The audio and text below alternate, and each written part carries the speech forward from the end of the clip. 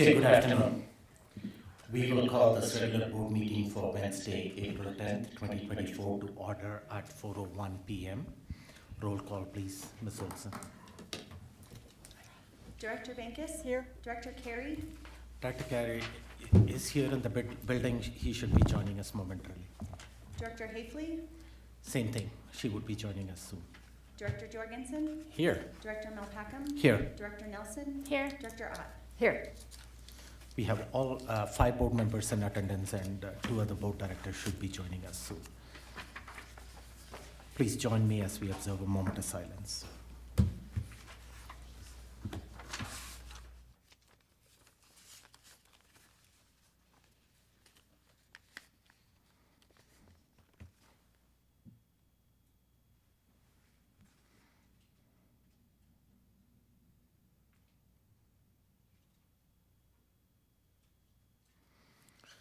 Thank you. Director Bankus, can you please make the motion to adopt the agenda? I move that the Board of Education adopts the agenda as presented. Second. Moved and seconded. Roll call, please.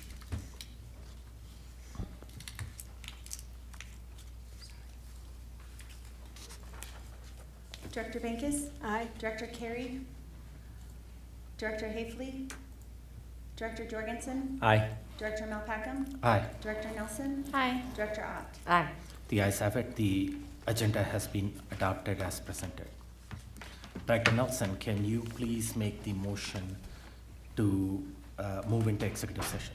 I move that the Board of Education convenes into executive session to discuss legal advice per CRS 24-6-402 4B, particular matter procedure for expulsion appeal, arbitration negotiations per CRS 24-6-402 4E, particular matter superintendent's contract, and individual students per CRS 24-6-402 4H, particular matter appeal of decision to expel student A. Second. Moved and seconded. Roll call, please. Director Bankus? Aye. Director Carey? Aye. Director Hafley? Director Jorgensen? Aye. Director Malpacum? Aye. Director Nelson? Aye. Director Ott? Aye. The ayes have it. We will enter into executive session for roughly 90 minutes and join the regular board meeting up here at the boardroom at approximately 5:30 p.m. Thank you. Okay, good evening. Thank you again for your patience. Thank you for joining us this evening. It's been a while since we had a board meeting. It's almost been a month, I think, since our last board meeting because of scheduling and spring break. So it's good to see all of you here. Thanks for being here. My understanding is that we did have a prelude in front of this with the North Orchestra student participating. Since we were in executive session, we missed all that. So hopefully the audience got to enjoy the performance from our North students. Are any of those students still here? They left. Okay, great. Okay, thank you. Thank you for coming and sharing some of your talents with the board and also the audience.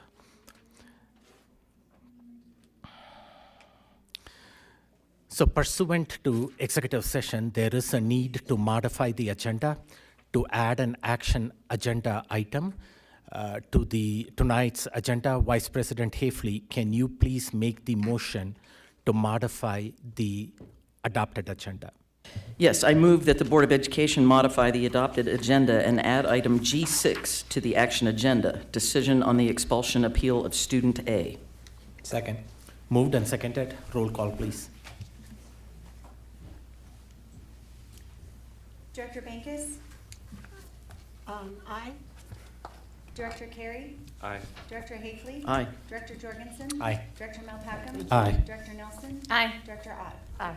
The ayes have it. The agenda that was earlier adopted this evening has been modified by adding item G6 to the action agenda item. Moving on to the Pledge of Allegiance, Owen Shub from Freedom and Elena Adams from Doherty are going to lead us in the Pledge of Allegiance. Please come up to the front and lead us in the pledge.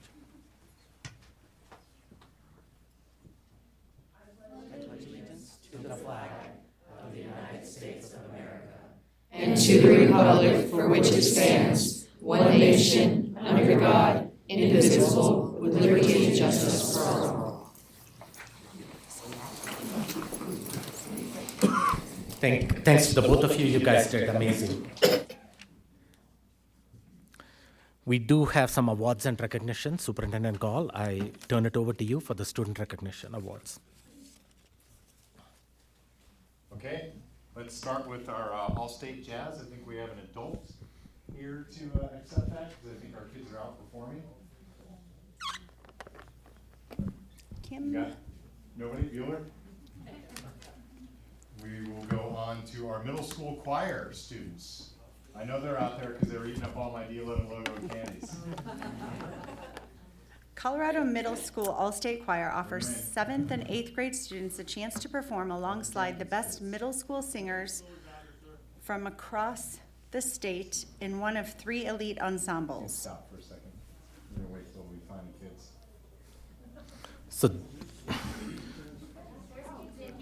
So these are the students from Come on, bring them on up. Jenkins, Holmes, Russell, and Sabin.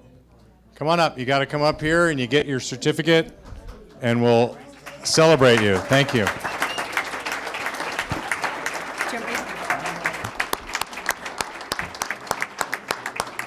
we go.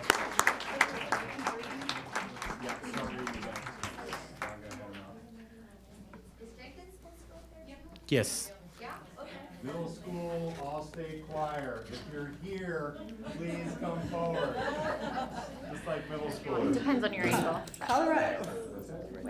I'm gonna do it this way. Lily. A Lily? Do we have a Lily? A Lily. Go ahead, Toby. Colorado Middle School All-State Choir offers 7th and 8th grade students a chance to perform alongside the best middle school singers from across the state in one of 3 elite ensembles. Selected students were required to audition with a prepared piece and demonstrate technical skills. At the festival, students spent 2 days rehearsing and working with master choral directors to grow their vocal ensemble skills alongside 500-plus performers from across Colorado. The final concert was held at the 5,000-seat Belco Theater at the Colorado Convention Center in Denver, Colorado on Friday, February 9th, 2024. Bethany Clark? Bethany? Bueller? Everyone knows the Bueller reference. There we go. Winner, winner. Anthony Coolin?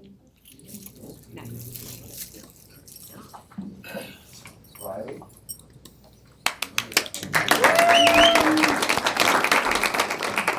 Ellie Martinez-Vigil?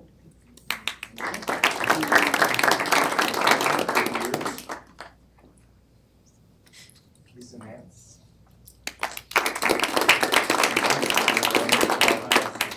Great. Emily? Not here. Oh, she's not here. Ruby? Brody White? I'm getting close.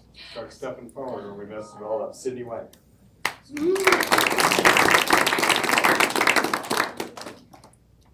Ava? Thank you, Ava. Audio winners? Nope. Okay. Sapphire? And that's it. Salem.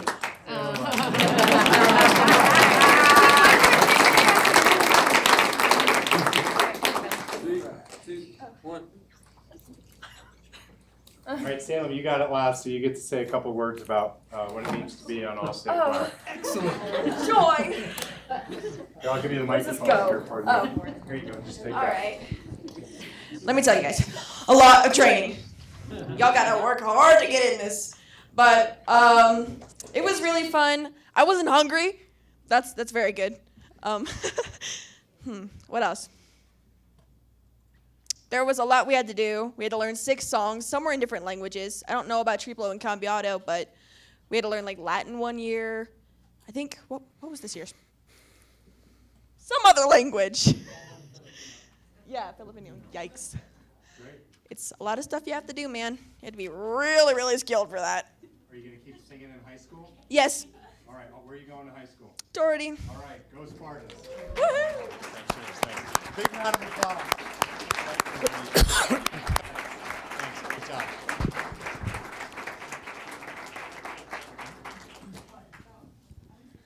All right, high school all-state choir. High school all-state choir. I think we have some folks coming in. See, middle schoolers were earlier. They got all the seats.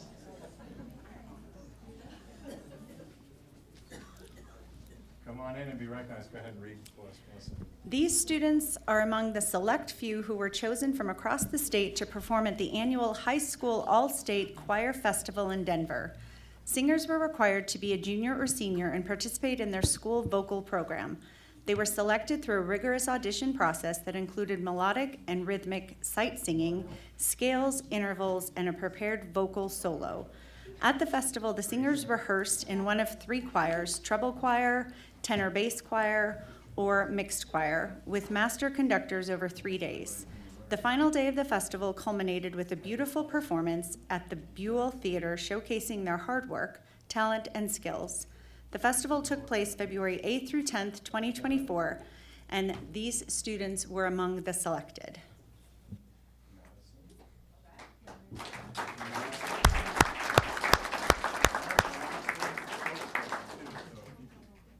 Selena? Solana? Last person's spokesperson. Who's it gonna be? Evelyn? Evelyn Kelly? Lana King? There you go, you're not sick. If you want to be, I'm still to give it to you. Asia Panetta? Is it Asia? Jan Marshall? Ian. So I just didn't see the script. Rebecca? Rebecca McMurray? Not here. You guys are the new attendance takers. If you're hearing them all say not here, this is the new power school for the district. Brandon, Meeks? Braden. Braden. Thank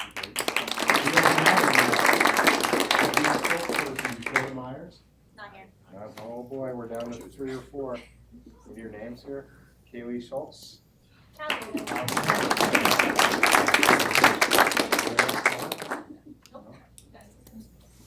Pick one, which one you want, one of the last two. Was it you, or was it me? You two, okay, great. And the microphone.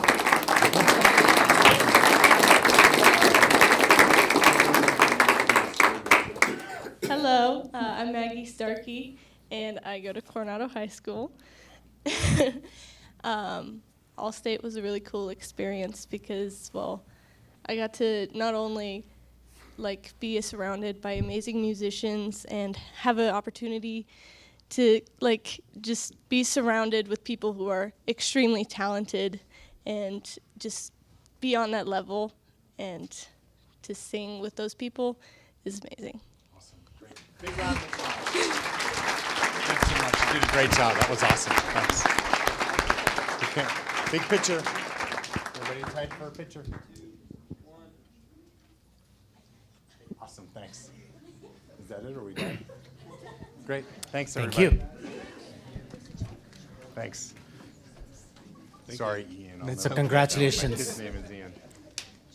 Congratulations to all the students and their respective teachers as well. Moving on to the next item on the agenda, today's spotlight is going to be on the district athletics and activities surrounding athletics. And I see Director Knoll walking up to the podium up here. Superintendent Golf, to you first. Yeah, I just love how we celebrate the strong programming that we have for students. You know, first of all our all-state choirs at middle school and high school, how well they articulated the value of that opportunity. Whatever it takes to get a kid to school, we're happy and we're excited. Some kids, it's the arts. Some kids, it's athletics. Some kids, it's robotics. Some kids, it's volunteering in their community. Any one thing that makes your child want to come to school, we want to find a way to support it. And I just think that it's wonderful that tonight we were able to celebrate our two primary ways, which is through the arts in some of those celebrations, and now giving our spotlight to our athletic director for the district, for the Colorado Springs School District, Mr. Chris Knoll. Go ahead, Chris. Thank you, sir. Thank you, Superintendent Gall. Thank you, school board, for having athletics back up here. The last time we were here for our unified programming. Tonight, we're going to go strictly with our athletics, so thank you. Thank you for giving us this opportunity. One of our big focuses in the athletic department this year was that District 11 athletics and activities will provide exceptional experiences and opportunities for all students. And opportunities was the key word. I'm not going to go through, just in a matter of saving time, I'm not going to go through with all of the reasons we do sport. I think you guys know those for the most part. For me, number one is the life lessons that kids get to learn outside of the classroom. That's always been a big one for me, but our focus this year was providing exceptional experiences and opportunities for all students. I think that when you really start to think about athletics and you hear athletics, most people's minds immediately go to high school athletics. And I think District 11 is very different than most other districts because we provide exceptional opportunities and experiences for our elementary age students. Most folks know that we have Sports Challenge at our elementaries, which is a traditional intramural program, but we also offer interscholastic athletics at our elementary school programming. If you haven't been a part, I know Superintendent Gall has been out there a couple of times, but if you have not been a part of our cross country in the fall, you need to get out there. 700 to 800 of our elementary school kids all converging on one site to run a cross country course. Quite an event. So we'll make sure that we invite you back out in the fall for that, but we also have basketball in the winter as well. You don't want to hear from me tonight, though. You want to hear from the kids. And so it is my honor to introduce to you a fifth grader from Freedom Elementary, a basketball player, soccer player, cross country, and also runs track and field. Also a golfer, right? There you go. And also gets to play the guitar. So I want to bring up Owen Shube at this time, a fifth grader from Freedom.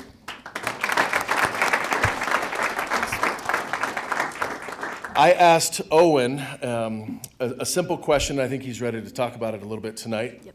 In terms of why do you like sports and what makes playing sports for your school so very special? I like playing sports because it's a good way to do something after school and be competitive. I love school sports the absolute best because you can create a good bond with your friends and you get to support your community and school and family. And it's also cool this year because at my old school I was not able to do these opportunities. Go Falcons, well done. Well done. Thank you, Owen.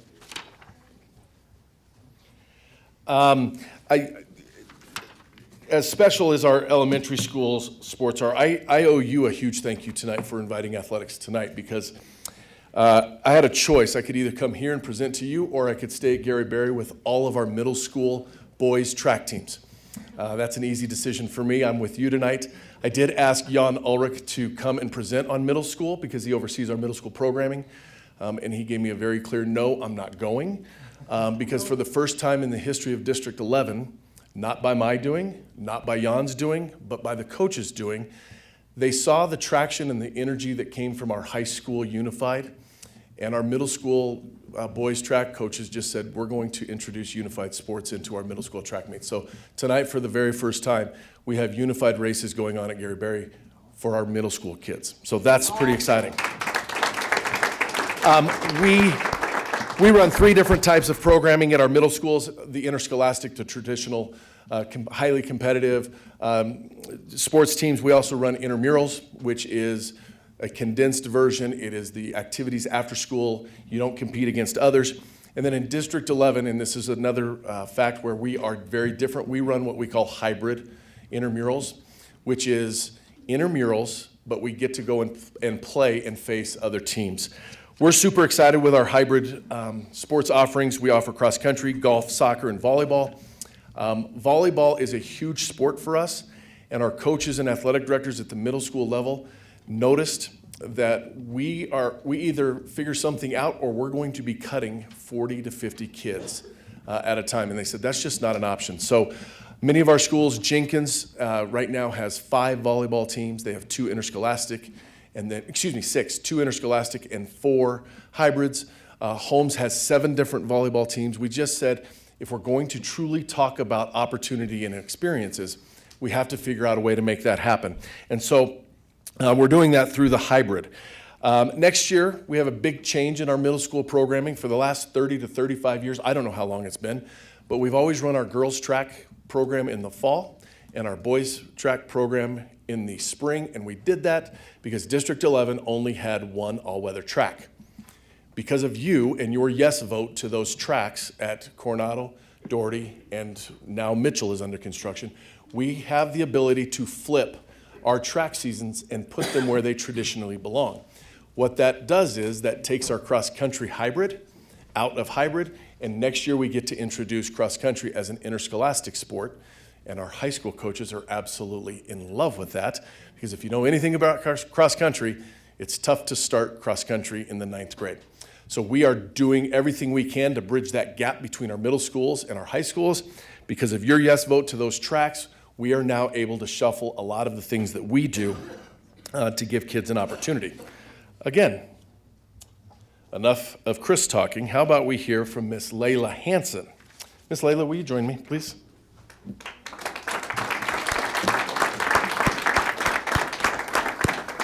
Layla is an 8th grader from North Middle School. She runs cross country, track and field, and volleyball, and is also the president of the National Junior Honor Society. I asked Layla, what incredible experiences have you had in your middle school athletic career? A lot of it is building all those new relationships with people that I would have never met outside of my sport, since the GT program is such like a condensed, like certain people. I really worked on building new relationships with people, especially like in those relay races where you have to build those connections with those people. So I think relationships and building those connections was a big thing in my athletic career. Perfect. Thank you, Ms. Layla.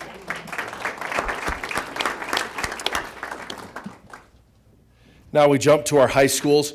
I'm going to be super brief here just to save a little bit of time. Most of you know that CHASA, the Colorado High School Activities Association, is our governing body for all high school athletics. I think an interesting fact, CHASA has sanctioned 25 sports, and in District 11, we offer 22 of those 25 sports.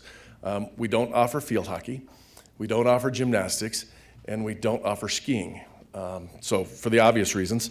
But we do offer 22 sports. They also have sanctioned 4 activities, which is music, speech, student leadership, and esports, and we offer all 4 of those.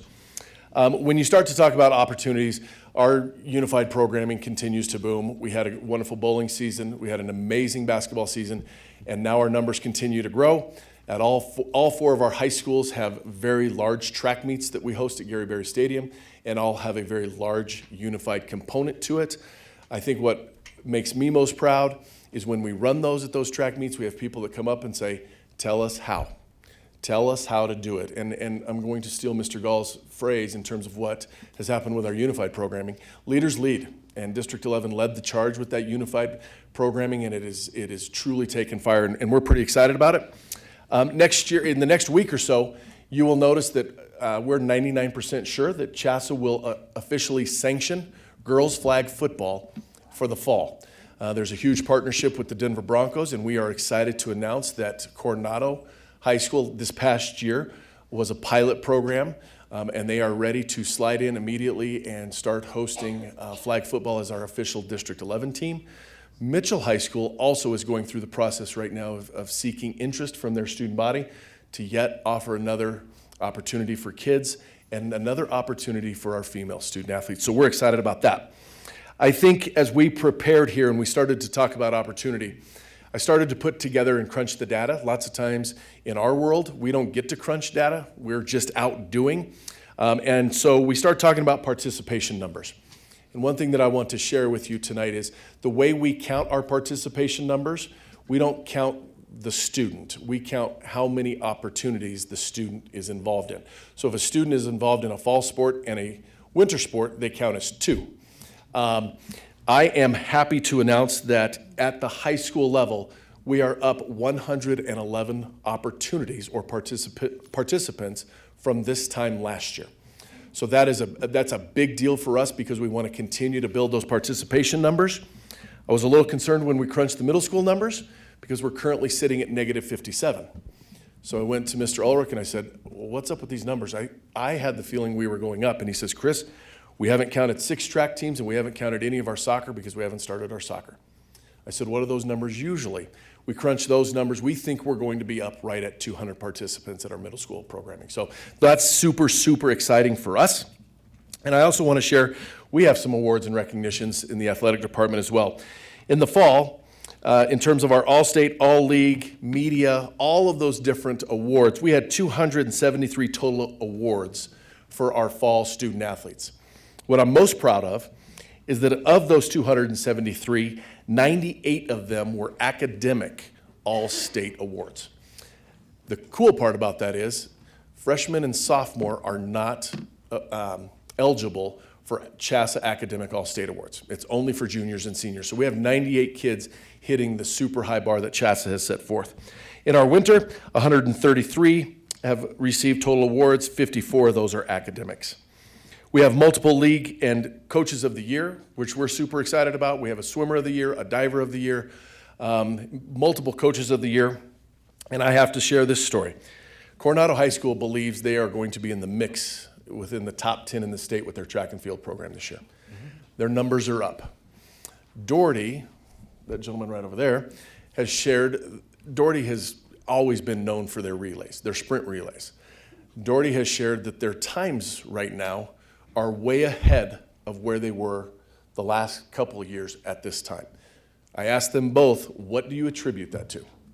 That our kids are on campus and they're on a state-of-the-art track. So again, another huge thank you for that. Done with Chris. Come on, E. I want to introduce you to a junior from Doherty High School. When we start talking about all league and all state kids, that's what you're looking at right now. Eliana Adams is a 3-sport athlete. She's an all-league kid in volleyball, basketball, and the first time I watched her run track was at the state track and field meet when she was a freshman.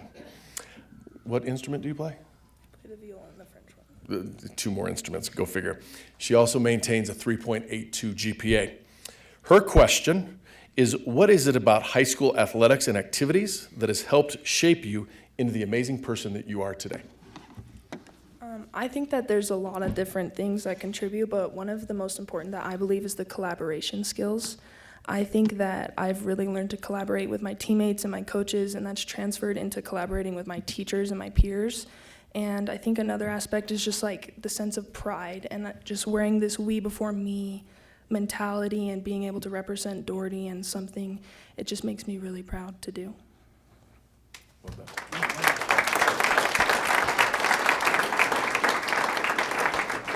Our next high school student athlete, I'm going to have him stand next to me. I'm not sure I should do that. That's probably not a good idea. Mr. Gregory Alford, Trey Gregory Alford. One thing that I think we are all very familiar with in District 11 is that we have had some once-in-a-lifetime type student athletes. If you think about the 2008 Beijing Olympics, we had a Coronado graduate of 2006, Henry Cejudo, win a gold medal. When you think about the 2020 Tokyo Olympics, Haley Washington, a 2014 graduate from Doherty, won a gold medal. We all know, you flip on the Nuggets, Reggie Jackson, a 2008 Palmer grad, won an NBA championship last year, hopefully again this year. I want to make sure that you understand what is standing next to me right now, because ultimately I believe this is our next professional athlete. Trey Gregory Alford right now is projected to be drafted in the Major League Baseball draft in July of this year. He's a senior baseball player at Coronado High School, and when you think about how much this young man travels, for him to maintain a 3.1 GPA is pretty amazing. He's committed to play baseball at the University of Virginia. He's represented our great country on Team USA, the 18U team, and he's been on pretty much every high-level club team throughout the country. Yet he stands before you tonight in a Coronado jersey. His question was very simple. Trey, with all of the amazing successes that you've had and you will continue to have, can you tell me why you still choose to play for your high school? Here, let me help you out. Okay, cool. First, I just want to thank Mr. Knoll for bringing me here, letting me talk in front of you guys today. One thing that kind of really gives me like a good opportunity that you can have when you're playing sports at a high school level at D11 was my junior year. So when I got to first meet him was the unified bowling. I believe it was first or second. I think it was the first year we started implemented it into the schools, and it was kind of one of those. It was new, and I wasn't really sure what I was gonna do, and kind of went with it. And as it's been booming, obviously I got to participate in the basketball this year a little bit as well, being with student council. I had to dress up as a Cougar mascot, and I'm kind of a little tall, and so kind of didn't really fit me as well. But I feel like definitely one of those opportunities, one of the bigger ones you could have, being a student athlete in D11. Another one is just the relationships I've had this year. I've been at Cornell all 4 years, and just the connections I made with friends, teachers, admin, just wherever has truly been a blessing. And it's one thing that I really probably won't ever get at another school. And thirdly, it was kind of, I want to say thank you to my family, Mom, Nana, my dad's over there. They kind of were the ones that decided to keep me in district. My Nana, she coached at Watson for a little bit on the cheer team. There's another thing, my grandfather, Bob Alford, he was in the human resources offices here a while ago, but he's passed a while back. Man, I got to train my thought again. Sorry. You're good. You're good. They were the ones that decided to keep me inside of D11 and keep me here all 4 years. I could have gone to really big high schools, got looked at by other colleges, professional teams, but I feel like staying at Coronado's kind of brought more of an eye to Coronado when it comes to athletics as well, and just the way the school is. Thank you, Trey. Thank you.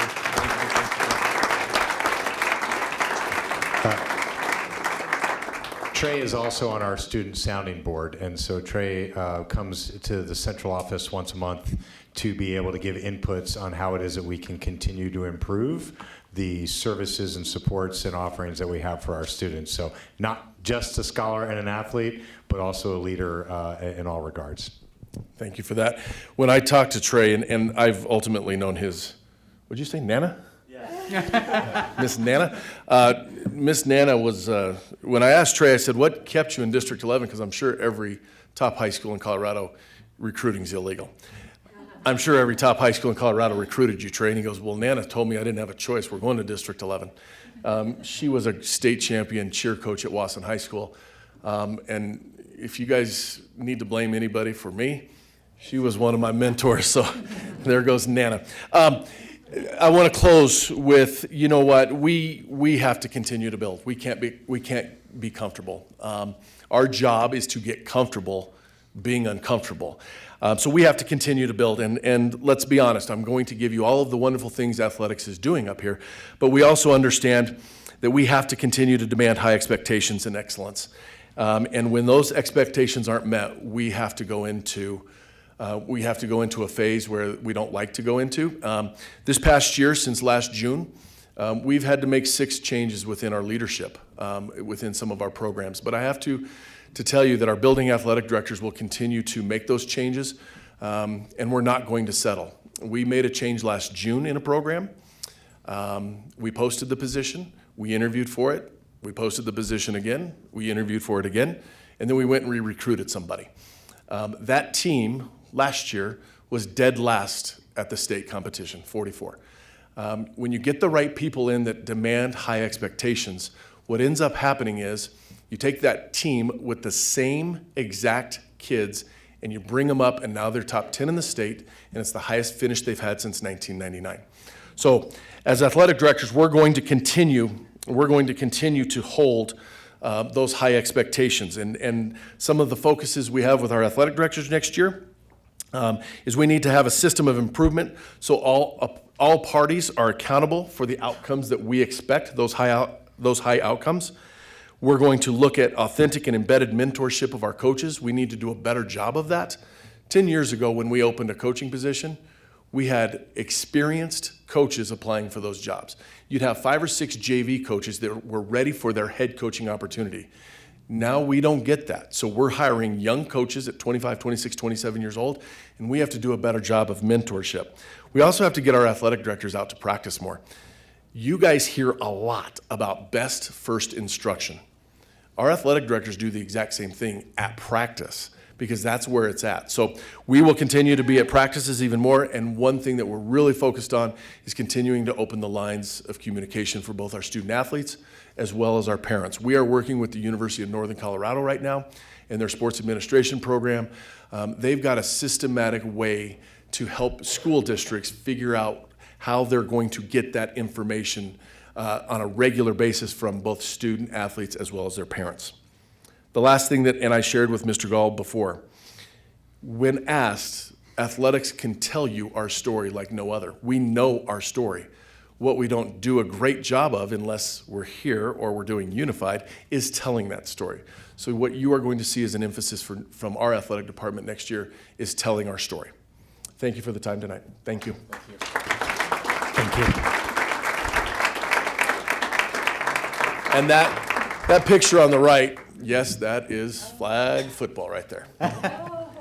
So good stuff. Chris, before you take off, any comments or questions from Dr. Hifley? I have had the extreme pleasure of being able to see Eliana Adams play nearly every home game, Yes. Basketball in the last 2 years. And she is phenomenal on the basketball court. I can't imagine what you're like on the volleyball court. And I'd be afraid to be, I mean, if you're spiking the ball, I don't think I'd want to be on the other end of that, considering how great you are on the inside when you're playing basketball. So I would encourage you guys to come out, and it's not just about academics. And you're hearing that from a former teacher. It's not just about academics, because kids are more than just academics. They're sports. They are the instruments they play. They are the clubs that they get involved in. And then let me just move over to tall guy Trey. I had Trey Alford, Gregory Alford, in class for 2 years of his 4 years of high school. Well, 1.5, because one was a semester long. But he was in my room every day that he wasn't off playing baseball. And growing up on the East Coast, you know, I'm not a Virginia fan. I was always a Penn State fan. I mean, you know, in my room, it's Penn State country. But it just brought me such joy to know that you were doing so well, but you weren't doing so well just in the classroom. You were doing so well outside of the classroom, and on top of that, you were representing not just you, but your family name. And your grandfather interviewed me, by the way, many, many, many years ago. And you represent you represent your family, you represent your school incredibly well. And again, I called him Tall Guy Trey, always. This kid, one of your most recent baseball games I saw, you didn't know that, but I saw, man, you were throwing smoke. And it was so cool to see just the level of, because I know you as a student and I know your level of academics, but just to see you play ball, man, that was fun. So I want to thank both of you guys because you give me, I have so much fun when I go to the games. And it's not just, again, it's not just about academics. It's so much fun to see you guys strut your stuff out on the court and out on the field. So thank you very much, and good luck to you. Was that the baseball game? I don't want to talk about the that he threw ending over 95 miles an hour and the catcher missed it and hit something. the umpire? I mean, I was glad I wasn't on the other end of that. That might have been the one. Well, at was 14 something. years old, he was throwing 88 miles per hour. That's the article in the Gazette that somebody forwarded to me just last week. So I read that article, and then I'm glad that you mentioned your grandpa, Bob Alford, because I've heard so many good things. I never had the pleasure of meeting him, but I've heard so many good things about him. So I'm glad that even though he's no longer with us, I'm sure he is watching over you, and so proud of all your accomplishments out there. So, Thank you. Thank you. Yeah, and it seems like I know a lot of people. There is an athletic director out here, and Jane Adams out there, proud mom up there, and Mr. Dunsing with the cross country. Sports, I'm a huge sports fan.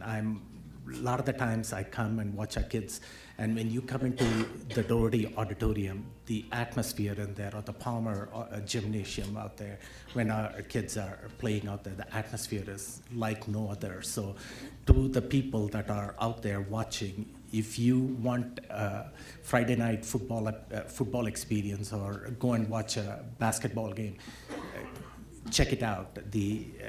When that gymnasium is rocking, there is nothing other than that. And just going and rooting on our kids and seeing our athletes perform at such a high level. And what you talked about, high expectations.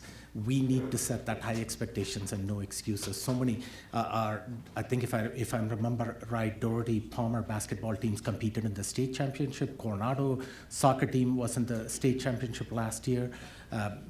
And probably you will lead the Coronado baseball team into the championships this year. So let's set the bar high for these student athletes. Let's recruit the best athletes and the coaches to train them to high expectations and no excuses. Thank you. Yeah. Thank you. Thanks, you guys. Have a good night.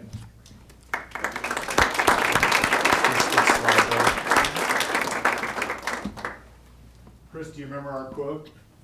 Culture wins all the time. Yeah, on the fields of friendly strife are sown the seeds that on other days and other fields will bear the fruits of victory. Right? That's their motto in athletics. We want our kids to learn through the experience. We want championships. We're going to bring championships. But if you start with the learning opportunity in athletics, you'll bring the championships. If you start with the championship, you're teaching the wrong lesson. And so hats off to Mr. Knoll for really, I'm going to get personal here for a second. You know, a year and a half ago, Chris came to me and he wanted to do some other things within the district. And what I said to him is I said, no, it's not what you want to do, it's what I need you to do. And he said, what is that? And I said, I need you to establish this type of athletic program for District 11, bring us back on the map to make us the champions that we've been for 150 plus years and reestablish that. And so I hope the board saw that as an example this evening. So thank you, Chris, for what you're doing and continue to do.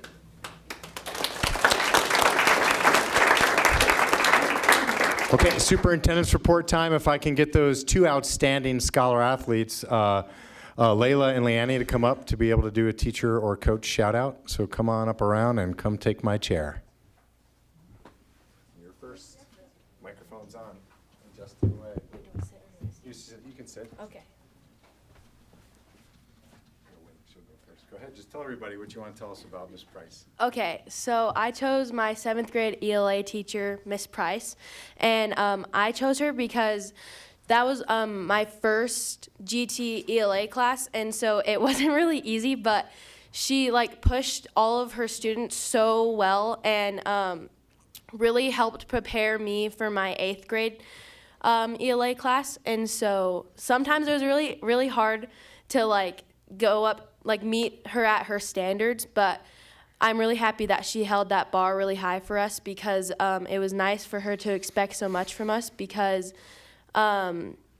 she knew that our potential was so high up there, and she just pushed us up to help us get there. So. Awesome. Thanks. Great job. Awesome.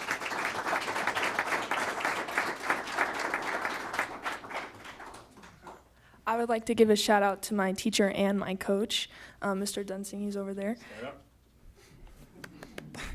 up. I would like to thank him for always being such an inspiration to me. My freshman year, I came into track thinking it was just going to be just like middle school track, but it was a really big change, and he really just he set the high expectations, and he really pushed me to meet them, and he set this mentality up in my mind that you either work hard or you go home, and I think it really shifted my perspective on when I hit setbacks, you just got to keep working at it because it's going to be worth it in the end. And he's just always been there by my side from freshman year at state to now.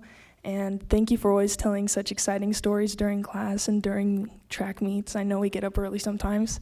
Also, thank you for sharing my love of Dr. Pepper. I really appreciate that. Thank you for always making me be my best at practice. And thank you. Yeah. Great.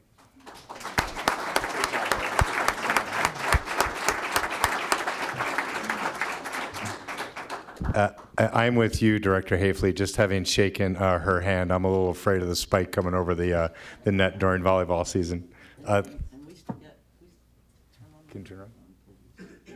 We still get another year with this kid. Yeah, there you go. You better bring it. I think we heard it already from her teacher, bring it or go home, That's right.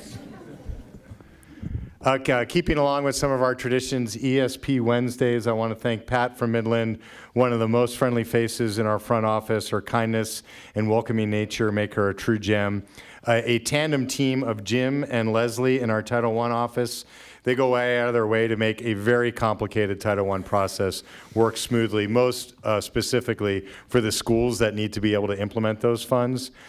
Jamie at Mann, she gives every task she's given, everything she's got. She's always more than willing to assist others and making Mann just a wonderful place to work and learn. And to Carrie at Spark Online, this is my favorite. I'm going to say it out loud. Makes online learning go smoothly for kindergarten and first grade students.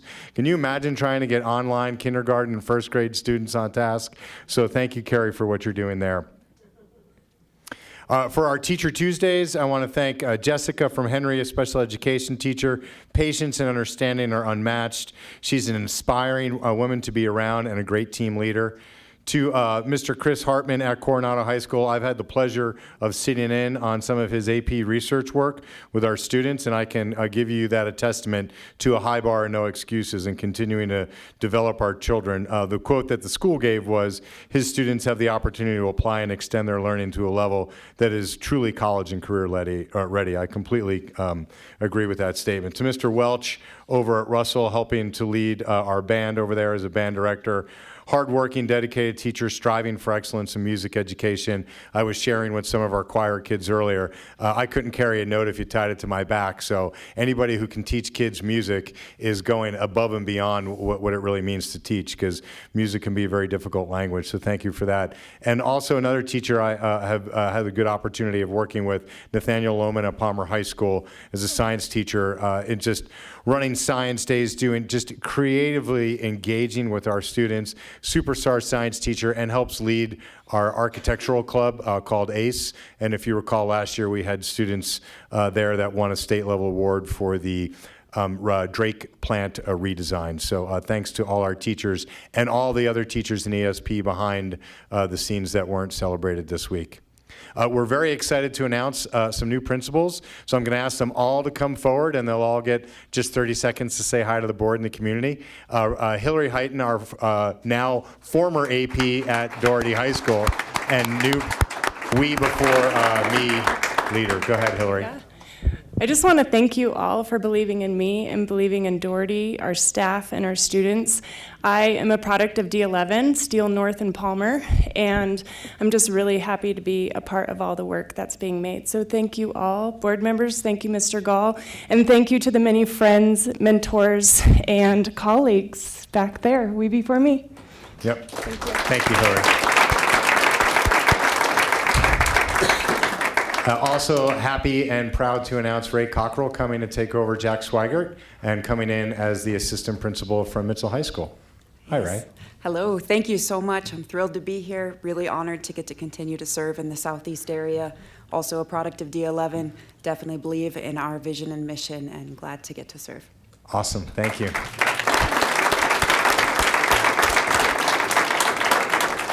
And completing the trifecta of incredibly talented leaders coming from the AP to the principal position, Tiffany Brown coming from the AP at Martinez to now become the principal at Chipeta Elementary School. Hi, Tiffany.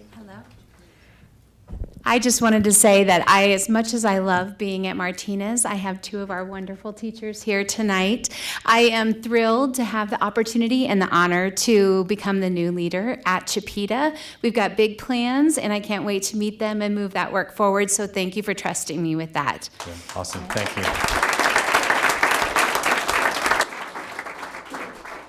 3 homegrown assistant principals moving up to take over leadership positions. Our leadership pipeline is deep and steep, and so we are very excited for them joining. Switching over quickly, I want to thank the Walston Group for their investment in reinvigorating, redesigning, and refurbishing the North Middle School Staff Lounge. I was able to go over there for a ribbon cutting. They had just about gotten 3/4 away for the ribbon by the time I finally got in there. I thought the staff lounge was up by the library, so I was a little lost. Dr. Malpacum was there. I think a couple other board members were there as well. Were you there, Julie? You were not there. Somebody else was there. Who else? Was just you? Just you. But it was a great event, and you can just see the before and after. They had a great spread of food, and every worker in our district deserves a high-quality space to be able to rest and relax, and so we're excited that that's happening at North. Thanks again to the Walston Group and all the other supporters and contributors that they brought to the table. It's an infinite list of folks. Please go on over. Stephanie will take you over right now if you want to go when you're done. It'll be great. You've got time. I want to talk a little bit here about one of our students, Eliana Moore, an 8th grader at Holmes, for her work on traffic safety project. We all know that we've had some incredible difficult challenges as a district and how it is that we're navigating safely to and from school for both students and for staff. And so I love the initiative that Eliana brought forward on the FCCLA pedestrian safety project to create a safer community at Holmes. If you've been up at Holmes, that Mesa Drive is getting more and more populated. Sidewalks are incomplete. There's construction at the corner of Fillmore all the time. She saw this as an initiative, and what did she do? She reached out, and we got her connected with our D11 operations team, thanks to Chief Odom over there, who got her connected, and as well as Principal Carr. And then we were able to get her the right resources and the understanding of how to do this, and she actually won first place in the pedestrian safety category for this project. And she'll now leave in June to go on with 20 others for national qualifications for this opportunity. So most importantly, she's just invested in her safety and the safety of her peers. So round of applause for Eliana.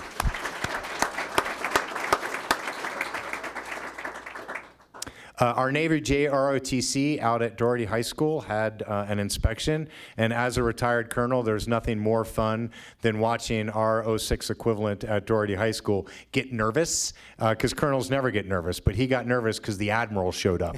And the admiral was in town for a couple of days, and Captain Greg Thomas and all of the team, the cadets at Doherty High School, and specifically all of the extended staff and community and family that support that program. You can see the grades right there. Almost all outstandings and an outstanding overall.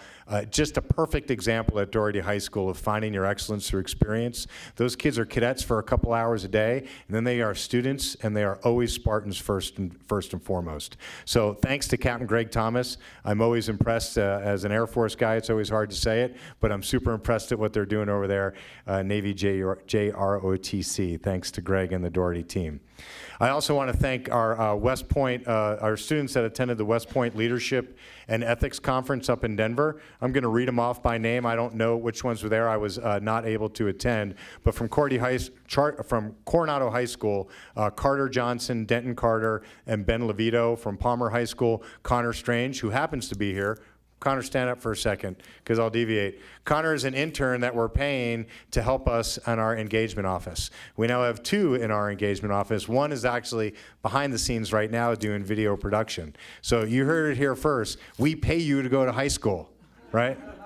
And we also probably paid your way to go up there to Denver. Also, William Baldwin from Palmer High School, from Doherty, Gabriel Lucero, and Chase Zager, and from Odyssey, Ben Curtin. But the real thanks that I want to give here, and of course she didn't allow herself to get into a picture, is our math and STUCO leader at a Palmer High School, Miss Kelly Klein. She called me up and said, "Oh, I saw that you had taken some cadets some students up to the Air Force Academy for a leadership seminar. There's one in Denver on leadership and ethics. Will the district support that?" And we said, absolutely. And she put it all together. She worked with my executive assistant, Shauna Kurtz, and we were able to get, from 4 different high school student reps to continue to learn through experience.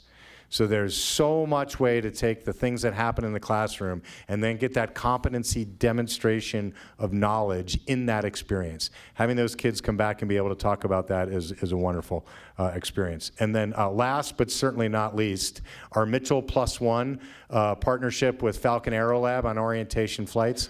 I'm going to ask our other ROTC leader, Colonel Huyton and John Lewis, who leads our aviation pathways, to come forward to the podium for a little bit, just for me to recognize them and for them to talk a little bit about this day.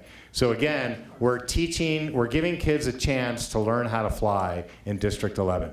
We're doing that because we have an aviation pathways program at Mitchell High School that happens to be partnered with our Air Force Junior ROTC program. And on Monday, we put 14 students from Mitchell +1 from Doherty, because the student from Doherty, thanks to the Common Block schedule, is able to take aviation pathway classes at Mitchell High School, but still be a Spartan. Right? And so Spartans in the air with Marauders sounds like one hell of a video that I can't wait to watch. Joey, you want to talk a little bit about the program? Certainly. Superintendent Gall, board members, thank you so much. I think the key thing is it's so much bigger than aviation. These 14 students, after given this opportunity, and Mr. Gall deserves a lot of the credit because he used some of his contacts on the civilian side to make this happen. But those young students now know that we, from their respective school leadership to the district leadership to the board, believe in them. And given that belief that others have in you and given opportunity, they can be anything they want to be. We were talking about flying. Some of the flight instructors said, why stop at being a pilot? Why not an astronaut? One of the young girls from Mitchell is a sophomore. I was sharing with Mr. Mendelsberg. She took the ASVAB, not because she's necessarily interested in... You got to tell them what the ASVAB is. ASVAB, Armed Services Vocational Aptitude Battery Test. Dr. Clear, you know that very well. But that's a requirement to enlist in the military. I get this young girl's scores back. Math, 99 percentile. She's a top 1% in the nation of all sophomores that have taken that test. So I asked her, I said, Lucy, what math class are you taking? She said, college algebra. I said, well, you should probably be teaching that right now.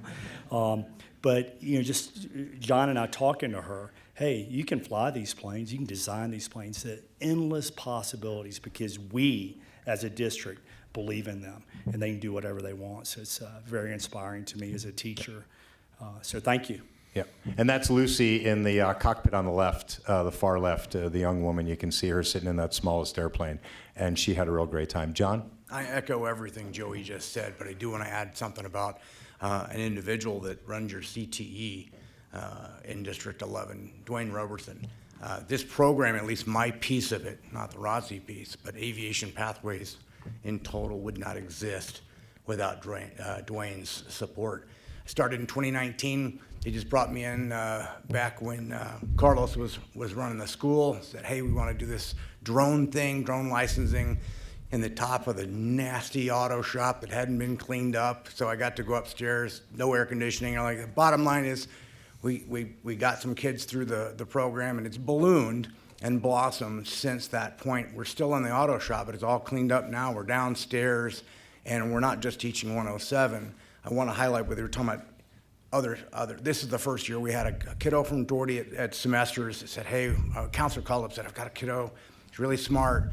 And I said, I know, but he didn't do the, basically the foundations. But there's a lot of stuff in aviation that you don't want to just jump in, it's tough. I mean, adults read through the book and they're like, what? So this kiddo, I said, bring him over, we'll give it a shot. And he's been great. Aiden has been just phenomenal, and he's gonna be in my class again next year. He wants to continue on doing the build. So the point is, Dwayne has structured a way for me to teach classes next year where we will bring students, or at least the plan, I don't want to speak out of turn, one of the deputy soups, but the plan is to bring any student in D11 to Mitchell, do double blocks, that way they've got transportation time, they've got time to actually get good stuff done in the classroom, and we're gonna accelerate it through so they're actually doing a year in a semester. But they'll be there, and so they could go through all 4 semesters of CTE, and those kiddos will get a chance to do all the foundations and then roll right in, and they get to pick one of their pathways. You wanna just hone in on drones and And it's not just flying a toy around the room. My son does this for a living. He was literally just doing a shot out in LA. He's a producer and he gets paid a lot of money, all right? So they do really, really well. I want these kids not just flying a toy around the room. I want them seeing the application. So come to Mitchell and see the airport we have in the old auto shop. I have a drainage ditch that I've painted. It looks just like a runway. The kids learn about radius of turn, what's the wind gonna do to you. So my point is those 3 pathways. They can pick drone profession, right? Not just flying a toy, drone professions, private pilot track, which that's what he just was talking about. We've got kids flying airplanes now, or we're also building an airplane. You guys have probably heard about that. So it's gonna take, I have people go, hey, you're gonna have that airplane finished this year? No, it's not Legos. There's a lot of work, but it's really neat watching these kiddos when they're laying out and they've got the design and they've got the rivets and they're like, well, what do we do? And I'm like, I don't know, you tell me. We've got the instructions, we've got diagrams, we get parts. What do we do?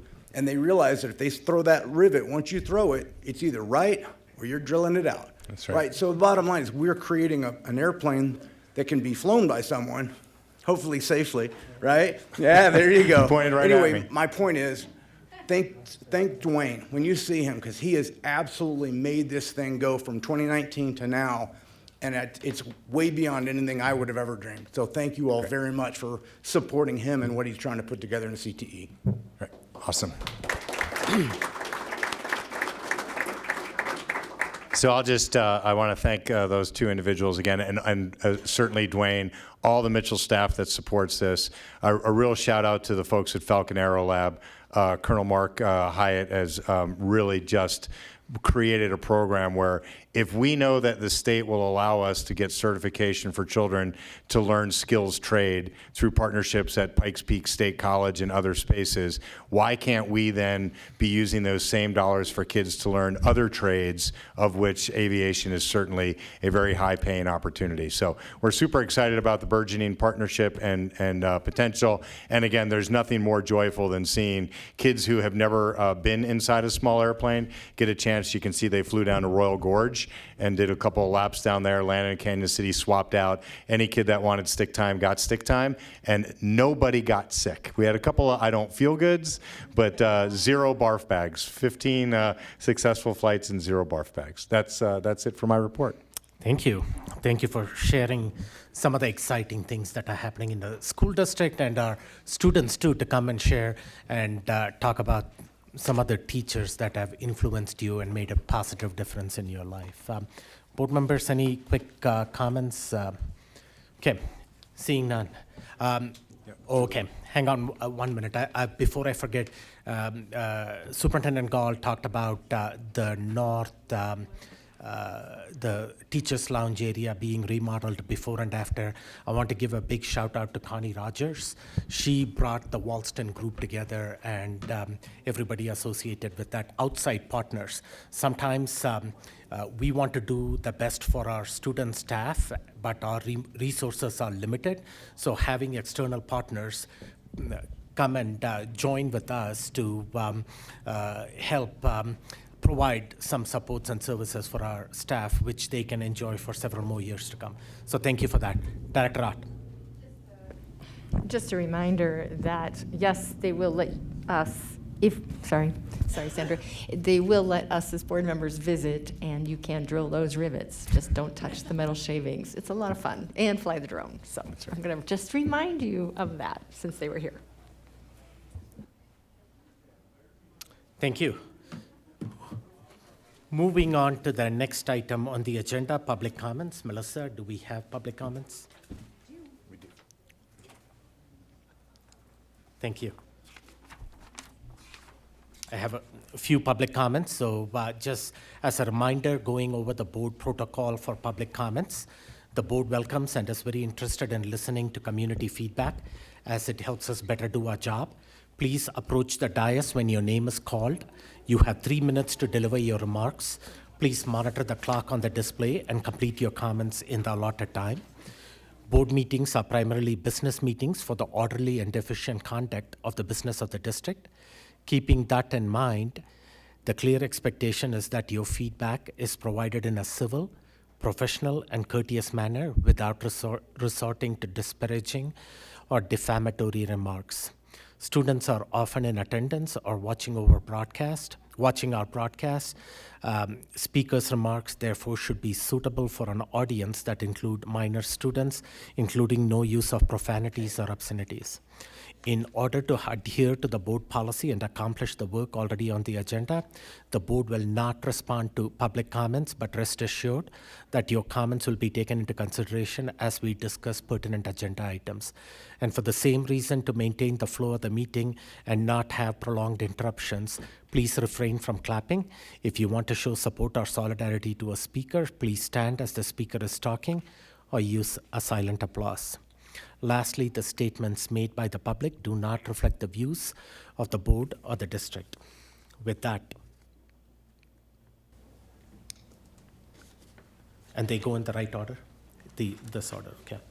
The first the first person is Mr. Lyman Kaiser.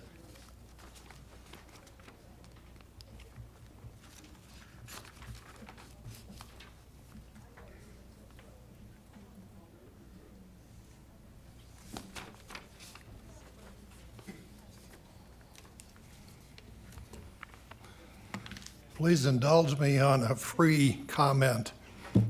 As a former board member in the 90s, when we had great teams in sports going to state all the times, it was really glad to see what Chris and Superintendent Gall are doing to bring our program back. It looks really positive to me. Now, down to business. President Mel Packham and board directors, as you know, I sent the board a lengthy email yesterday evening with concerns and recommendations regarding the latest version of the attendance policies proposed for board consideration under non-action as item H4. These thoughts reflect my previous email comments to the board on these policies. I believe they would provide significant improvements and hope you will consider them carefully. First, some general weaknesses.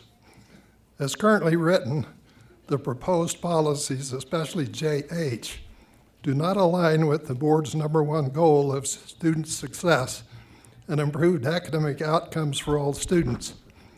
Moving from the current 20-minute elementary and 10-minute middle school and high school model to the 50% of class time model for each reporting period for defining an absence will result in the student being able to miss more than twice as much class without being officially absent. There is limited focus on student responsibility during the first 49% of all reporting periods. It will fall to the teachers to determine how to ensure students missing the first half of class will be instructed in that material and also provide with any assignments given out during the first half of the period. For those of you who are current or former teachers or principals, how do you manage that effectively without impact to the rest of the class?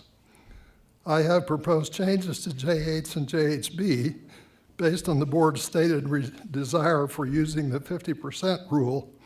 However, I'm strongly in favor of retaining the 2010 rule to define absences and take the hit on district-to-district comparisons. There is no requirement in the proposed documents to record and track tardiness, and only general recommendations regarding attempts to mitigate it. We do our students a disservice when we do not address this as a serious issue unless they have a pre-approved excuse. As a minimum, I have proposed defining tardy as an elementary student will be defined as tardy if still absent greater than 10 minutes after the start of the reporting period. Middle and high school students would be defined as tardy if still absent greater than 5 minutes after the starting period.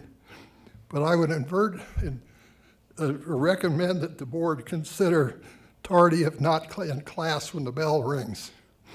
The last thing is there's no requirement to promptly notify the parents. We need to do a change to that, and I recommended within 1 hour and 12 hours if it's absence, but we can do a lot better. Thank you, Mr. Kaiser. Thank you very much. Thank you.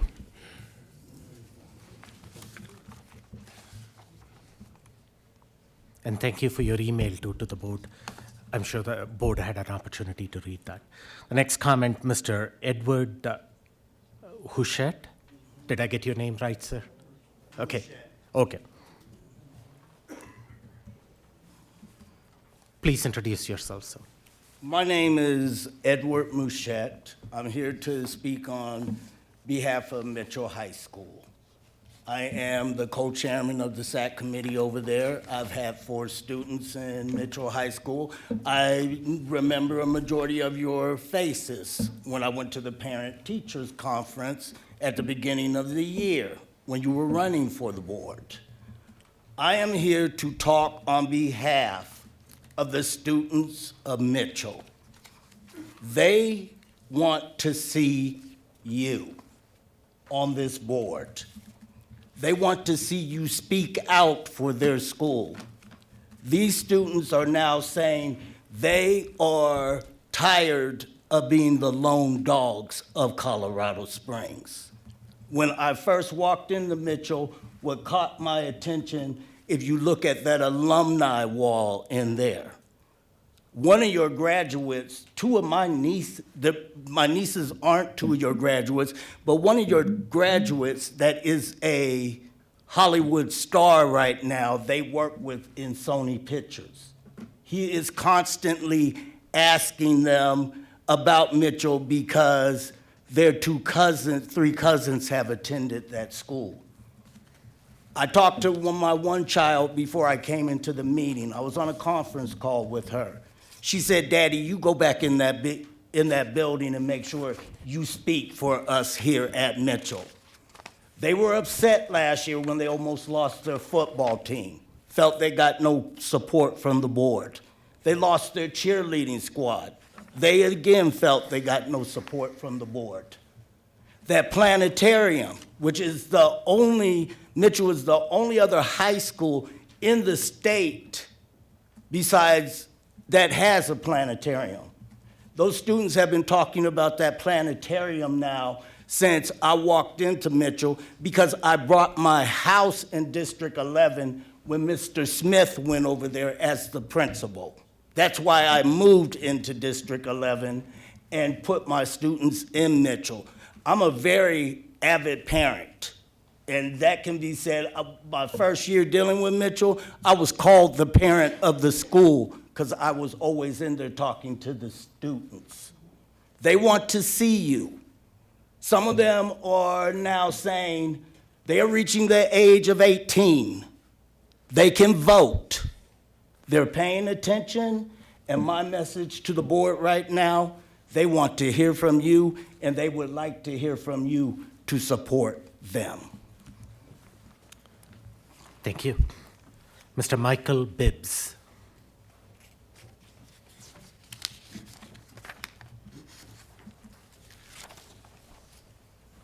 I'm Michael Bibbs. I represent ZAC Accountability Committee at the Mitchell High School.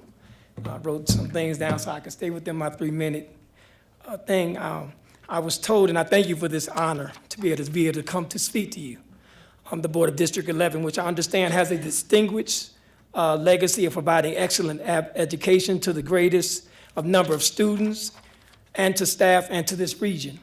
I believe that there are about 58 schools and alternative education opportunities to provide each student with a unique and excellent, exceptional education experience.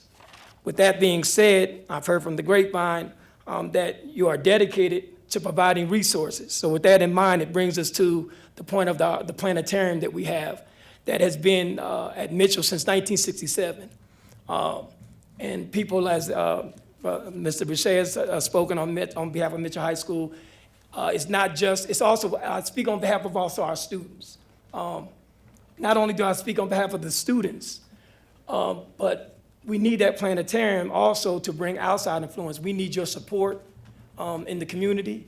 We need your support to the families because this planetarium will not only help educate, because it's for science, it's also for biology, it's academically helping the students. Not only that, it also, I must say, will bring in teachers that are qualified to help us build the school.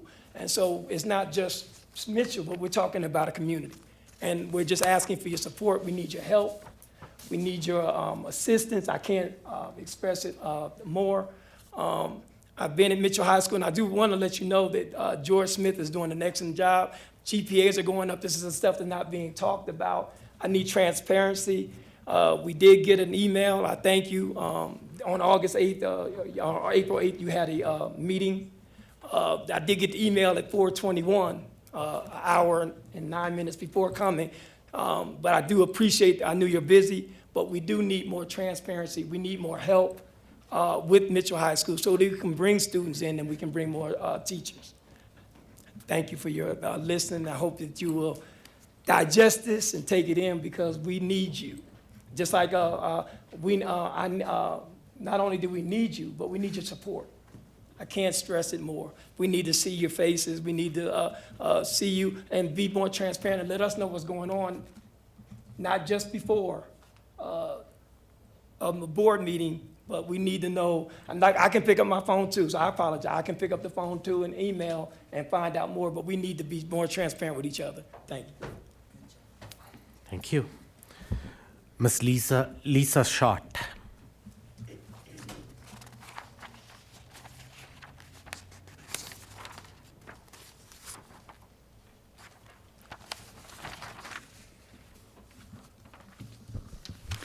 Good evening, board members. My name is Lisa. I'm currently a teacher in District 11. I've had 2 students who have gone through the district. Tonight, I'm attending the last board meeting. A statement was made during public comment about not going along with the wishes of the teachers. That was a directive that you should not do. What teachers need for their classrooms and students wasn't part of the equation for academic improvement. I'm not sure how you discuss students without those who are teaching them.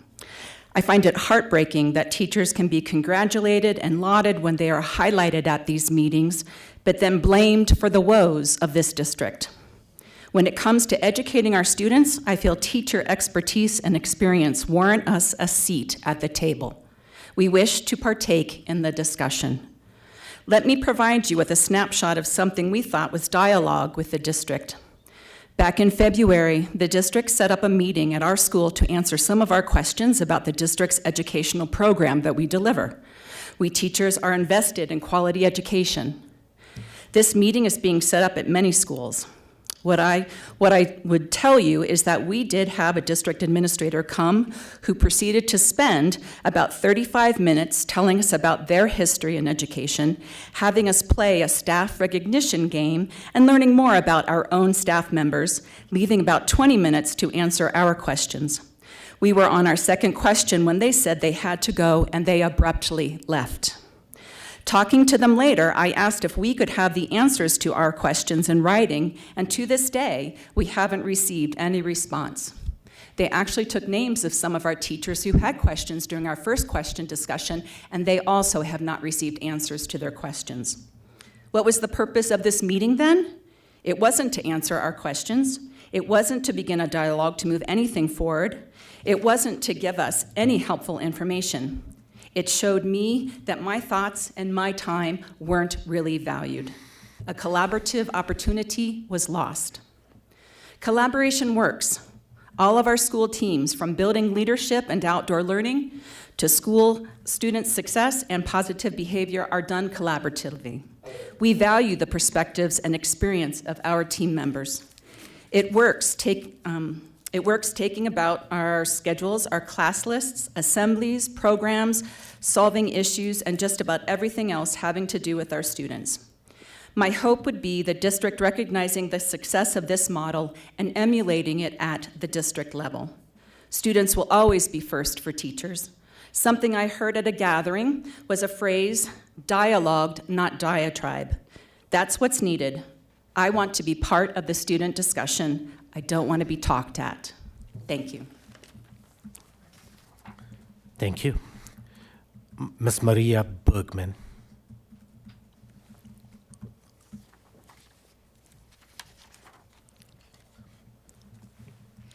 Good evening, board. My name is Maria Bergman. I'm speaking to you on behalf of the El Paso County Young Republicans. I want to start by thanking you again for your leadership with the Mitchell Promise, which created a free full-ride scholarship available to every Mitchell student. There has never been a more pro-Mitchell board. As presented at last Wednesday's work session, the 5 Essentials survey taken by staff, parents, and students indicated that D11 is fostering a culture of academic achievement for its students, as many areas of emphasis on the surveys have improved. Students' academic needs are increasingly being met, and they are increasingly engaged. New teachers are feeling more supported. The relationships between teachers and parents are improving, and on a variety of other metrics, D11 is fundamentally becoming the district you were elected to make it. You and the District 11 should be commended for it. Keep the progress you're making in mind as you are represented in negotiations. You made a good decision to hire outside counsel. In anything that they pursue in these negotiations, it should be ultimately to improve student outcomes. Stay strong even as you are attacked in some news media. As the Colorado Springs Gazette rightly pointed out last week, the transformational District 11 school board wants better outcomes for children, period. That is and should be the board's primary focus, given the district's historically low proficiency scores on state testing for students. Thank you very much, and we are excited to see D11 become a thriving district. Thank you. So, Mr. Bibbs, I have you signed up here a second time, so I'm going to ignore the second submission that you have made, since you already addressed the board previously. Thank you. With that, we are at the end of public comments. And thank you. Just clarity for you signed up online and then you signed up on the paper, right? Yeah, it was fine. So just so it doesn't look like you're not allowing a second comment. It was the same person that wanted to make comment had signed up online earlier today and then signed up in attendance here. The subject matter is the same thing, and you finished your comments within 3 minutes. So moving on to the next item on the agenda, board member reports. Board members? I have Director Hafley going first. I would like to yield to Director Carey first, and then I'll come okay. after him, please. Okay. Could you switch off your... Although, yeah, okay. Director Carey. Yes, for my board member report, I'd like to just update the public as well as my fellow board directors about how Vice President Hafley and myself are proceeding regarding some of the questions raised by usage of cell phones in the classroom. So this was an issue that Vice President Hafley and I brought up originally during campaigning, and since then, when we had our dinner with each of our 3 main employee groups, they all independently pointed out cell phones as a cause of serious distraction to the learning environment, as well as disruption in schools. And so our intention is to propose a plan by the end of this academic year in time for AY 24-25. This is an issue that's increasingly being discussed by major policymakers and news outlets. Vice President Hafley and I also attended last week's DAC meeting remotely, where this question was on the agenda. So in response to community interest, as well as perceived need from our employee groups, we will be crafting a new policy on classroom cell phone usage to bring to the board. Our intention is to work towards preserving a learning environment that is free from distraction. First, though, we would like to hear from the community. So to that end, we are working with Nicole Ottmer to host a design thinking lab. We're targeting this for late April, early May, and our intention is to incorporate voices from students, from parents, from teachers, from staff, with the eye to sort of working through some of the specific details to be crafting that policy to bring to the board after discussion with the community. Thank you. Thank you. Dr. Jurgensen. I hope everyone had a great spring break, and so we're now in our second week back, and I know that many of our schools are in full swing and preparing for a long April ahead. It feels like, I remember teaching that April always felt like the longest, slowest month. So I just want to share a word of encouragement to all of our schools and staff as we do get closer to that testing window and the end of the year. You guys can do this. Hang in there. Our students can do this with your great leadership, and summer will be here soon enough. As you may have seen in the consent agenda this evening, April is Financial Literacy Month, so just wanted to pay a little bit of mention to that. D11 is excited and encouraged to be expanding our financial literacy offerings for preparing our young people for an ever-changing world in front of them. The actions and changes we're making, especially as we expand to a pre-K to 14, grade 14 system, are going to show that and reflect that. Our students will be ready to handle their finances. It's a great goal of mine personally. Taking a moment to read the resolution as presented. I'm in full support of this resolution for the sake of awareness and actionable outcomes. Lastly, as the secretary of the board, I fielded a few emails recently on frustrations around past and current negotiations with our teachers union. The union wants to insert negativity and division among our staff, as evidenced in their recent union polls, while we are in active and good faith negotiations. In actuality, D11 is moving towards delivering solid wins for students, and we've made great strides already. It's hard to continue to see this us versus them mentality and the actions coming from the union when in reality, we should be a collaborative effort, all focused on the good of students, and that's why we're all here. Thank you. Director Hafley. I've had the privilege of spending some time with several of the high school's student councils and am set up to have appointments already made for, well, I've been at Doherty and at Palmer, and I'm going to Mitchell and Coronado, and those have been set for a while. But one of the things that I'm meeting with the council kids about is student voice and how important it is for them to understand and to know that their voices are valued and that we want to hear from them. And today at Palmer, we were talking and they asked some really good questions. Most of the times kids do really ask very good questions. It's part of the job that I really, really love, just being around the kids. That's the one of the things that I miss about being in the classroom. One of the things they asked was, matter of fact, a young man asked me today, what are the things that you would like to see done while you're on the board? And I kind of laughed because I was glad he actually asked that. When I was running for the board, my tagline, as it were, it said, it's all about the kids. And for me, that's true. It is all about the kids. I'm not a politician, I'm a teacher. And so I try to make that as clear as possible. With that said, because I'm a teacher, I understand the very real problem of cell phones in the classroom. And so I just want to piggyback on what Director Carey was saying. One of the big things that I campaigned on was the idea of the use of cell phones in the classroom. Most of the kids today didn't realize when I told them that high school students pick up their phones an average of 498 times a day. 498 times a day. And how much time of that is spent in school? A third of their day is spent in school. Kids spend a median of anywhere from 4.5 hours per day on their phones, with the maximum amount of time reaching 16 hours, according to a study. So there's data that goes behind this. It's not a matter of, hey, we don't like you on your phones. It's a matter of, number one, the sanctity of the classroom. When you have parents and siblings texting and calling kids in the middle of their classes, it's hard to then expect high scores from kids in their classes, especially when, oh, I've got to take this, it's my mom. Oh, I've got to take this, it's my brother. Oh, I gotta. So I have a problem being a former teacher, knowing how much of my time in class was directed towards keeping kids off their cell phones. And it's not a matter of, well, just put a cell phone carrier up at the front of the room and they can put their cell phones in that little calculator holder.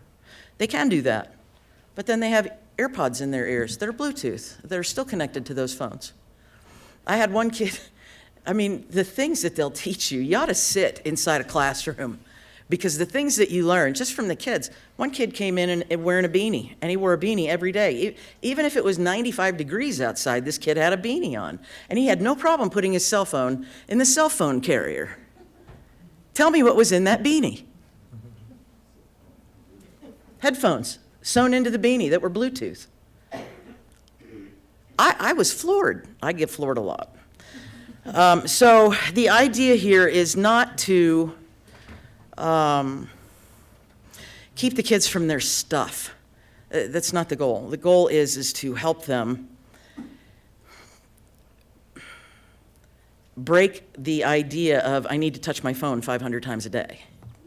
I need to be on my cell phone up to 9 hours a day. I mean, the kids at Palmer, almost all of them, when I said, how many of you have a cell phone, an iPhone, almost all of them raised their hands.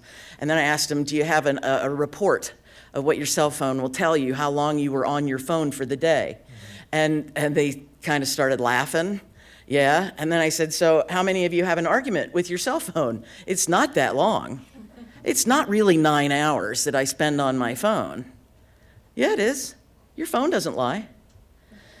So the idea here is to keep them more focused on their studies. We're all working so hard to help kids succeed in their studies. And we can't let them get distracted by watching cat videos on YouTube. And you think I'm being sarcastic. I'm not. That actually happens. They're watching Netflix. They're watching cat videos on YouTube. They're playing video games as they're supposed to be paying attention in class. And so with that being said, now they are their best friend is their phone. And they don't know how to have a conversation with the person sitting next to them. Half the time when I go out to a restaurant, I'll see an entire family sitting around a table at a restaurant, and all of them have their phones out, and nobody's talking to anybody else. And that's fine if that's how you want your family. It's not how I want a classroom. It's not how kids are going to succeed. That being said, one of the things that we're working on is the issue of cell phones in the classroom. And if kids are watching this, I would like for you guys to know that nobody's saying that you can't bring your phone to school. That's not even on the table. But the issue around cell phones in the classroom is going to change. That's it. Thank you. Thank you. I just want to. Let the board. No, I just thought I don't normally ever leave during board comments because the board gives me so much time. We had a safety situation that we were dealing with outside, and so I just, to Director Carey, when I walked out when you started talking, and then a walk in and out during Director Hafley's comments. That's just part of the things that, and if Brian and David are still here, I want to thank them for their support. So, okay, my thank apologies. You. No worries. Thank you for keeping us updated on the safety situation. Hopefully, everything has been addressed now. Dr. Hart. Thank you. First to Director Hafley, thanks for meeting with our students, and just for the students, invite us. I'm sure, if you invite us, we will come. I've mentioned it multiple times that I'm willing to go as well. Invitations don't flow in, so we don't know for sure that you do want to talk to us, but I think we'd all love to hear from students directly and have conversations with them. I wanted to mention that District 11 is currently the review period for our proposed new instructional materials. It's open through next Monday. So again, feedback, students, parents, family members, we'd love to hear from you. And just go to d11.org, and there's a little picture of a kid with a book over his head, and look for that, and there's a link there. Also wanted to mention I was able to go to the National School Board Association Conference, NSBA, this last weekend. There were some great speakers, and I have material that I will be passing on to all of you, and a mention of the speakers, and even some relevant information, hopefully, for that possible cell phone policy. So thanks so much. I did pass out the Building Skills for Dignified Disagreement. I think we're doing pretty good these days. The Dignity Index, People can check that out at dignityindex.us if they're interested. They have kind of a rating system on being civil and promoting civil disagreement. I thought it was very interesting. So I'd encourage everyone to check that out. And I hope we can have future conversations on that too. Thanks.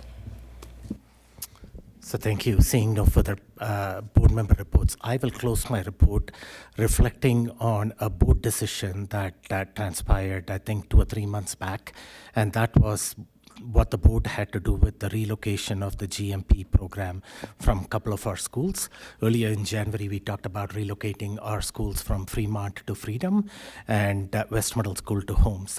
Yesterday, I was in the administration building for some other complete reason, different reason, and as I was walking out, right in this very room, there was an information meeting going on for GMP parents. This is for incoming third graders into GMP program. And I just stood in the back out there and listened to some of the comments that were happening. It was a highly engaged parent community out there. That room was packed. They had to pull out extra chairs, and these are just third grade parents that are interested in going to Stratton and Freedom. So I got to talk with some of the third grade teachers, the GMP teachers after this, and they said that the move has been well received by the community, that there is already the numbers at Freedom are far better than what was there at Fremont. And I also got to talk to Ms. Emily Andrews, who was here at that time, and she shared with me that the enrollment at Holmes Middle School, where the new GMP program for the 6th grade, incoming 6th graders, is at 40 students right now. Okay, whereas previously at West Middle School, you had 12 students in grade 6. We already have 40 students in the incoming grade 6, so much so that they need 2 GMP 6th grade classes in that. So it was good to see a decision at the earlier point in time when we are making, we go with the best information that is there in front of us. And our intent at that time was that the enrollment data of these programs at the current location was not sustainable for that program itself and for the overall viability of the program. It was necessary to move them, and to see the response right away from our community to the move, that kind of validates that was the right decision that was made by the district at that point in time. So I wish the transition has gone smooth and successful as far as I know. And from what they shared with us, there is a GMP family night at Freedom Elementary on April 18th. That information is on there, 4:30 p.m. So parents, if you are interested in attending Freedom and taking advantage of this GMP program, there will be other information nights too, but the one that I had was the one that they shared yesterday. So it's interesting and exciting to see our programs growing and probably enrollment numbers growing with that. And this is something Director Jurgensen touched on. At this point in the school year, I was at 2 schools earlier this week, and both schools were in the middle of testing. And one of the PTAs sent me this picture, that this is the cart full of snacks that they bought for our students while they are testing, so that they are fully supported. So I want to thank the PTA, even the teachers. I know that sometimes this can get to be a stressful time. We were at Columbia Elementary this morning with the Director Art, and you could see the assembly come together and the principal out there engaging with the students and trying to tell them that make the right choices as you are testing, and giving them a roadmap as to how to go through the choice process while you are testing, and not just picking a Christmas tree or some other pattern out there. So I just want to thank again all our staff and parents and the community to help support us. I know that you guys have it, so we look forward to celebrating your many accomplishments in fall when the test results come out. And that's all I have for my board member report. Moving on to the next item on the special reports. We have legislative update. Do we have Ms. Atwood joining us? Okay. Okay. Dr. Comfort, you are here too. Do you have anything to add before I call on Ms. Atwood? Ms. Atwood, welcome. Thanks for joining us. I know that you are in the middle of the legislative session out there. I will turn it over to you to provide an update to the board on certain things that are happening at the legislature. Sure, thank you. Amy Atwood, Atwood Public Affairs. Can you hear me okay? Yes. Okay. Yes. Today is the 93rd day of session, so we have 27 days to go. Session ends in 4 weeks today. Nearly 700 bills have been introduced, and the introduction of bills has slowed down. The big news, though, is that the state budget has passed both the House and Senate. Now bills will start to move again through the process because the funding decisions have been made. And the other big news is this year's School Finance Act, Senate Bill 188, was introduced with the budget and is a historic document. That's because for the first time since budget year 2009-2010, the Finance Act does not include a reduction in total program funding. The reduction is called the budget stabilization factor. I'm sure you've heard about it. It does impact the district's budget. It has been used as a way to reduce K-12 funding in order to help balance the state budget. That's why in years past, since 2009, 2010, it is introduced after the budget. So it really is big news that it was introduced with the budget. The milestone is being celebrated by lawmakers, school districts, education advocates alike, but it is important to note that Senate Bill 188 isn't the last word on school funding, and the budget stabilization factor was not repealed, so the legislature could in future years use it again as a balancing measure. Let's go a little bit into the numbers of what we have in this year's School Finance Act. Inflation is being calculated at 5.2%. So as you're building your budgets, the state is projecting 5.2%. That's what they're using. Next year's statewide enrollment is projected to be a little bit over 850,000 students, which is 9,500 fewer students than in this year. So declining enrollment in totality overall by not quite 10,000 students. There has been, though, a big, significant increase in numbers of at-risk students, and that is helping some budgets because at-risk students, as you know, have a weighted factor. Base per pupil funding, this is the base for the state before any factors or categoricals, will be set at $8,496, which is up $419 from this year. The average per pupil across the state, which includes, it's the average of every student across the state, will be $11,450, which is up about $800. So overall, between the budget with the budget stabilization factor being, as they call it, brought down to zero, or the state isn't using it to balance its overall budget, every district is seeing a bump. I have been working with Superintendent Gall and Brandon on School Finance Act and looking at numbers and different proposals, and we've stayed in close contact really these last 3-4 weeks. And that's the budget update. So I wanted to see if there are any questions on the budget. Board, is there any question on the budget itself? Director Bankers. Yes, what was the $8,496 per student?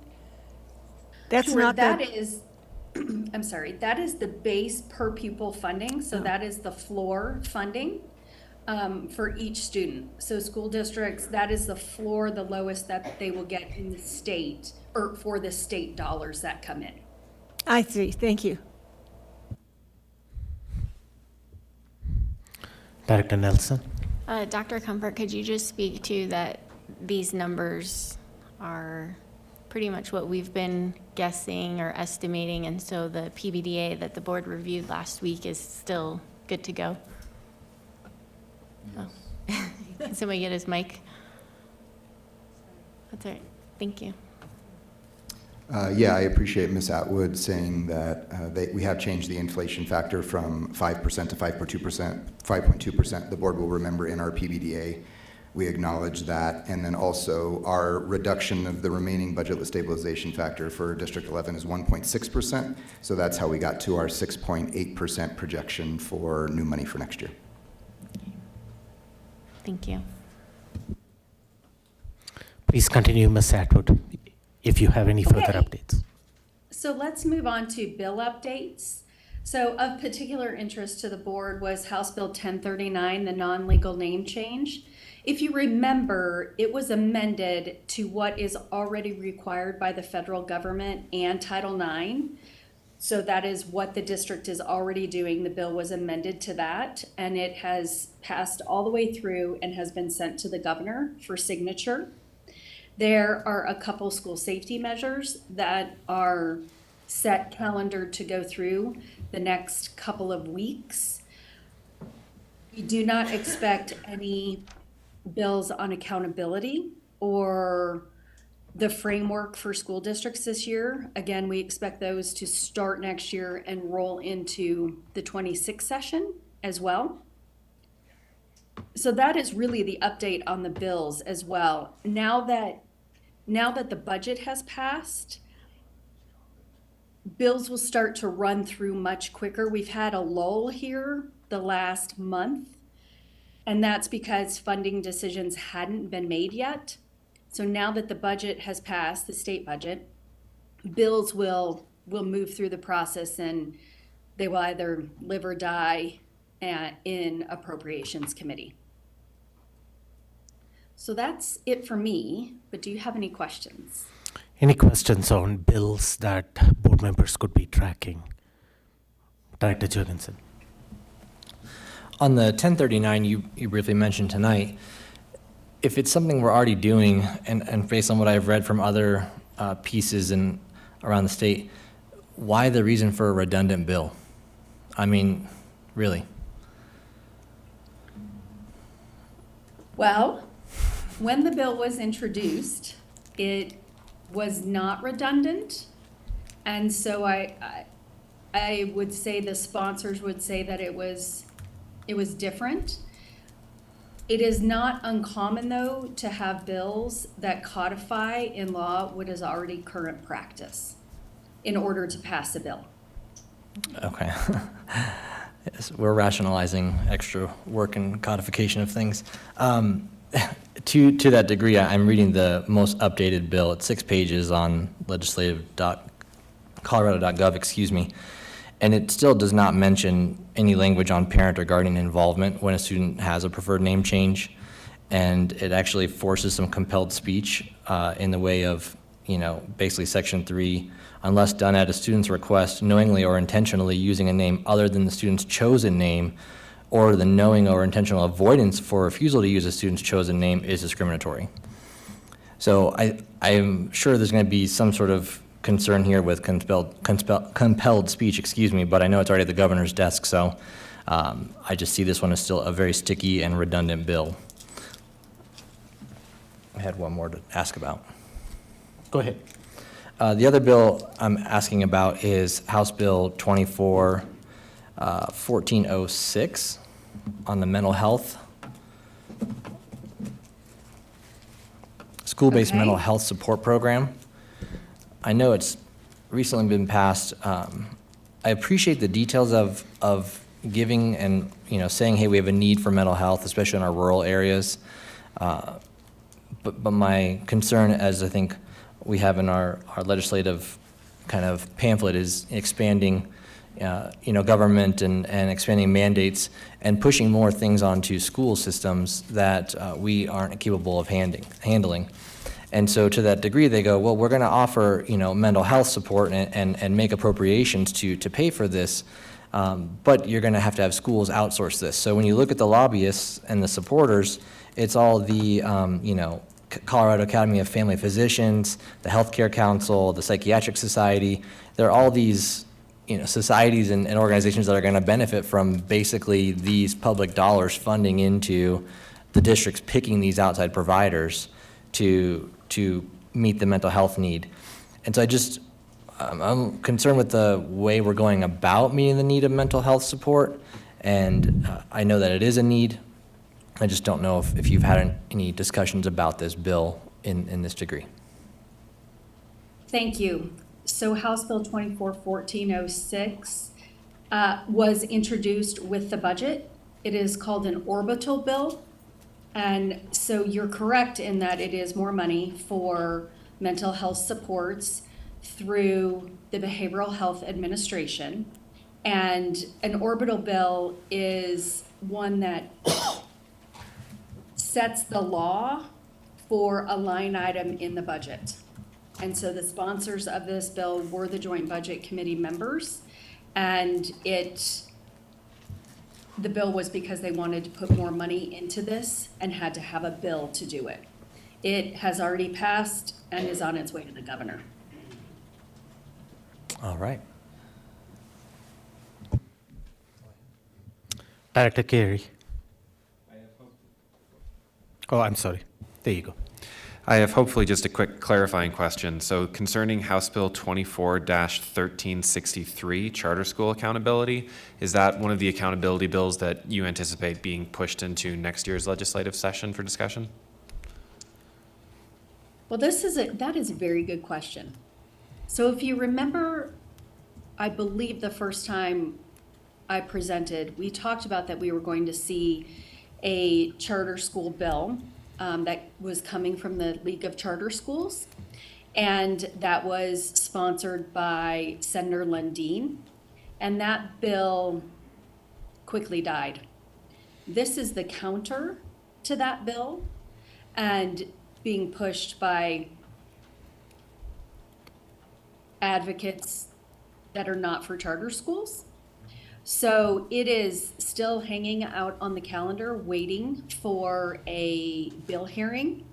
It is a leverage point with the sponsors and the House Education Committee.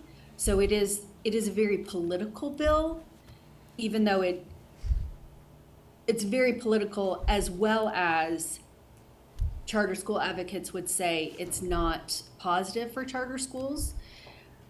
Its likelihood of passage isn't great because the Senator Lundeen one died. But it is in the political play mix. That bill is up tomorrow in House Education Committee, and there are dozens of people signed up to testify against the bill. Much more testimony in opposition than in support, and as well as school districts and superintendents and charter leaders. Thank you for the update. Thank you. There was one other bill you talked last time about, which was safe spaces, I think. Did you provide an update on it? Sure. Okay. So the Safe Spaces bill impacted any public place, whether it was a government building, a sidewalk, a park, schools, and where concealed carry was prohibited from those places. There was a lot of concern from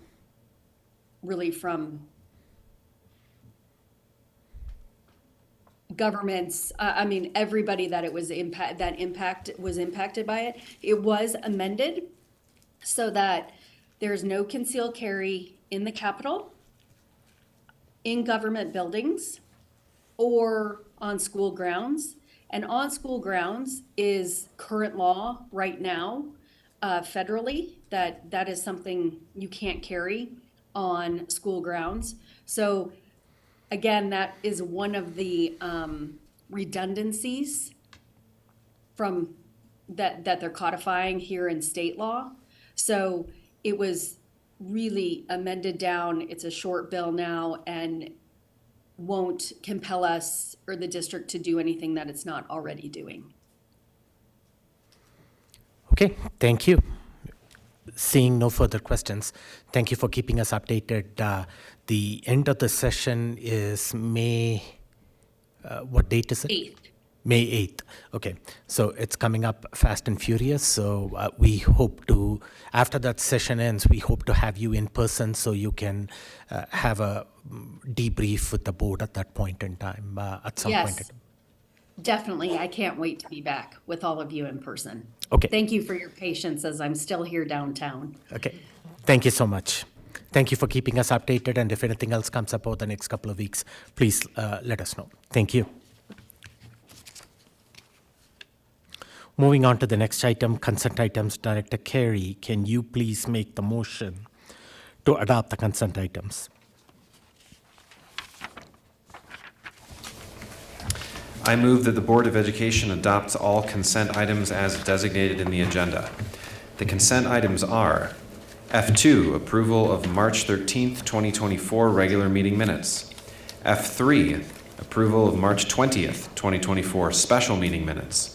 F4, approval of April 3rd, 2024 special meeting minutes. F5, personnel recommendations, April 10th, 2024. F6, Resolution 2024-35, Financial Literacy Month. F7, Resolution 2024-36, National Volunteer Week. F8, district-wide closure due to inclement weather. Second.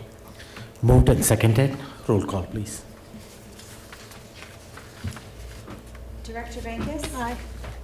Director Carey? Aye. Director Hafley? Aye. Director Jorgensen? Aye. Director Malpacum? Aye. Director Nelson? Aye. Director Ott? Aye. The consent items have been adopted by the board. Moving on to the action item. Action item G1 is a budget transfer. Director Ott, can you please make the motion for action item G1? I move that the Board of Education approves the Capital Reserve Fund contingency transfer of $800,000 for the completion of the remaining district future centers. Second. Moved and seconded. This is new information. Superintendent Gall, I'll turn it over to you. Yeah, I just can't stop smiling because every time I see Valerie and I think about the conversation we had last year about how do we launch into this idea of future centers. And so, here we are asking for the budget transfer to be able to complete them in our remaining high schools after an incredible, very quick and accelerated launch at Doherty High School. But if I want to bring Brandon, Valerie, and Jennifer forward, but it's just such a joy to see us having this continued conversation and dialogue on behalf of our students. Brandon.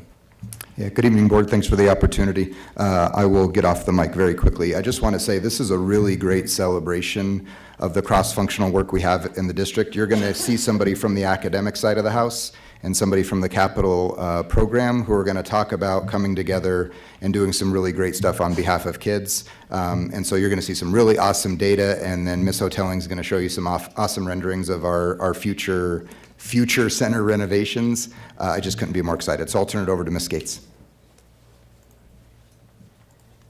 Thank you, Dr. Comfort. Good evening, District 11 Board of Education. My name is Valerie Skates, and I'm fortunate to serve as the Executive Director of Future Ready. These first two slides may look familiar from the request this fall for Doherty's Future Center, and thank you for your support and for attending the highly successful opening celebration that we had in January. So just a quick reminder, we are doing this so that we can help students ensure that everyone has a plan for post-high school and giving them opportunities to explore careers so that they can make informed decisions about what's next, increasing student participation in all of those career experiences and starting earlier so they can learn more about themselves, what's out there, and choose their pathways.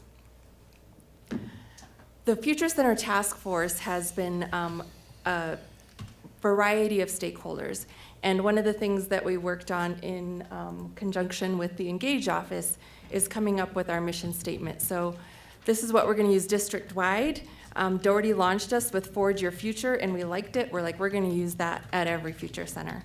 And Future Centers are going to empower students to develop and realize their future plans by providing career and college experiences, offering diverse options, and ensuring they thrive in their chosen path. Now you get to hear what happened at Doherty.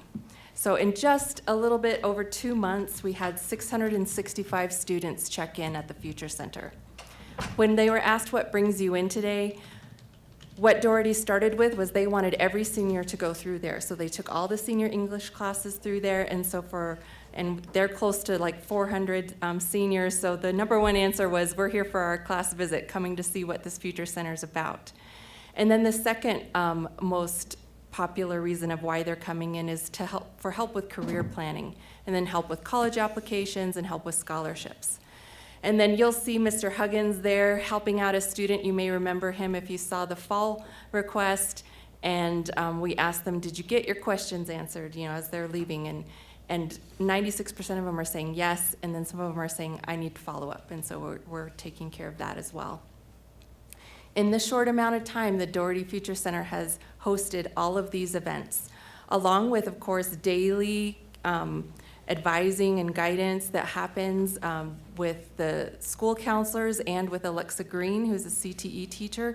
She comes down and has work-based learning office hours. She's helped to arrange a lot of these career speakers. I was there just yesterday and talking with a student, and she said that she's learned so much already. She didn't know about a lot of these careers, and having these career speakers come in has definitely made a difference for her. You will see a culture shift happening at Doherty. They're celebrating and asking each other, what are you doing? Hey, have you gone to the Future Center to get help? And so this is just a sampling of some of the Instagram posts, when they're celebrating, when students do make those decisions. Another thing I heard from students is the Future Center has really become this judgment-free zone. A lot of them are nervous when they feel like they have this pressure to know what they're doing, but they don't really know, and they don't want to be the only one. And so now they see other students there getting help, and so that made it okay, and lots of students are talking about what their future plans are. You might notice Jakira Bowman down there in the corner. She was also at the board meeting this fall when we made the request. Just so you know, we have a lot of support to help these Future Centers. There's the Future Ready Department. We're working really closely with Career and Tech Ed. And then we have an agreement with Peak Education and MOU where they're going to help bring in highly trained staff to help our Future Centers as well. So we also, I had mentioned before, have an apprenticeship specialist from the state that is working with students there. And we've had Pikes Peak State College send a concurrent enrollment advisor that has been meeting with students regularly. So we've had a lot of community support, state support, and so we're very pleased with that. Another thing our task force did was talk about, what made a successful opening and what should Future Centers look and feel like. So this helped to inform the planning that you're going to hear from Jennifer Hotelling. We wanted these Future Centers to be in a highly visible central location, so where students already gather, there's high traffic, including student voice in the planning and design, minimally the size of a classroom with a private meeting space. Sometimes you need to have some private conversations about future plans, multiple meeting spaces within. Sometimes we have students working on resumes in one corner, students talking with a college rep in another corner. Light and lots of technology. They said outlets are definitely a huge need, and making sure that we have screens for those guest speakers, flexible seating. Oh, I have that in there twice. See, and student voice must be really important because I have it in there twice. That it's student ready, comfortable, fun, and inviting. And then someone also said coffee and donuts would be nice too. So I'm going to turn it over to Jennifer Hotelling to talk about the plans we have. Good evening, Superintendent Gall and Board of Directors. We are really excited to be part of this initiative and bridging the gap between capital programming and building improvements and what's happening in the academic world and how we can help encourage that to be even better than it is today. So we're partnering more and more with our school leadership to help make that happen. All of these buildings have been walked multiple times with principals and with Valerie and her team to make sure the spaces that are chosen will support the goals that you just saw on the previous slide. So Coronado is one of the new future centers that's coming. And if you don't mind, I'm going to skip to the prettier slides. So there's some learning stairs in there. You probably know where this space is in the building, kind of close to the commons. And the reason that we like it is there's an opportunity for a lot of high visibility. So again, reaching the goals of what the future centers are, piquing the interest of the students so that they want to come in and see what's going on in there. They see their peers in there. The furniture will be very different from any of the other spaces in the school, but it will also be supportive of what they need to be successful in their programming for the future center. So those things are all being done in collaboration. It's been a very, very fun project for our team to be a part of. Mitchell's the next one that we have. Mitchell's even more exciting, in my opinion, even though the budget looks a little less. Mitchell has some additional opportunities based on the way that they're being placed, because we're also modifying that courtyard as part of a project that you guys approved earlier this year. So the design has been finished by the students at Mitchell. So that will be going in at the same time, or nearly the same time that the future center will go in. And what's great about Mitchell is they already have essentially a wall of windows all the way around that courtyard. So where the future center is, if there's too many kids in there, if they need more space, they can just kind of go into the courtyard and have more space for additional conversation. So it worked out really well. So we are very excited for that. And then Palmer High School. So at Palmer, the focus is largely furniture. With the COP that's pending for Palmer and the design considerations that'll be included in that, we're not pressing for big changes to the building because those things could be changed when the COP and the Palmer project go through and the designs are being done. That could impact that area. So we felt it would be a better use of district funds to just help with some furniture, a little bit of office changes. Where Palmer's is located is near where the counseling staff is currently. So they'll have easy access and see students in there. And it's a big space with a lot of windows that outlooks the courtyard. And and Palmer does not have to accept orange and brown furniture. These are just examples of what's possible. So that's what the space looks like now. And then, opened windows and some brighter colors. And exciting. Last but not least is Roy J. Wasson campus.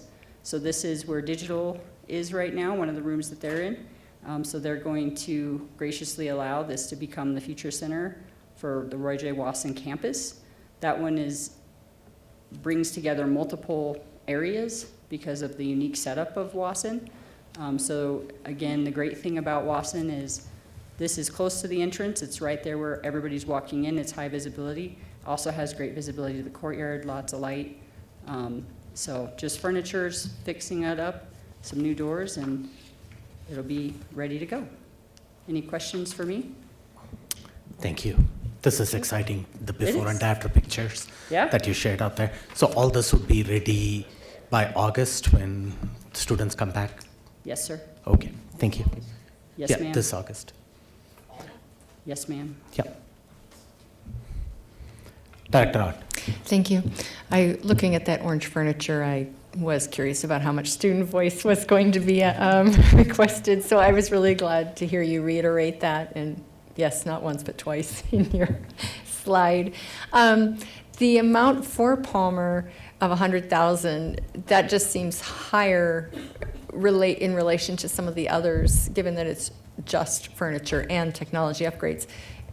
So can you give us an idea how much of that is furniture at all? We were budgeting about 50 to 75 per area for furniture, so it may be a little bit high. Palmer is getting a door just through one wall to where the counseling center is. So the person that's mainly going to be supporting the future center has visibility. If kids come in there, they're not in there, nobody sees them. Mm-hmm. So they can go in and help them at that time.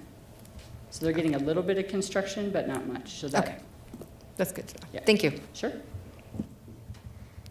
Thank you. I don't see any other. Director Jurgensen. Sorry. Can you speak to the higher construction costs at Coronado? Sure can. So Coronado is, let me just pull that one back up. Coronado is going to have some, large storefronts and glass put into corridors that are fire rated. So the fire rating is required on that glass as well, which makes the cost of the glass a little bit more expensive. Coronado is also a space that we have a classroom, and we're also pulling in 2 storage rooms that are near that classroom and taking some walls down on the interior of that to expand the use of that space. What we've heard already from Valerie earlier is they are running out of space at Doherty High School already, so sometimes they have 50 students that come for the different speakers that are presenting, and Coronado's space was significantly smaller than the space that we had at Doherty High School, so we had to take some walls down to make it a little bit more comparable. Okay. So Okay. you will be taking over that classroom that's adjacent to it? Yes, ma'am. And then just a general comment to this. I mean, I was speaking with Director Bankus today, that we have students who, when we don't have students who have a plan, they go into our city, they find it difficult to live here if they're staying here. They're probably getting into minimum wage jobs, which is probably not the ideal situation. And then they end up not living their best and brightest. And so I think that the undercurrent of all these future centers needs to be the understanding that, we are helping students, compulsory to one sense, right? Hey, all the seniors are going through it. But the other sense is we want you to, find your excellence. And we're doing that through experience with our different expanding programs. But we want to make sure that if you're staying in Colorado or moving, you're not going to have to settle for that minimum wage job or that I just got to get by and have roomies to live here. We want you to apply for the scholarships or find that, vocational training or the, certifications you need for your digital piece and to use these centers for that piece so that you're not a drain on the system, and so you have more to live for when you graduate, and we can get you on that path. For those who are wanting to do that, obviously, there has to be that intrinsic drive to succeed as well. But this is going to be a huge step in advancing that. So, thank you. Yeah, Director Jorgensen, if I could just speak to that. I think this is a wonderful example of, well, Ms. Otelling shared some factual costs, right? More glass and this type of glass costs more, and that's all true. The capital team could have come in and found a cheaper space, right? But what we had is we had a school principal and leadership team that said, this is the right space. This is where this work is going to make a difference. That's the transition we're seeing in our capital projects, right? Schools are taking ownership. And so when a school leader says that, it's our job to figure out how to resource that, right? And so while the cost looks a little different, couldn't be more excited of the now future current or permanent principal, Addie Arnell, saying like, no, it's going to be here. You guys need to figure that out. So it was a really awesome experience. Thank you. Director Nelson. Can you just speak a little bit to the funding and where it's coming from to support this? It says, undesignated contingency. Is that specifically that's already in the capital program, or is it our contingency in the overall budget? So the contingency is in the capital program. Okay. I just want to say, correct me if I'm wrong, but I think it's amazing that you guys are looking at how can we continue to make improvements with the money that we still have in place, that we aren't just sitting on it. And when we build our budget, we have to plan in contingency, because often, especially with construction, it ends up costing more than what we think it will. But now that we see we're getting close to the end of this budget year and we have some leftover funding, just thank you for figuring out how to invest that money to support the students. And so that's very exciting. I appreciate that. We can't take all the credit. It's really the academic team and the opportunities that they've provided for our team to come alongside and help make those improvements that are student-centric. It's very exciting. Our team is loving. This is just great. Yeah, and getting to go and see that it's making a difference for them is fantastic. So, yeah, thank you. Thank you. And just following up on that, there is a budget transfer of $800,000 in this agenda item and a budget transfer of $1.2 million in the next agenda item. Both of them are coming from the same source of funding? That's correct. Okay, so put together, that's $2 million. Does that, I'm just tracking back to the PBDA that we shared publicly last week, and if I remember, unassigned resources was about $35 million. It's coming from that pot of money, or is it? No, Okay. this is all, the capital maintains its own contingency fund. Perfect. And so it is all coming from that. Now, to the $1.2 million, you're also going to see a supplemental budget request that is coming later for that exact amount, which is moving money from the fund balance contingency, we have so many contingencies, to backfill Ms. Hotelling's $1.2 million in her capital contingency. So that all, I think, all makes sense later, but this will not impact the undesignated fund balance that we spoke about in the PVDA. Thank you. Thank you for that clarity. The $800,000 for this future centers is mainly for construction and also the furniture. Is there any FTE request that's going to happen later on, or is that already covered? Yeah, so we are working internally with our own career and college counselors and our high school counselors on how to man these centers, and Valerie gave the snippet of our MOU with Peak Education, who will be providing that expertise as well. Those funding sources have not been finalized yet, but we have philanthropy that is targeted in offering those positions to help Peak Ed be able to be a partner in our future centers. So there are no additional FTE needed for the district at this time. Thank you. Thank you for the clarity. Seeing no further questions, roll call, please. Ms. Olson. Director Bankus? Aye. Director Carey? Aye. Director Hafley? Aye. Director Jorgensen? Aye. Director Malpacum? Aye. Director Nelson? Aye. Director Ott? Aye. The ayes have it. This request has been approved by the board. Moving on to action item G2. Director Hafley, can you please make the motion for action item G2? I move that the Board of Education approves the budget transfer in the amount of $1,200,000 for the construction of secure entrance vestibules at various district sites. Second. Moved and seconded. Superintendent Gall, again, this is new information. Yeah, Brandon and Jen, if you want to come forward and re-explain. And we said vestibule. Sorry, the secure entrances. So the secure school entrance project that we're doing for the next year, starting here this summer, will roll through FY25, so into next summer to finish all of those projects. $1.2 million was necessary to help with the scope. Some modifications were required as we talked with schools, so the same way that we're talking with schools about what they need for a future center or with our academic team, we're talking with principals and the front offices about how we can best support them with not just the secure entrance change, but the ability for them to still function well for their front office, so we don't impact the way that they're serving their communities and their parents and their staff. So some of those changes were necessary. And then when we originally estimated the cost of this project, since then to now, we've had a 15% increase in construction. So we're going to get better, but that's where we're at today.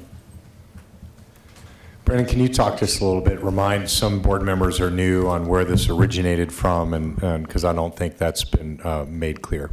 Absolutely. So I believe it was the beginning of last school year that a fund balance task force was assembled because the district had accrued a large amount of one-time money because of funding that would typically come out of the general fund, but ESSER was covering things. We had large vacancy savings.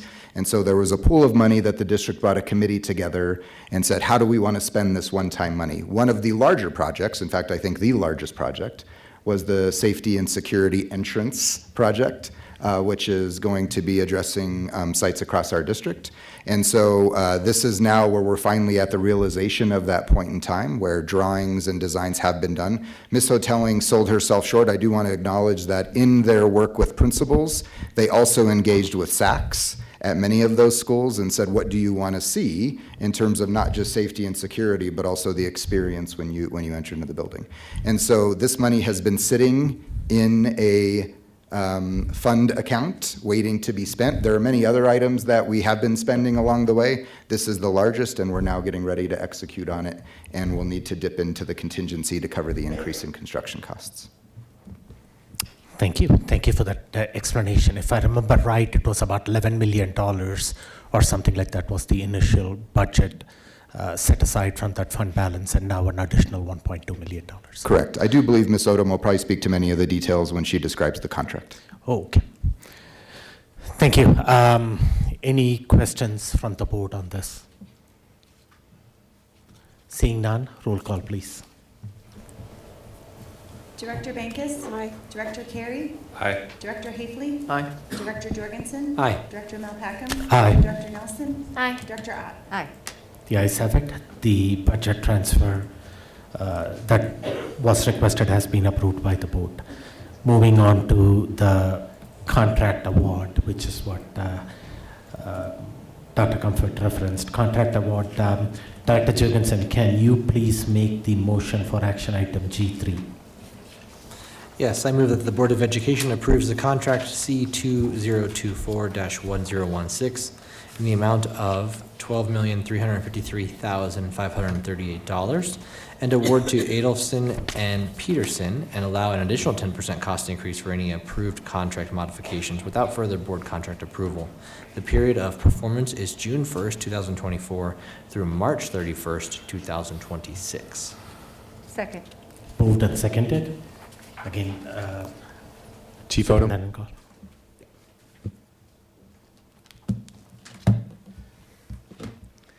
Thank you, Superintendent Gall. Good evening, Board of Education. I would like to acknowledge with us in the audience tonight from Adolphson and Peterson, or AMP, is Mr. Tony Sigarelli and his team. Also, the project manager is not able in attendance with us tonight. That's Miss Hannah White, but representing her is Miss Jennifer Hotaling. And then the contracting officer for this project is Jocelyn Comferman. As Dr. Comfort indicated, the Fund Balance Initiative did fund this endeavor. It has also funded the district-wide safety assessment, the design effort, and then the contract we bring to you tonight. We will be using what is called a construction management general contractor approach for this effort. And some of you might wonder, what the heck is a CMGC contract and why do we use it? Well, a general contractor is evaluated and selected during an RFP phase to work with an architectural firm to improve the designs and then take the designs, the specs, and every bit of the product that is designed out for what we call a hard bid. And when they do that, they're able to produce what we call a guaranteed maximum price, which is that $12 million figure.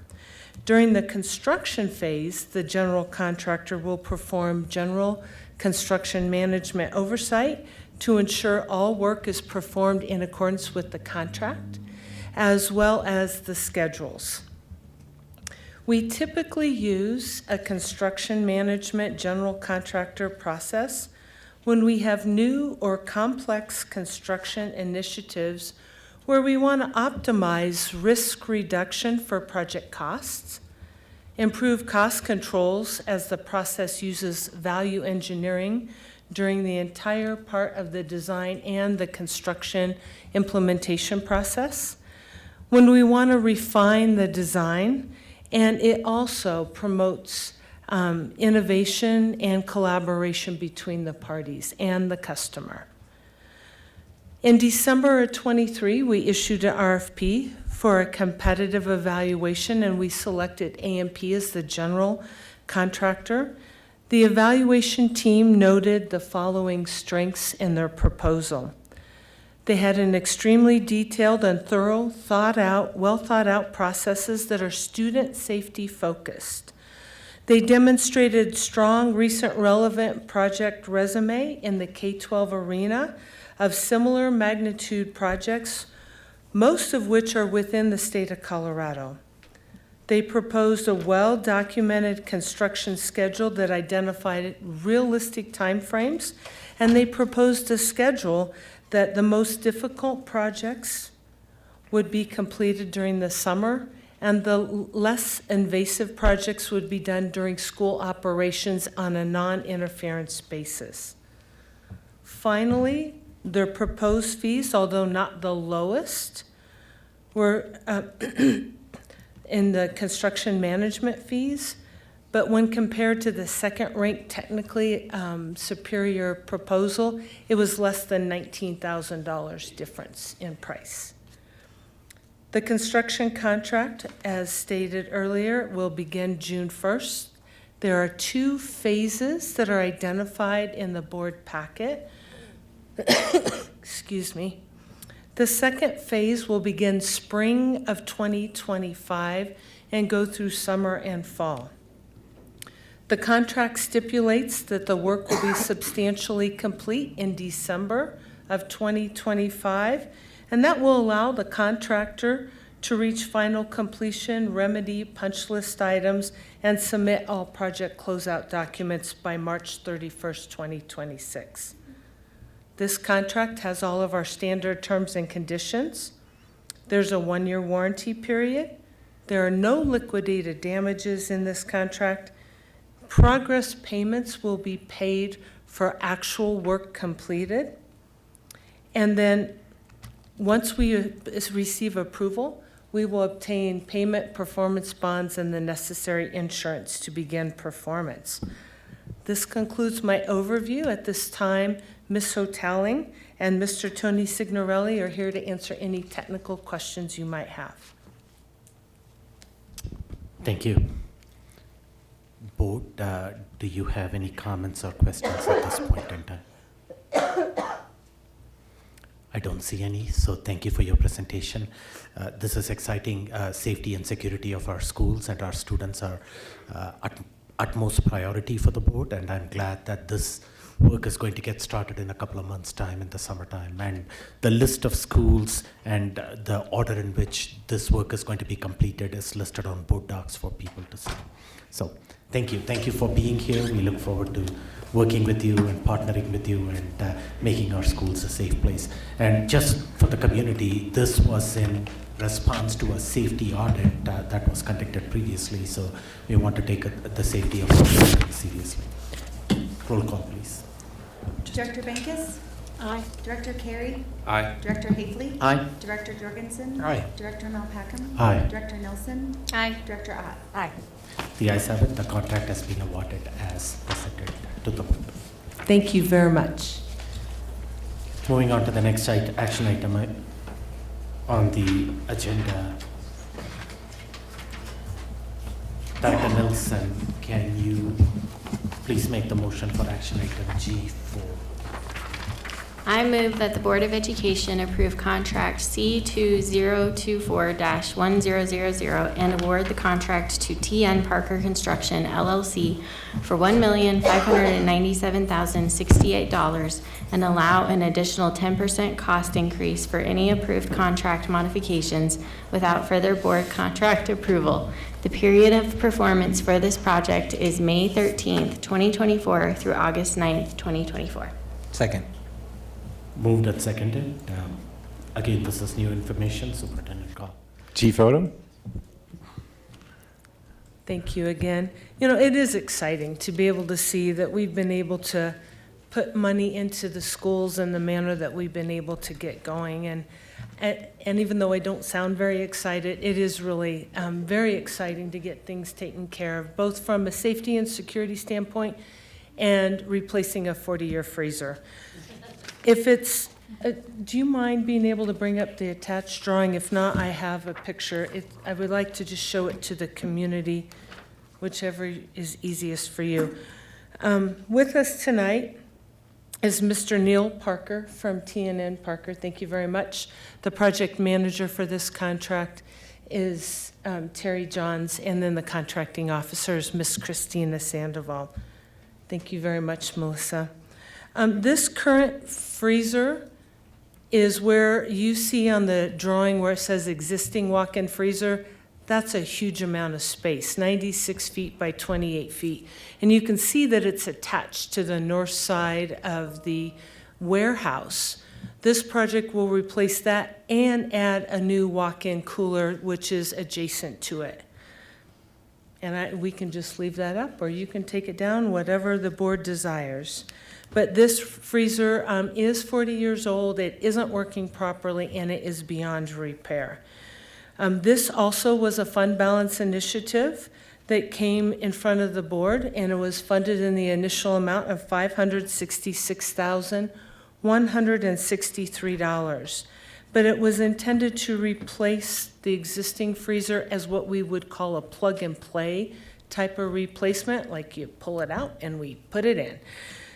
That was quickly identified as something that throughout the multiple iterations of solicitations that we issued, not feasible. We had to do a design build, and I'll get into some of those specifics.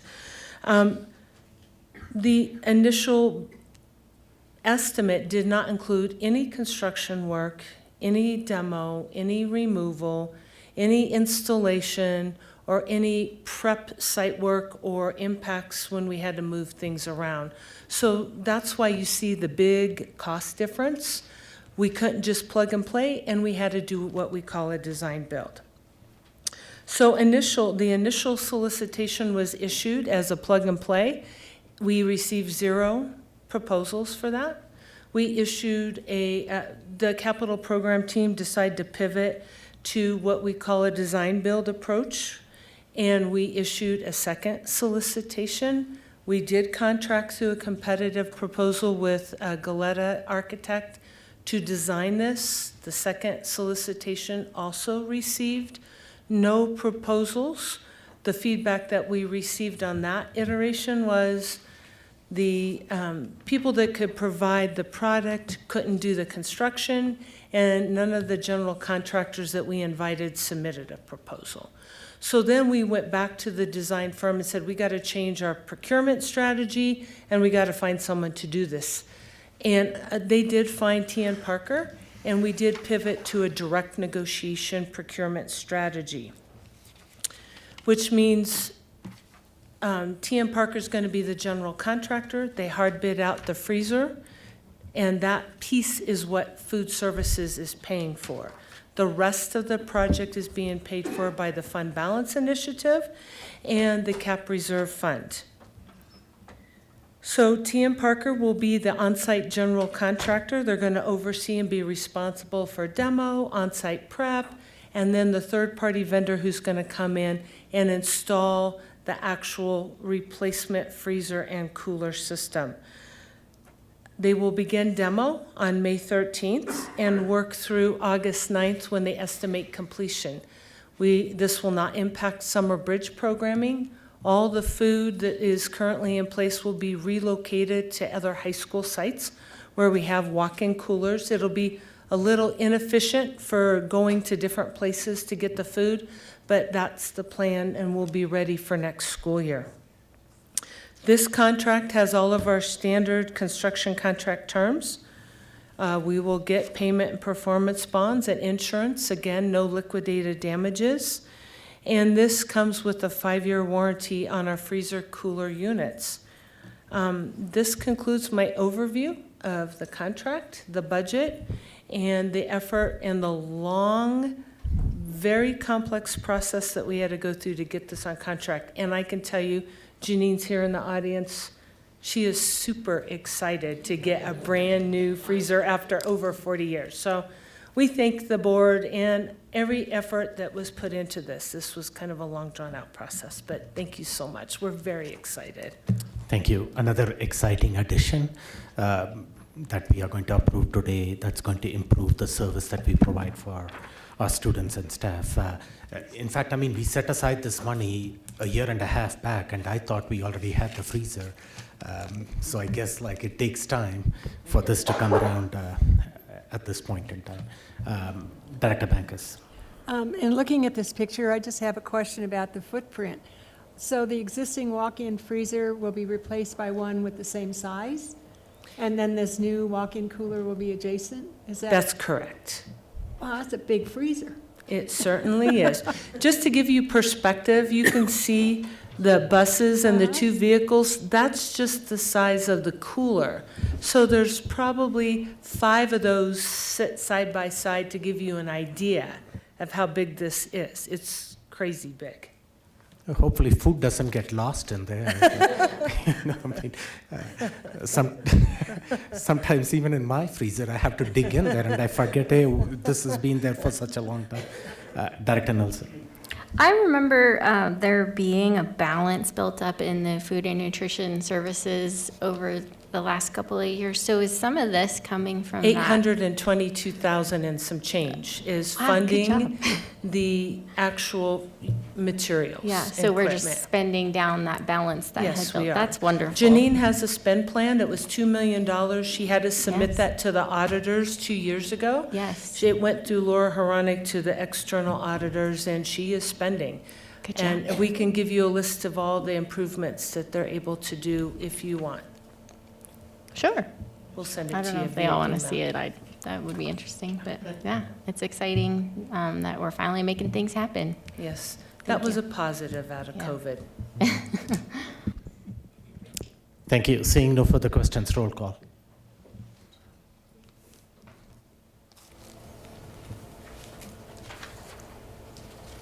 Director Bankus? Aye.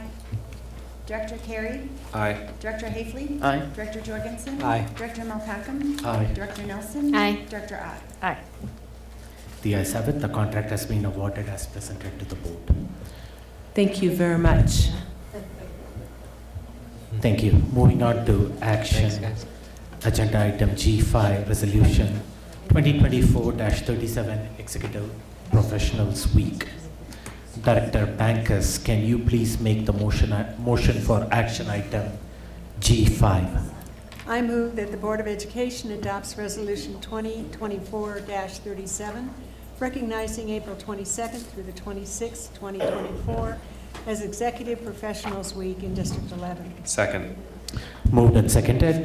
This is new information. Superintendent Gall. Dr. Comfort? Good evening again, Board. We are lucky and honored to have a diverse group of leaders and professionals who serve in this district in every part of our system. We call them executive professionals, and that's who we're here to honor and celebrate tonight. I'm joined by Ms. Tanya Nash, who's representing our executive professionals group, and I invite her up to say a few words. Thank you. I've met most of you in this role as the vice president of our organization. Oh my. It's 8:30 at night. I'm tired. I was like, okay, did I have a hat on? I'm here in representing for Jeremiah, who is our president, who's out defending our country right now. So I do have something to read, and it's kind of late, and there are a lot of big words. So I'm going to get through this. It is with sincere gratitude that I address you on behalf of the executive professionals within our district. Tonight's resolution in your acknowledgement of the invaluable contributions made by executive professionals to our schools and the district's mission of student academic achievement resonates deeply with us. In the intricate tapestry of our educational system, exec pros tirelessly serve to ensure the success of those that matter most, our students. From district and building leaders to unsung heroes behind the scenes, all exec pros provide essential support to staff and students alike. We believe the dedication and diligence of this group is integral to the district's collective success. Your acknowledgement not only validates the hard work and dedication of the exec pros, but also underscores the importance of recognizing every member of our educational community. By shining a spotlight on our contributions, you not only honor our efforts, but also reaffirm the collaborative spirit that drives us forward. As we navigate the complexities of the educational landscape, your support serves as a beacon of encouragement for exec professionals to continue striving for excellence. Your recognition not only uplifts spirits, but also fosters a sense of pride and commitment among us all. On behalf of the executive professionals, I extend our deepest gratitude to each of you for your unwavering support and recognition. Your advocacy for the entire educational community is commendable, and we are honored to stand alongside you in pursuit of the district's goals. And thank you. Thank you. Appreciate it. Board board members, do you have any comments before roll call on this resolution? And usually we end up reading the resolution itself when it's an action agenda item. I see the resolution is coming in front of me. We unfortunately did not do that, but the sentiments are, we value what you bring to the table. So, Director Jurgensen, I do see you have a comment. Just briefly, so everybody understands the dynamic and diverse group of executive professionals.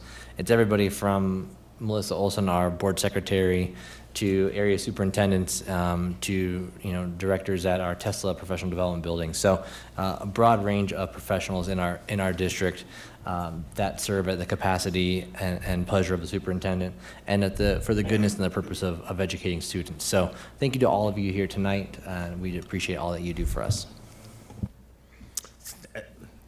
Thank you, and I know that Jeremiah is not there, and he's here in spirit, I'm sure. And you are a valuable part of our D11 family. The day-to-day leadership that you bring to our buildings are invaluable and ensuring in meeting our mission and vision of the district, whether you are at central admin or building leadership out there. Thank you for leaning in and supporting our students. With that, roll call, please. Director Bankus? Aye. Director Carey? Aye. Director Hafley? Aye. Director Jorgensen? Aye. Director Malpacum? Aye. Director Nelson? Aye. Director Ott? Aye. Ayes have it. So the resolution that was presented was adopted.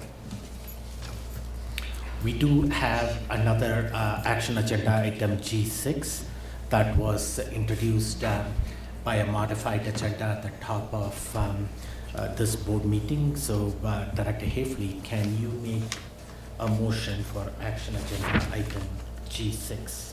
Yes, I move that the Board of Education upholds the superintendent's decision to expel student A for the remainder of the 2023-2024 school year. Second.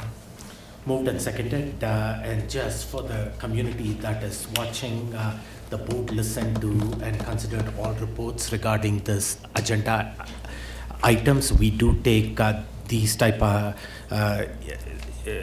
agenda items, what was presented, very seriously, but in order to protect the student privacy and confidentiality issues, we won't make any further comments as I go to roll call.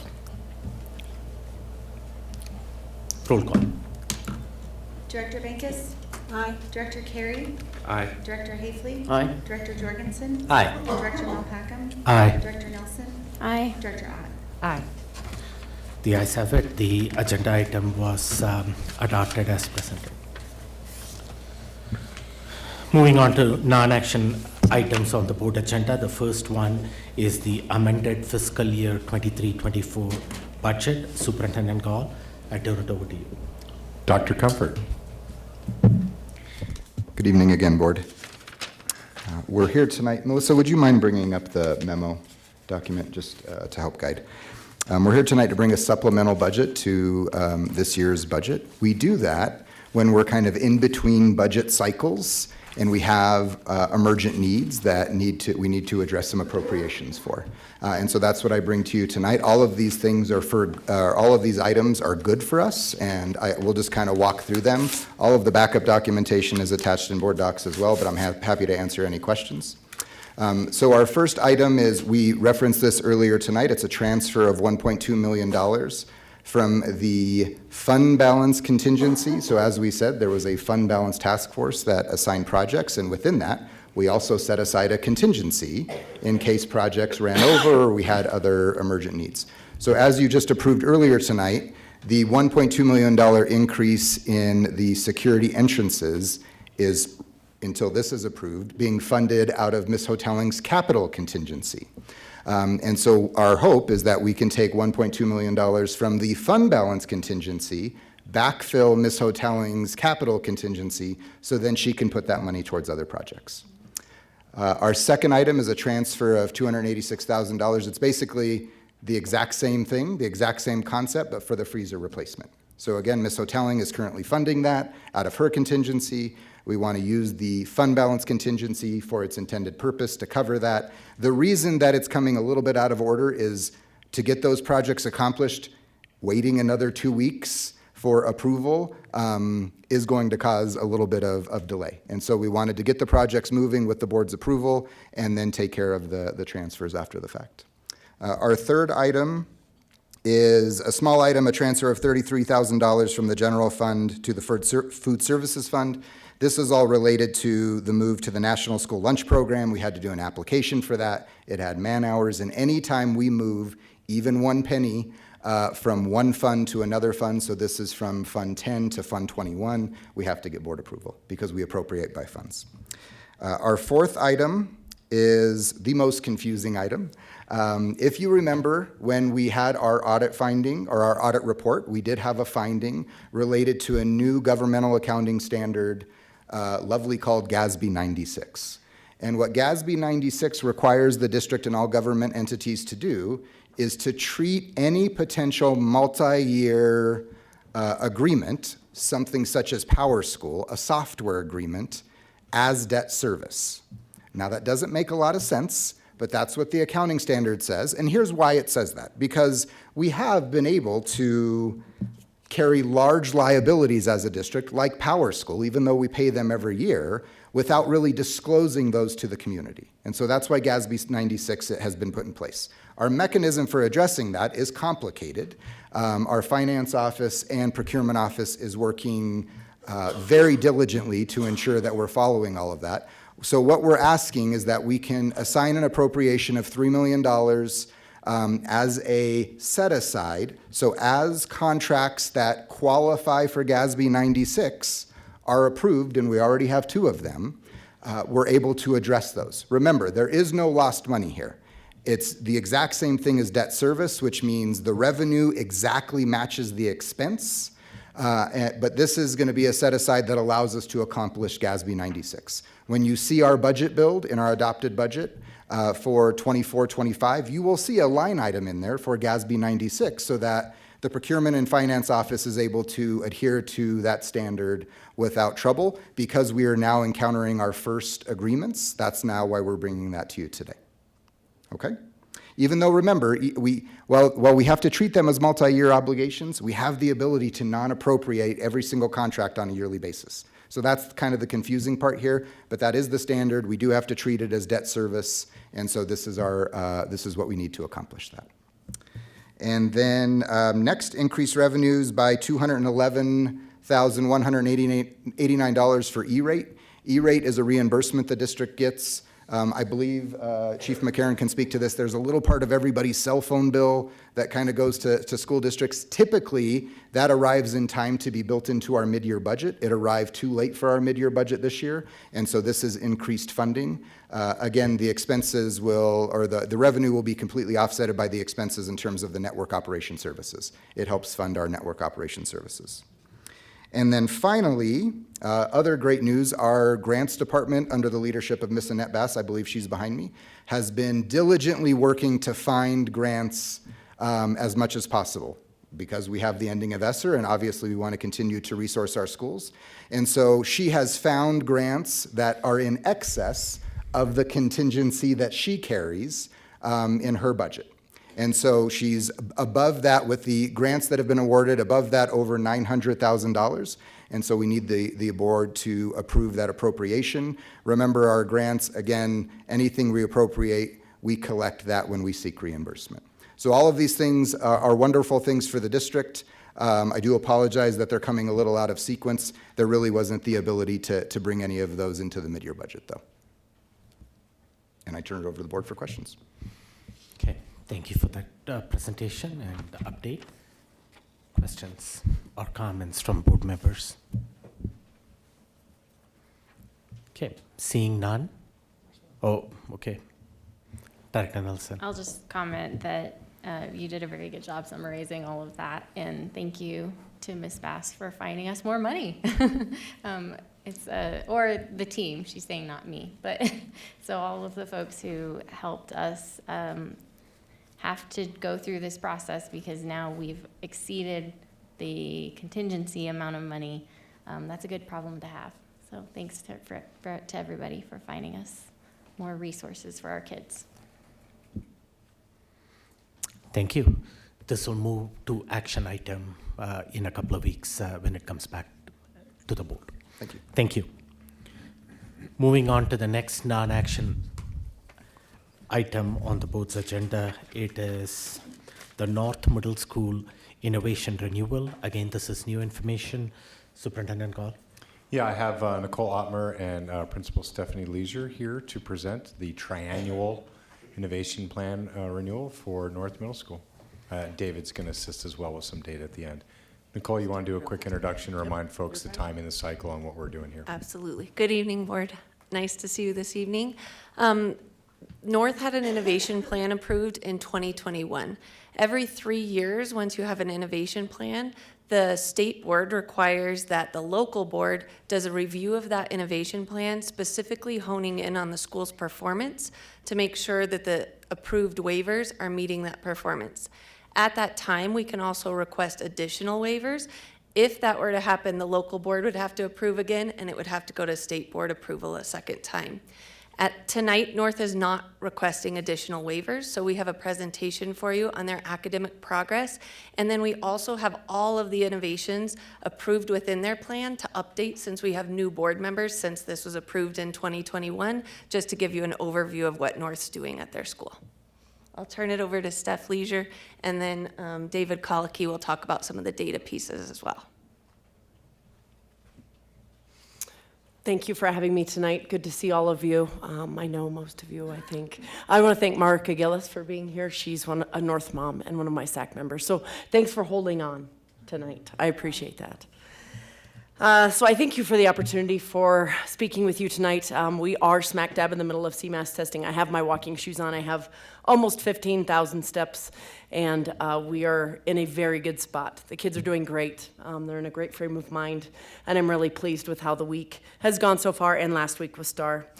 I'm incredibly proud to be the principal of North Middle School, and being here tonight in a number of different ways just re-emphasized for me that you end up in places that you're supposed to be. And so I'm really thankful for that. Okay, so over the course of this presentation, I'm going to give you some anecdotal information that's not on your slides, but just a bit of that. If you look at that first statement right up there, we were given the opportunity through District 11 to come up with a strategic purpose statement. It was interesting because my teachers had asked me what my vision was moving forward, right? I was a first-year principal last year, second-year principal now. They wanted to know what my vision was. I said, I can do that, but to me, a vision isn't really live unless it's come together by a number of different people, and that includes you, which is my staff, and students. And so we were kind of gifted a process to go through to develop a strategic purpose statement, and I really like where ours is headed. In the District 11 IB continuum, North Middle School learners are excited to attend and expected to succeed as members of a diverse, connected community dedicated to developing their academic skills through their interests and talents. I really like it. It hones in on expectation, community, academics, and student interests. We pursued this purpose through the lens of IB learning as the pathway between Steele, North to Palmer. We seek to embrace our diversity and then empower our students to impact their community. This is a work in progress. With District 11's help, we have more IB teachers trained in IB than we have in the past 5 years. And we look to deepen our work through connecting that pathway into our community. As I mentioned, North is a diverse community. We currently have, because I want to let you know who you're looking at. We currently have 600 students, of which 63% of students qualify for free and reduced lunch. We're 47% white, 33% Hispanic or Latino, 10% Black or African American, and 10% students of mixed ethnicities. We have 105 students on IEPs and 504s, and 93 students identified as gifted and talented. Our boundary is an absolutely beautiful mix of students. We encompass, of course, you probably know, the Old North End, but we also, what you might not know, is that we encompass all of Nevada, from University Village all the way to Motor City, with I-25 on our west boundary and basically Union as our east boundary. There's some cutouts and stuff like that, but that is generally our boundary.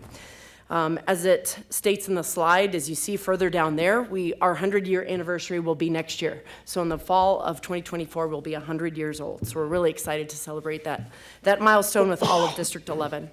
So what's upcoming tells you a little bit about like the waivers that we have currently in place, and kind of where we've come from. So like Nicole said, the innovation plan was adopted in 2021, 2022, and that process is at this point for us to apply for renewal.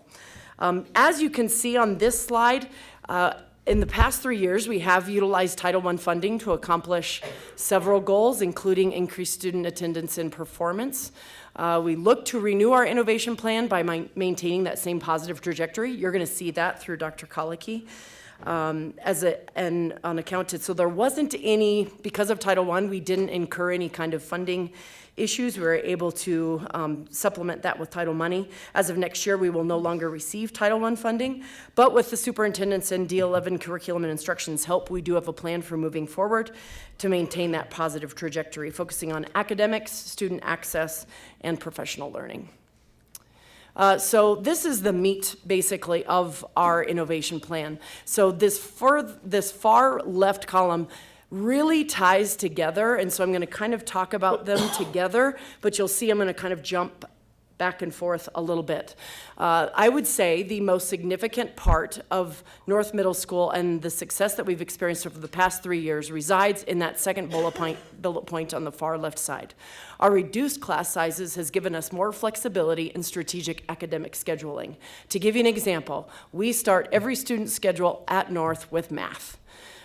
We have, because of kind of reduced class sizes, plus a 0.6 math GT that we've been given over the past several years, and we just were awarded just this last week.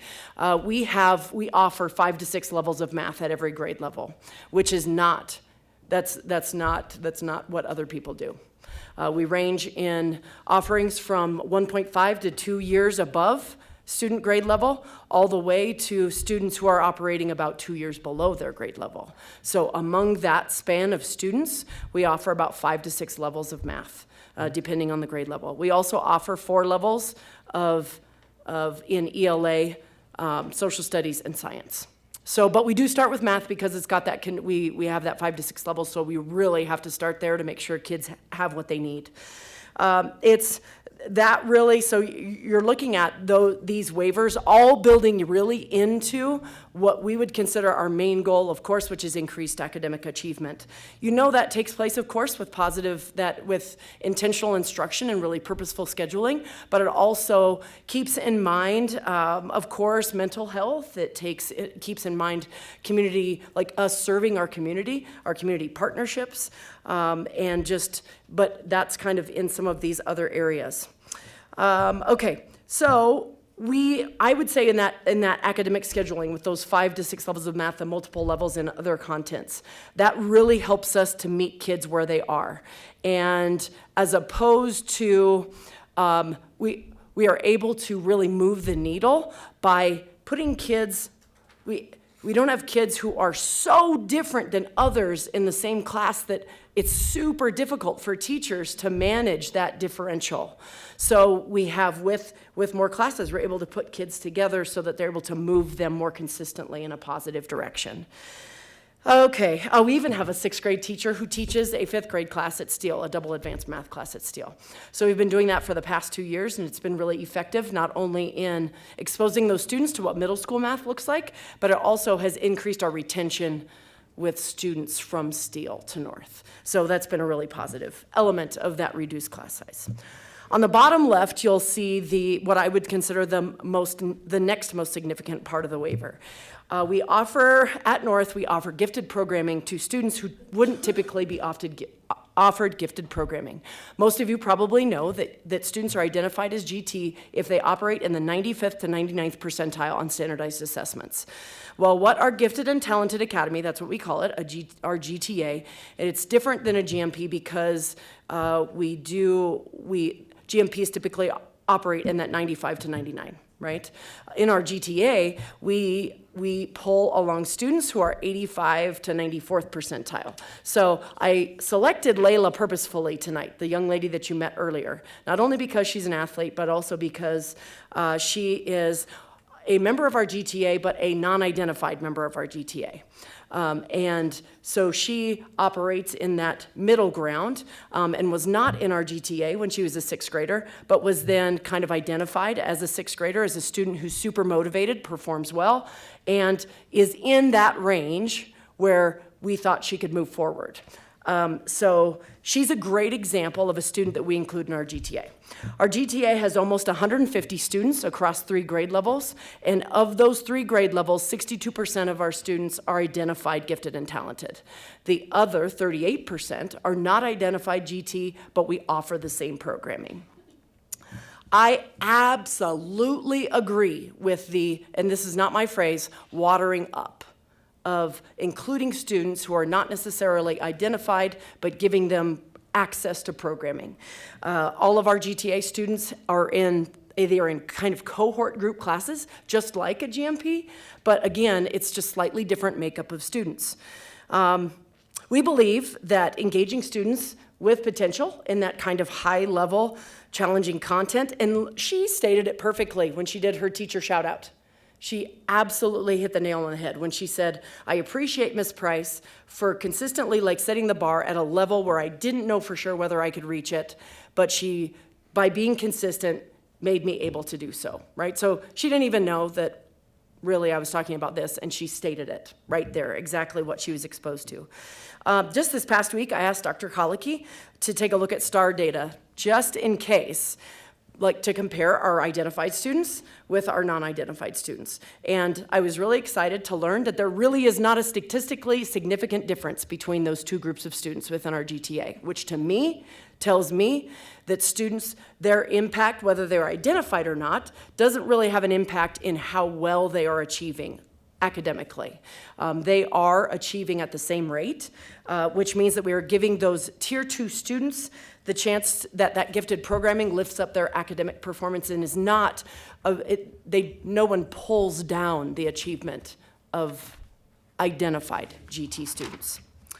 So similarly connected to our academic waivers is our intervention programming. You'll see that at that top left, academic and behavior intervention programming, to keep our most significantly impacted students in school and out of the expulsion process. So one of the waivers that we have in our innovation plan is we take students who have a big time struggle being in a standard academic environment, and we put them in a smaller environment. And we've done that for this is the 3rd year that we've done that. Again, that teacher, who they have to be a gifted person, they facilitate core classes with a small group of students, no more than 10 to 12, and they engage in their core lessons online with that one facilitated teacher. The students that are selected for that program are purposefully selected, and they just have a hard time. They have a hard time maintaining what they can do in a classroom with 25 to 30 students. We haven't seen increased attendance consistently over years.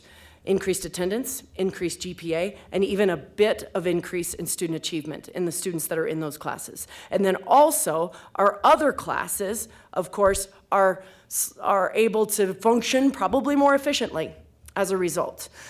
We have also drastically reduced the amount of students that are in the expulsion process. So last year we did expel a few students, but it was because of unlawful behavior. It wasn't because of habitual disruption.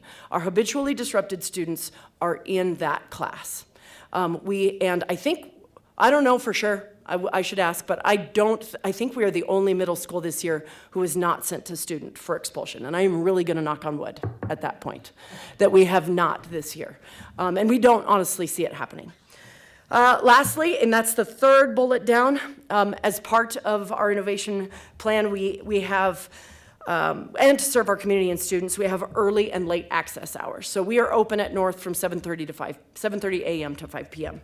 And I can't tell you for sure when other middle schools are open. I just know that at my son's middle school, they can't go in the building until 8:15.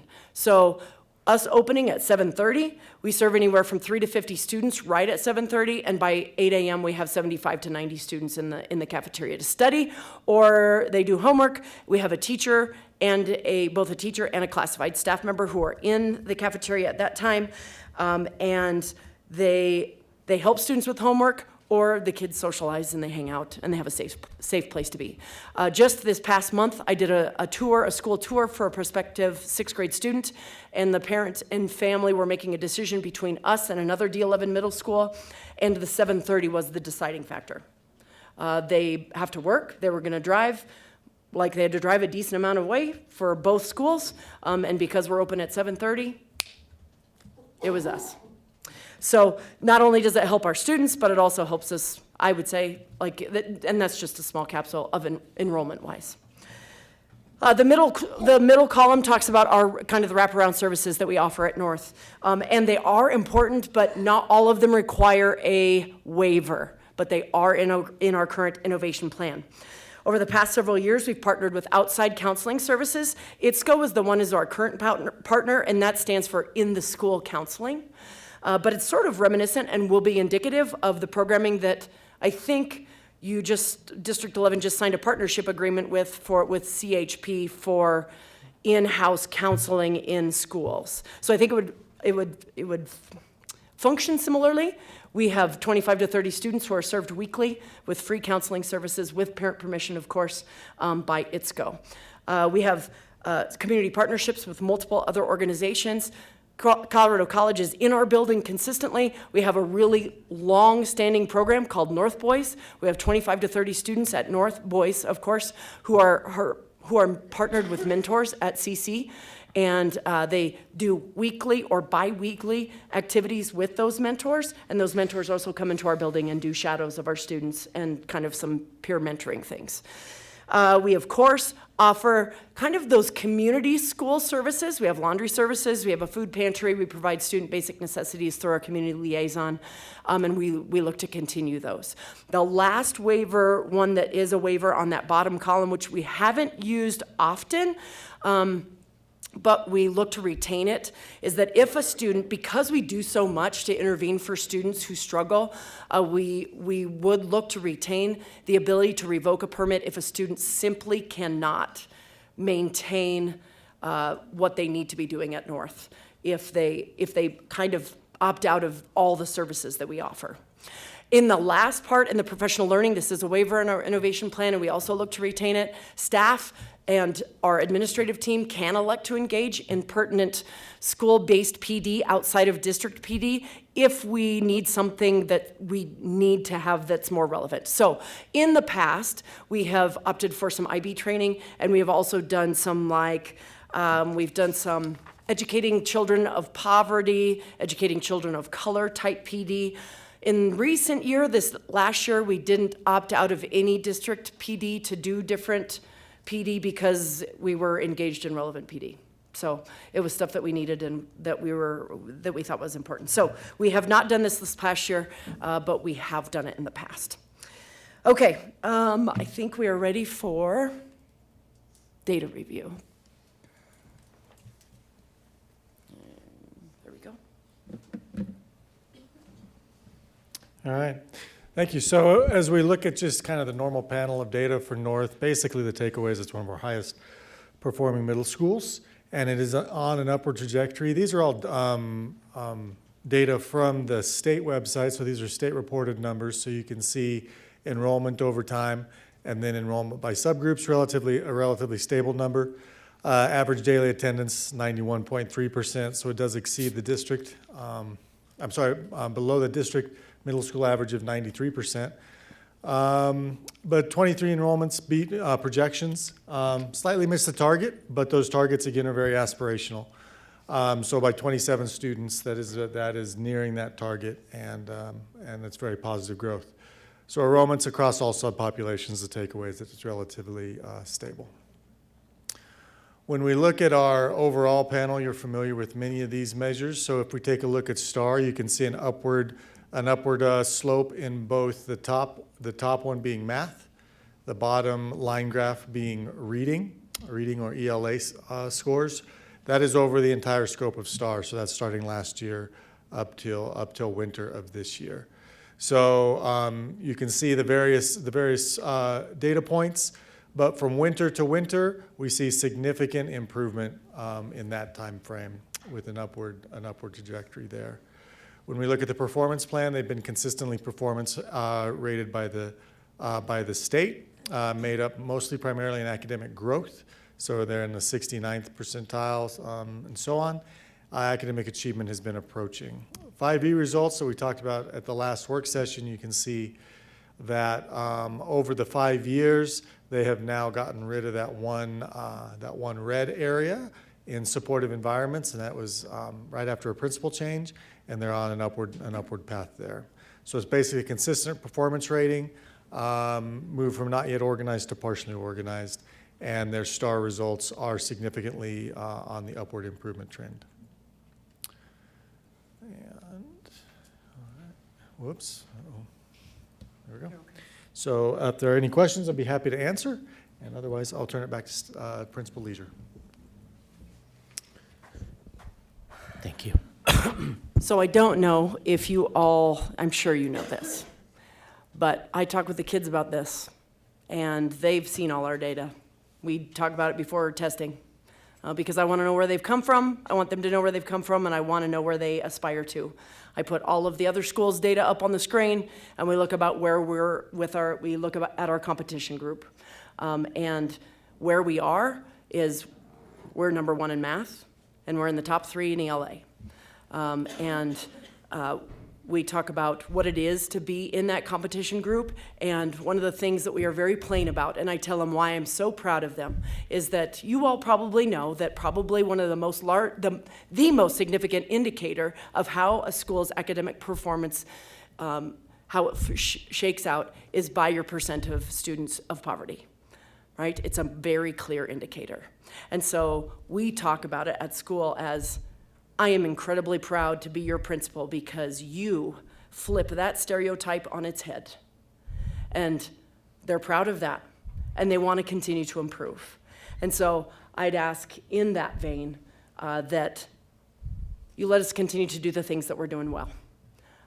It's been great work before me, of the leadership team that's been before me and the staff before me, and I'm looking to continue that and throw in some of my own ideas and finally get to green and effective leaders someday.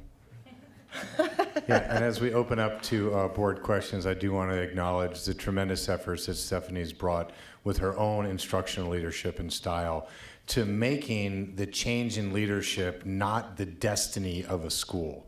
The innovation plan was approved in 2021 before many members or some of the current members were on the board. That leader has moved on and left that building in an excellent place that it's now moving up. And so we're trying to develop systems and structures that the change of a leader doesn't mean the roller coaster ride of now a school has to start all over again. This innovation plan and the renewal of it and approval of it continues those efforts. That vision was strong, this vision is stronger, and North is delivering. And again, Steele, North, and Palmer having been the first completed pathway in District 11 on the IB pathway. And so now's the time, and we're open for your questions. Thank you. Director Hafley. I don't have a question. I have a comment.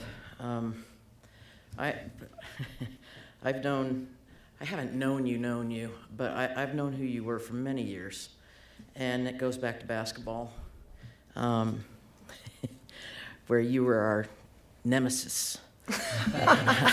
We could never. Always goes back to basketball. We could never beat them. So the Stephanie I know is somebody who doesn't accept anything but success from her kids. And she does it in a way that kids know she genuinely cares about them as human beings, not just as kids in a seat at a school.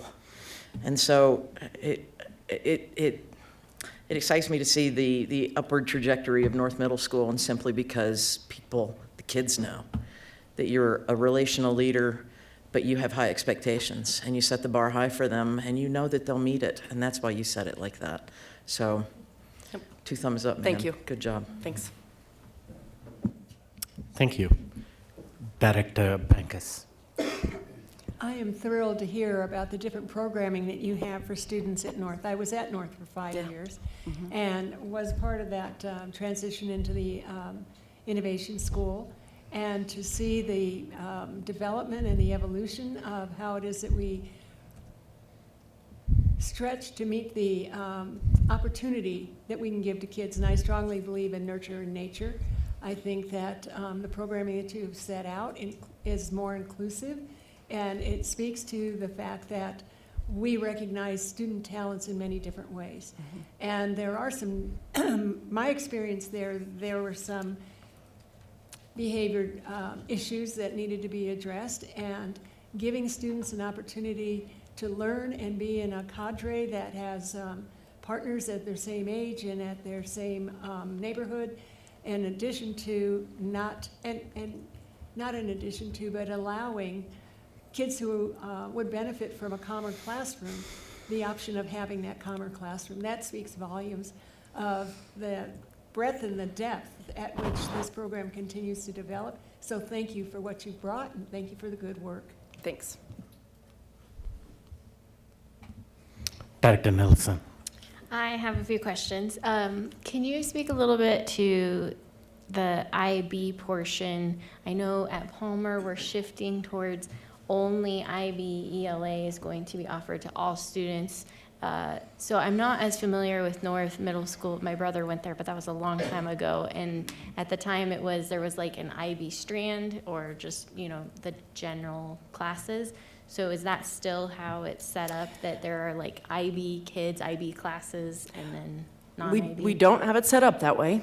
We have it set up so that, because if you think of, IB really is a conceptual framework. So it's really the lens through which your instruction moves. So instead of it, there are like specific spots. So for instance, we will be using like some IB textbooks like in math, where we've got like our double advanced 8th grade math, our advanced 7th grade math, the double advanced, the highest math kids will be working through like an Oxford IB textbook.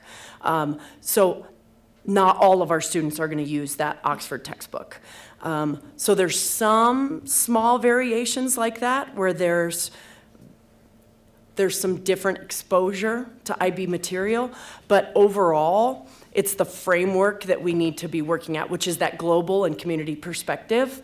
So it is a work in progress. Okay. There's a lot of work to be done. I have grand visions, but we're moving towards that, but we don't separate. We don't separate that some kids are IB and some kids are not, no. Okay, got it. So then I also was wondering about the 7:30 to 5 and staffing that. Is that based on, staff that sort of volunteer and then do they earn like a stipend for that extra time? How does that work? And I'll let you answer that and then so good question.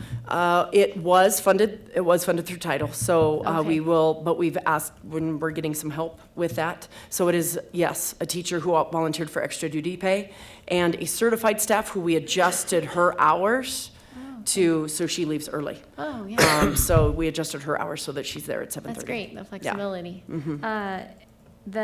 So I was going to ask, are you a Title I school, and then are you still? We have been, but we're not next year. Okay, I know there's been some movement. Yeah. So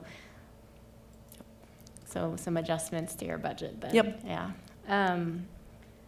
As far as the slide 4 on wanting to revoking a student permit if they don't meet behavioral expectations, I would just like to put it out there for like the superintendent and board to consider. I've heard this specific request from other schools, and they brought it up for chronic absenteeism as a way to help mitigate that at their schools. Like, it's a privilege for you to choice into the school, but if you're not gonna come and we can't teach you, then that should be, they just have asked, would we consider that being a method to provide like a lever for them to pull and hold accountable. So I was really excited to see that you guys are already, it's already kind of out there, and so just maybe we want to consider it across all of the schools as an option for, I hadn't thought about behavior, but the absenteeism as well. So just put that out there for the team. I think that was all my questions. Thank you. Of course. Thank you. I don't see any other questions from the board. Couple of questions for you. If you go back to the previous slide, Ms. Olson, there was a reference out there that you were using title funds to increase attendance. Can you give a little bit more details on how you go about doing that? We are considering an attendance policy later on. I'm just curious how you are using your title funds to increase attendance. Yeah. So the most significant difference, honestly, is that we have the students that are in that most significantly impacted room are students who don't come to school. They don't come to school, and when they're there, they disrupt. And so giving them a space, and I mean, their attendance has gone through the roof from like 40% to 80%. So it's a small group of students, but by giving them a space where they're not consistently in trouble, and they can be, and I tell you, it takes a special person, but I have a special person, and he works really well with students, and he gets them to work he rewards them differently than other kids. Like, it's a very different system. And it would be interesting to see how it could be replicated across larger scales. But it increases attendance only in that we've got this smaller group of students. Title I funding was only used to increase this smaller group of students with their attendance. But their attendance has gone through the roof. Okay. Yeah. Thank you for sharing that. Yep. How many students typically are in that? 10 to 12. Okay. Mm-hmm. Because really, when it comes down to it, that's all there is. It's not a big group. Yeah. But if they are consistently disrupting classroom instruction, Yep. and you are removing them from that environment, Yes. but keeping them in They're school. not getting anything, and neither are the other kids. Yeah. Yep. What's your enrollment this year? We're the right slide- at 600. Okay.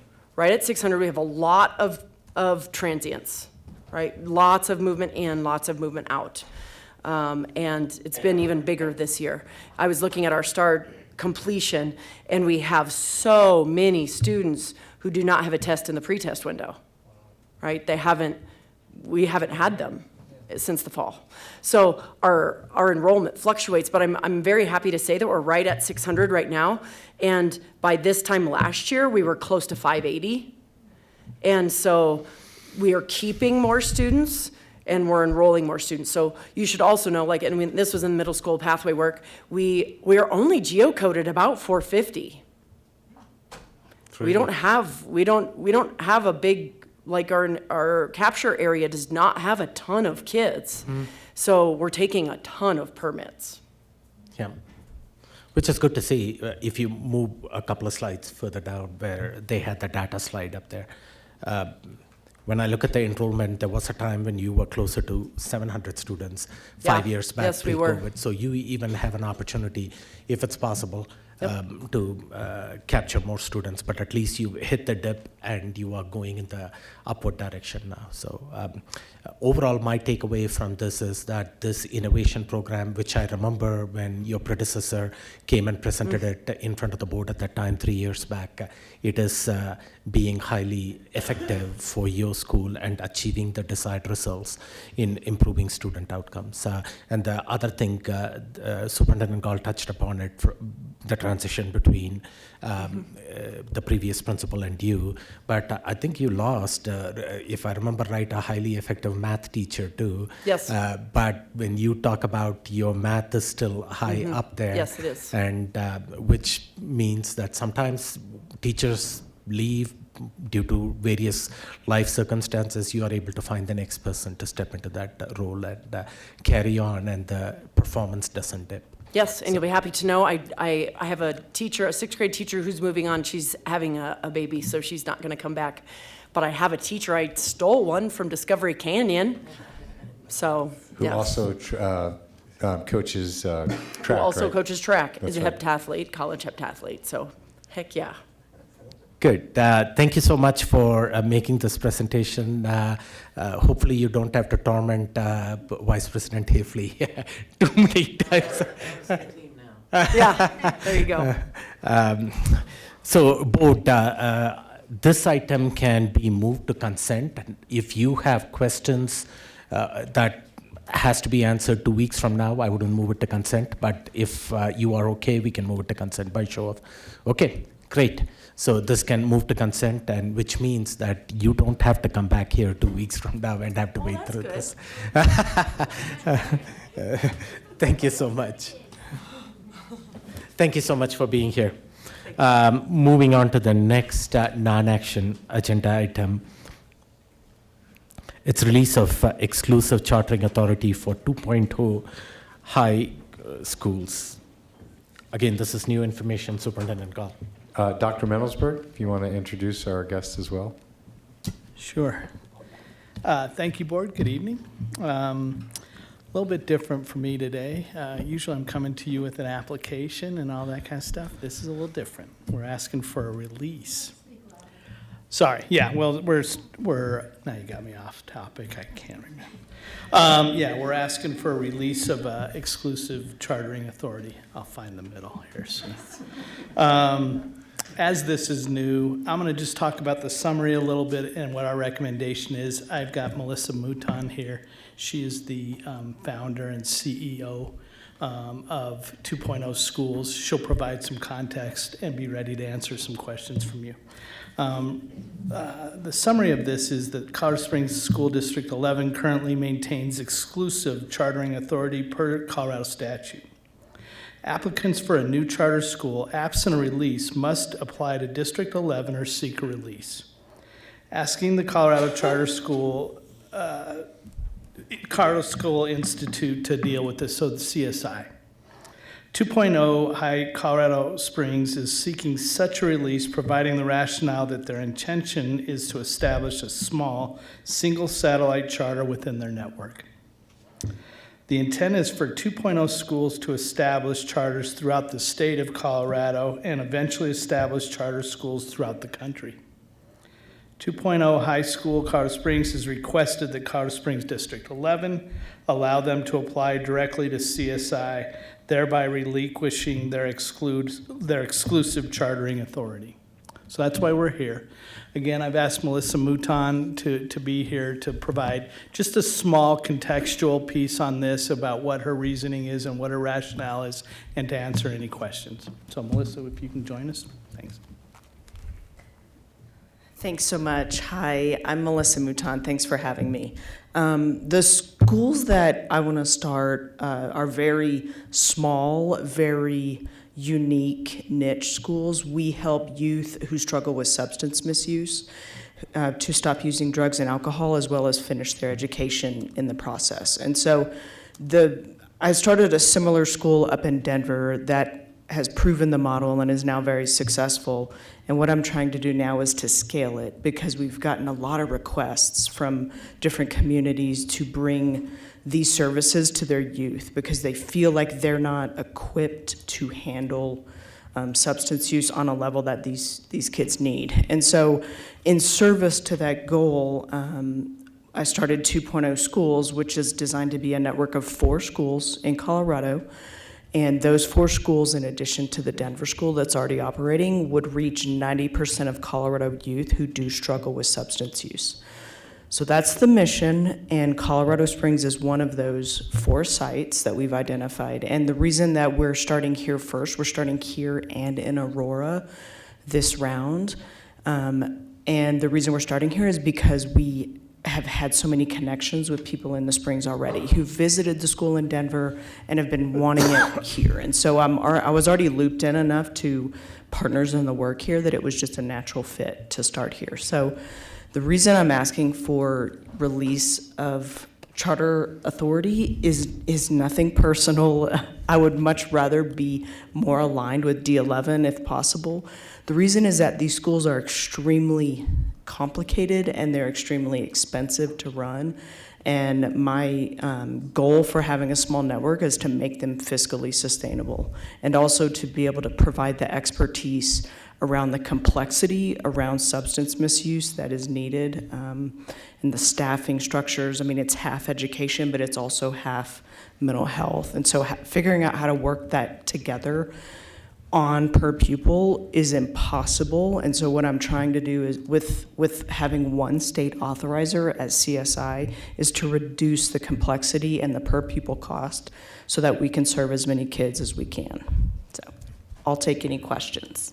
Yeah, and just to add to the context, we've talked a lot as a board and as administration about local authorization, particularly when we talk about charters. The local here is the state.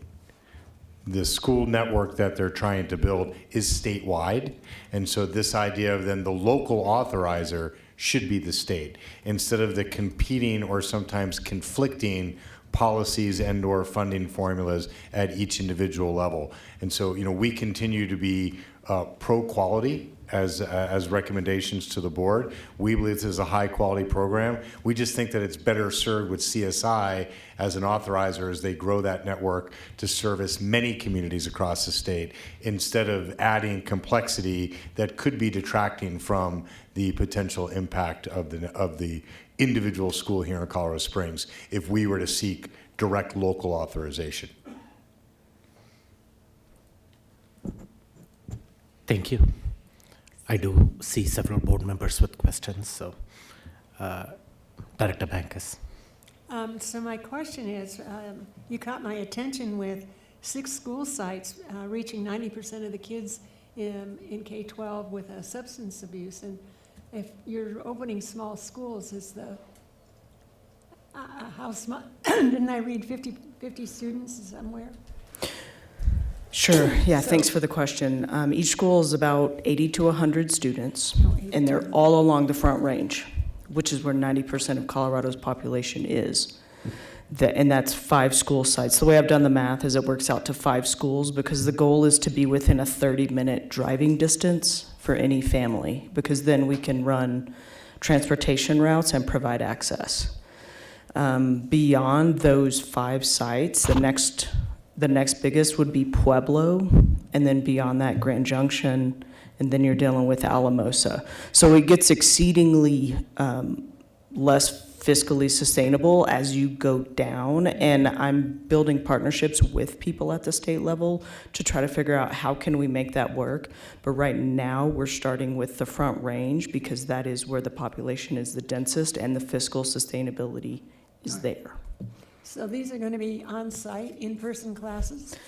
Yes, personal connection is the bread and butter of what we do. It cannot be done online. These kids need love, support. They need to feel like they're a part of something. And from where are you drawing the students? Is it from? It'll be from all the surrounding districts. No, it's, sorry. Is it from cases that have gone to court? Is it from DHS? Is it parents who volunteer to kids who volunteer? Yep. Where are they coming from? Typically, we get referrals from behavioral health organizations such as treatment, inpatient, outpatient therapists. The second one is juvenile justice. Kids get arrested. The third source is word of mouth. And the fourth source is other schools. Many schools, they're the first ones to identify that a kid is having a trouble with drugs, and so they will refer them over to the recovery high school.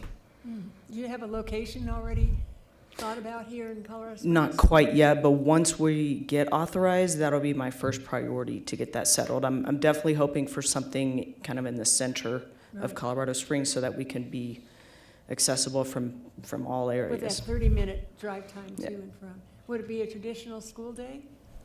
Yes. Okay. Yes. Well, thank you. Director Nelson. Thank you for what you're doing. It's amazing. Thanks. So I know that, I'll be voting to give you the waiver, but if there's ways that we can support you, because you're serving kids in our community, that's how I see it, let us know how we can come alongside. So. I appreciate that. Honestly, with the Denver school, the partnership with other schools is one of our biggest supports. Kids kind of flow back and forth, but I would yes, absolutely, we would love to partner with, even if we're authorized by the state. Right. It's a local game, like These are our kids. everything is local, Yeah. yeah. All right. Well, thank you so much for what you're doing, and please let us know how we can support you. Thanks. Director Roth. Thank you. I appreciate the need and you meeting that need for such a school. Just, we did have a sober high school several years ago, and I hope you have looked at why that didn't work. I don't know if it was under-resourced or because it is so complicated. But just as long as you have, I'm not saying you have to, but there may be lessons learned there that you've already examined, but specific to Colorado Springs. So. Absolutely. Thank you. I was engaged with them before they opened, after they closed. They're engaged with me now. Statistically, it's not an anomaly. Mm-hmm. Statistically, for every recovery high school in the nation that succeeds, 2 to 3 have failed. Wow. And so I think that's why I think the Denver school, our first school, we're doing it a little bit differently than other recovery high schools, and that's why fiscal sustainability is like my number one, because it's got to last. We've got to figure out how to do this well and make it sustainable. Great. So it's not an anomaly. I wouldn't write off the idea because it's pretty common. Appreciate that. You've done your homework, I can tell. Thanks. Yeah, you touched upon this. The first idea or the first concern that came to my mind is how is such a small school fiscally viable? But looks like you've already figured that out with the Denver with the school that you have in Denver that is operating successfully to some extent. So. Unfortunately, I have not yet figured it out. It is operating with very heavy philanthropic support.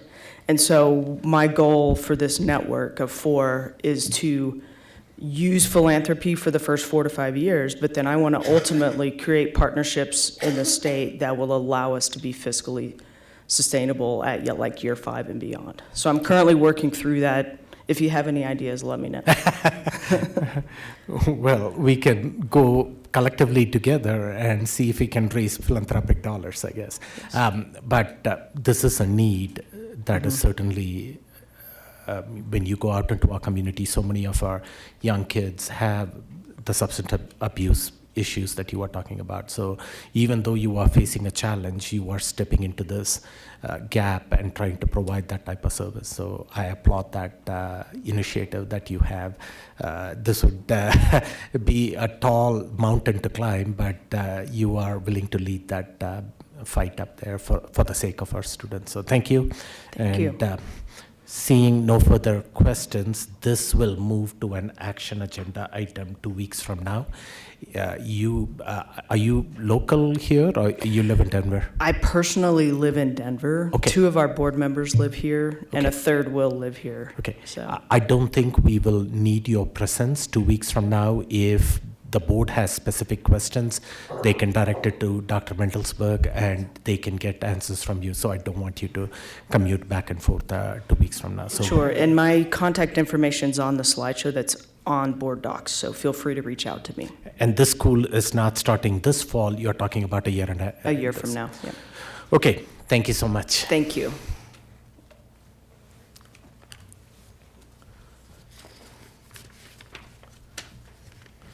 So moving on to the next item on the non-action.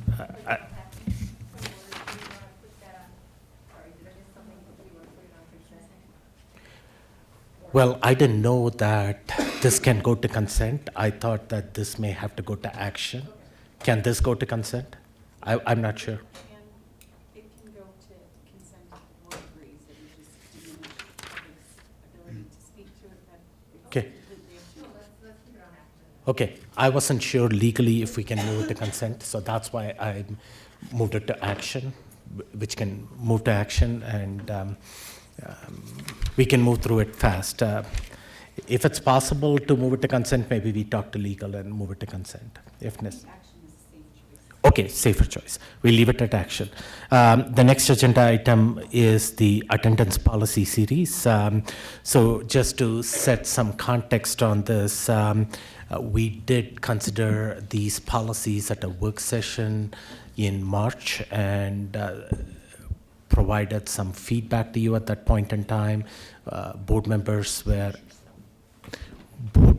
were asked to provide feedback to you, and you are bringing that as a non-action item at this point in time, all the attendance policy series dealing with attendance, and we'll try to go through this as efficiently as possible with the remaining time that we have this evening. Since Superintendent Gall left, I'll introduce yourself, Dr. Greg, Dr. X, and we'll move on. Well, good evening, President Melpacum, members of the board. As President Melpacum mentioned, we're back tonight to introduce formally into non-action the attendance policies, the JH series of policies. I do have Director Brandt with me tonight, who will be fielding the specific questions.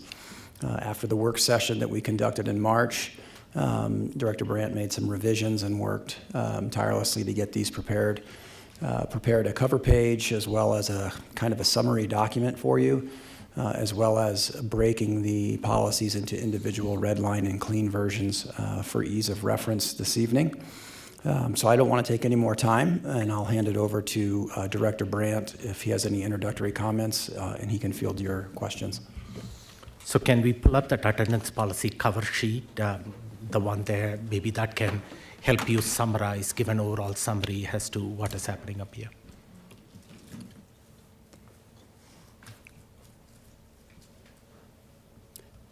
Good evening, board. Sorry, adjusting the mic. Again, the cover sheet I think is a great starting point. I did get some feedback from board members and took that and adjusted the revisions to what they are today.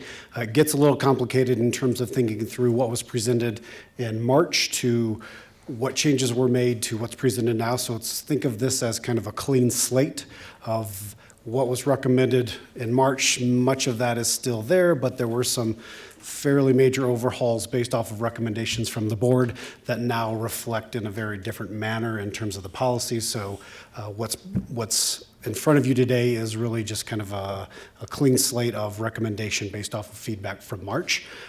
I will acknowledge that I know there's some edits and formatting issues. I ran into some trouble with when it's tracking the edits and kind of edit tracking mode. I was having some formatting issues, so I apologize, but no, I'm aware of it, and if you have any specifics that you want to share with me, I welcome those comments as well. Is there anything that you want to cover in that policy cover sheet itself? Yeah, on the bottom is a little bit more detailed. Okay. This is a great... If you can just move to the next page, Ms. Olson. Yeah, there you go. Is there anything you want to... Yeah, I can try and highlight some of the major shifts from what was recommended previously. On JH, there is some language that was moved from JHB into JH because of the board's wish to move more towards that 50% at that time. It did not really fit with the truancy component and fit better, more aligned with what's in the JH policy. And then the JHR is additionally, it's still being repealed because most of that is been moved and aligned with what's in JH. JHB has the truancy that's where the 50% was, and that was removed to help better align. So there are some adjustments mainly between JH and JHB. Okay. Let's go back to the previous page up there, and the board docs I'm talking about. Going back to the policy itself. Yep. So we have 4, 5, 6, 7 policies up there. Ms. Olson, if you can pull up the JEA revised markup. Yeah.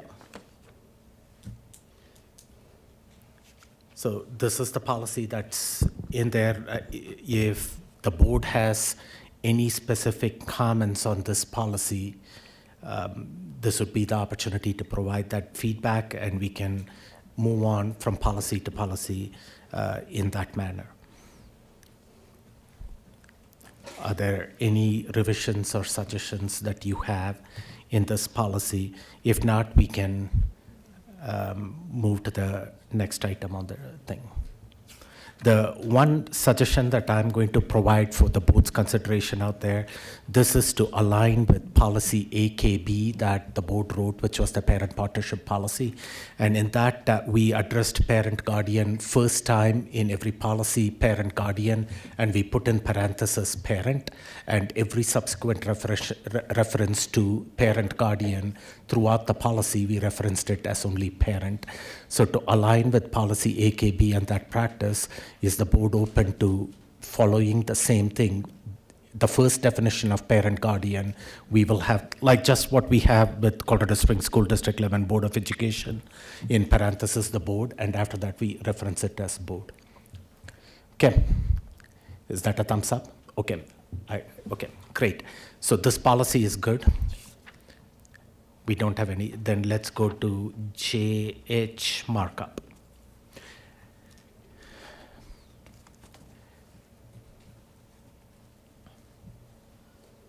Okay. Director Bankus, you had a question? Okay, on this policy? Yes. Okay, let me. Paragraph 5, daily attendance for each student will be kept in accordance. And then, is that, so a student who is absent more than 50% of any attendance period during a scheduled school day will be considered absent for the entire recorded and reported period. I still have difficulty with this particular paragraph.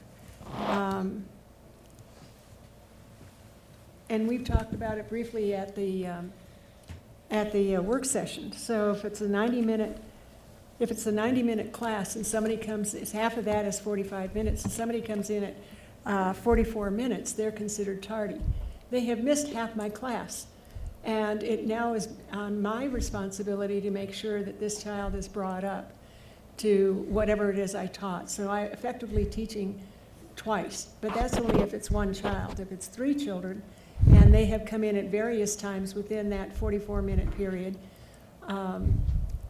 it just doesn't make sense to me. As a teacher in a classroom, I want to be able to get my kids in class. The tardy bell rings. We have maybe some sort of a daily practice that keeps them engaged, and then I engage my class in learning for that day. Students coming in past that time period disrupt the class, and we've seen that happen when children are pulled out for interventions. And so to my experience that I've heard lately is that we no longer do that. We no longer pull kids out of class and then let them come back in, and then they're supposed to catch up to whatever was happening while they were gone. So that was one. The next paragraph down where it says, it's crossed off. It is the responsibility of the student or parent guardian to request access or obtain makeup work, and that was deleted. And so whose job is it? It's been moved to a different section. It's addressed in the makeup Okay. section. Oops, I dropped my pen. Hold on. And again, part of that's the alignment with CASB and how their structure was, and then trying to reduce the duplications. We just moved it to a different location. Okay. And that speaks to how much we're reviewing to get this thing done. And because of sunshine laws, other than sitting here tonight, there's not an opportunity to go through this and really have a healthy, in my opinion, a healthy conversation at 9:30 at night to make sure that we are putting into place all of the things that are going to be essential for a smooth, undisturbed classroom period. So the next page under excused absences,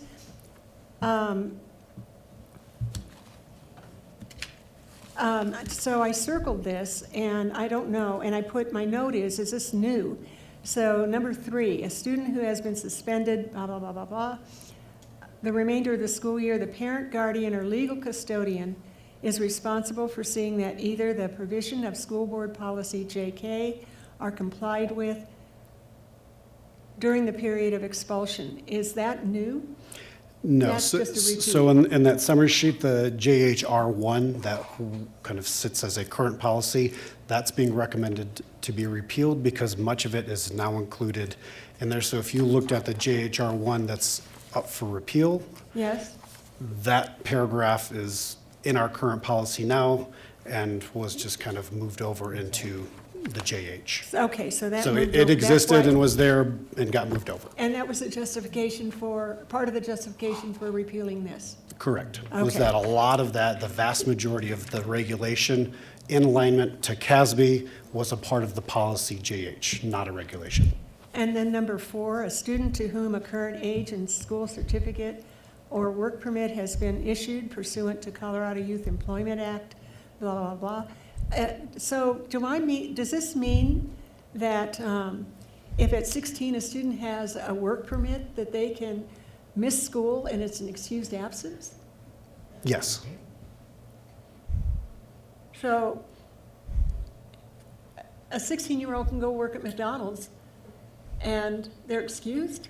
There's requirements in order for that to happen, and that I believe should go through my office. I have not seen any of those brought forth to me in my role in the year that I've been in there. So but yes, legally, statute-wise, it can happen, but in my experience over the last year, I've not had any come to me in terms of requests for them to leave Well, school to go let's not work. publicize this. It's on our policies. I do want to say, okay, going to the top of page 3 of 7, I think I'm in agreement with that. I think that I appreciate the recognition of our military children as they continue to change schools and parents coming home from deployments. I thank you for making sure that's in there. Unexcused absences. So the first paragraph at the bottom, I don't know where the sentence began. Oh, here it is. Each unexcused absence will be entered on the student's record. The parent, guardian of the student receiving an unexcused absence will be notified orally or in writing by the district of the unexcused absence within 24 hours from the start of the absence. Is that done through the teacher taking attendance and then it triggers a robocall to the parents? Yeah, to the that contact? should be, the robocall that goes out at the end of either the morning or at the end of the day should cover that notice. And is that standard through all of our 57 schools? Yes, the Okay. robocall is in place. We're doing an internal study to make sure that any and/or all practices are standardized. So the area superintendents are collecting that data right now on a redacted basis, which is get sample size of schools. Let's see how practice is actually playing out. I am certain that I could get a handful of parents to tell me that that isn't happening and/or it's happening when their child isn't absent, because that is some of the challenges that exist right now with the current 2010, which is you'll get a call at 21 minutes that your child's absent when your child may feel that they got there at 19 minutes. But part of this is about the board setting priority of policy, but most of this is about the administration committing to practice. And part of that goes back to an earlier comment from my fellow board member about cell phones. So at 21 minutes after the start of class, a child is marked absent. The parent is calling the student on their cell phone to say, why aren't you in class? And so that's something that needs to be considered when we talk about the limitations on cell phones. Well, if they're in class, they wouldn't be called that they were out of class. And if they pick up at 20 minutes at McDonald's, to the other comment, Well, if they were in class maybe they'll on go to time, they class. wouldn't get the phone call, but if they're not in class on time. But, you know, we do have an attendance office, we do have a main line, we do have a way without cell phones, without disrupting the class. Although it comes over the speaker that says, is Lauren Nelson in class? Yes, she is, thank you. Been like that for decades. So the next paragraph down, in accordance with the law, the district may impose appropriate penalties that relate directly to classes missed while unexcused. Penalties may include a warning, school detention, or in-school suspension. Academic penalties, out-of-school suspensions, or expulsions will not be imposed for any unexcused absences. So do we still take kids to court? Truancy court does exist, yes. Okay, and so somewhere in here it says if you're missing school because you've gone to court, it's an excused absence, is that correct? There is language that, yes, that requires working through plans with families and parents, making sure that we're supporting, but there are also indicators that they can go to truancy court, yes. So, and is that another, oh, he left the room. So is that going to be another standard? Ms. Acevedo? Yes. So is that going to be another standardized practice that all schools are using the same standard in applying this? Because in some schools, there's variations in how schools are administered. Yeah, there have been conversations around how do we get more alignment across the schools and make sure that the practices are very aligned and consistent. So yes, there are ongoing conversations on how do we get better and make that happen. Yeah, and so when we get finalization on any changes made to the policy, we'll also align the implementation practices that Superintendent Gall was talking about and what Chris is talking that we're working through right now with two task force to get more feedback. But yes, implementation will align to policy. That segues into another, but I have to wait for that segue. So my question in this paragraph is, if they are unexcused and they fall into this category, that they get a warning, a school detention, or in-school suspension. There was somewhere in here about makeup work. Is there makeup work for unexcused absences? The makeup work section is further down. It's further down. Yes. And again, there was so much information, it's hard to keep track. So can we address that now, or shall I just wait? We can flip there. Do you have anything in the chronic absenteeism? It's right there, makeup work. How is unexcused, how is homework done after unexcused? Oh, it's under here, under chronic absenteeism? Can you restate the question? I'm sorry. No, I'll just wait. Okay. Just tell me. The first line in makeup work says, students will be provided any class for unexcused absence unless otherwise determined by the billing administrator. So general practices for unexcused absences, yes, makeup work should be allowed. The building administrator can make additional. I'm sorry, there's too much going on. The building administrator can make accommodations or veer from that baseline, but for an unexcused absence, makeup work should be allowed per the policy, how it's written currently. So the way we I understand that in the sense that we don't want kids to feel as though, gee, it's an unexcused absence, so I don't have to do the work and not have it counted. I understand that, but also I'm looking at it the other part that says, hey, I'm really smart, I don't have to go to class, I can miss all this stuff, and I just need to take the final, or I just need to take the test. And I don't know if that's the message that we want to send to kids. Do you mind if I add to that? I think you're right on with that. I think that's also pieces that would be worked out with implementation. For instance, you may be required to do work, and the credit that you get in an overall class connected to GPA, connected to grade, might look different, right? Based on what you've put into play. And can get at, we need you in class. We need you there for the initial learning, right? And there are consequences and other pieces that we want, but what we don't want is any child opting out of the learning. So, yeah, that's a good point. Okay, so this last part on chronic absenteeism, I agree with. I'm getting to the end. Hold on.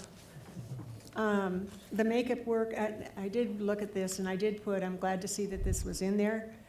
And then this tardiness piece. Do we have some idea of what, if we go to this extended opportunity to come to class, in my opinion, whenever you feel like it, and not miss, and not hit that barrier of being absent, have we come to some ideas that have been tossed around that said for our chronically tardy students that these are the kinds of consequences, or this is the plan that we're going to put in place? Because this is not new. right? We're all dealing with people who are tardy, people who are absent, and we want them in school, and you're absolutely right. We need them in their seats, and my thinking is, even for kids who come and don't actively participate, it's better to have them in class than not having them in class. So some kids are motivated, and parents are motivated by consequences. And then you hit the fine line between being punitive and being restorative. And so after all these years in education for all of us, having gone to school and the rest of us, what's going to be different? What's going to be new? Yeah, as we go through and define this policy, the consequences, we'll hand it over to the superintendent, that responsibility. If the board can say, we don't, tardiness is something that we take seriously, whether it's tardiness or unexcused absence, and then direct the superintendent to come up with a plan to address tardiness at school and unexcused absence at school, and we can task him with that task and ask him to come up with a plan in a couple of months before the beginning of the new year, then that would be something that superintendent called. And my response to that is that we need a great re-education process for parents and for students, because a tardy doesn't have the same significance as an absence. A tardy is, I showed up 3 minutes late, and I've said this to both of you, that when I think I'm going to be late, it's like I'm on my way, I'm going to be 3 minutes, 5 minutes late. Being absent has a greater significance, I think, in getting your student to school on time than being tardy. And being tardy just doesn't seem to be, okay, so you're a few minutes late. Well, now we're talking about being half the class period late. You may bring up a great point, Director Bankus. Pardon me? You bring up a great point out there, and that's a conversation that the board can have. Do we want to go with what has been suggested out there, which is 50% of the time, or do we want to go to the 10, 20 minute, which was there previously? That's a conversation that the board can have at this point in time and figure out what is an effective way to address this attendance thing. But do you have any other things? No, that I'm you done want with this. Can I respond in one way Sure. to what she was just asking about? The reason that I called out some of the consequences tied to the unexcused absences, it's really calling out what we can't do. In state statute, it says you can't suspend a student for attendance issues. So just making sure that that's called out so that we're in alignment with state statute. So that's why it got into some of the details on consequences. But generally, if we're aligning with CASB, I think CASB's approach to policy is kind of a bigger, broader guidance document and doesn't get into as many details as maybe some of the policies that I've reviewed that we had in D11. And so if you're looking at the comparison of CASB versus some of our current policies, I think some of our language gets a little bit more detailed, maybe not a significant amount, but I think we end up adding specifics. I think the closed campus is a good example where CASB doesn't acknowledge that, but we in D11 have some exceptions that we need to account for. Okay, so before I move away from you, Director Bankus, just to keep it efficient, in this policy itself that you reviewed and asked several questions about, is there any suggestion that you have to revise this policy at this time? I think it needs to stay at 10 and 20. Great, okay. I do. We'll certainly, is that something, what Director Bankus proposed, to move the absences from 50% of the time? If you can move up to that language right at the top of the first page.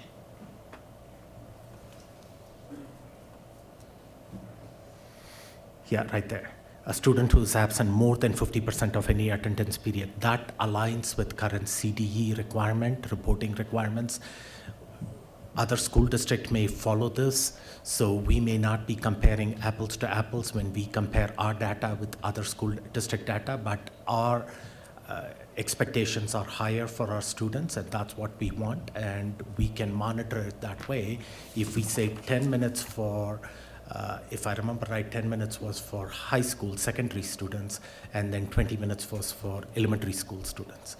Is that what you are proposing, Director Bankus? I'm sorry, I was You saying- are proposing going back to 10 10 minutes minutes, for elementary. 10 minutes for secondary students if they miss, and 20 minutes for elementary school students. Oh, okay. Okay, that's what was the original language that was And I in will there. do that. I will Okay, agree with so that. that's the proposal that Director Bankus is on the floor. How many thumbs up do we have for going to that model out there at this point in time? Can I say Sure. my piece first because it's directly relevant to that? Okay, Director Carey. I just want to try to remind myself of some context with the distinction between being tardy and being absent. My memory when we talked about this at the work session was part of the reason we wanted, I shouldn't say we because there's disagreement now, but part of the reason it was suggested to change the definition of absenteeism was to align with what state and CASB and other schools were doing to allow for more apples to apples comparison. Mm-hmm. Is that recollection correct? That's fair, yes. Okay, so with respect to tardiness, there's a few things I noticed when I read this. In Mr. Kaiser's email, he had expressed some concern that there wasn't a good definition of tardy, but in the policy I'm reading right here, tardiness is defined as you show up without proper excuse after the scheduled time of class begins. So if you're late at all, you're tardy. It then says, then this is to your point, Director Bankus, because of the disruptive nature and the detrimental effect, appropriate penalties may be imposed for excessive tardiness. So it was explained to me back when we had a very brief conversation about discipline in a work session, that policies don't typically outline penalties. That's kind of an implementation thing. But it seems to me that we could stick with our definition of absenteeism so that we have apples to apples comparison with other schools. And then we could load up implementation for what it means to be for penalties for tardiness. So all the things that you're concerned about, we can't have students showing up halfway through class and going away scot-free.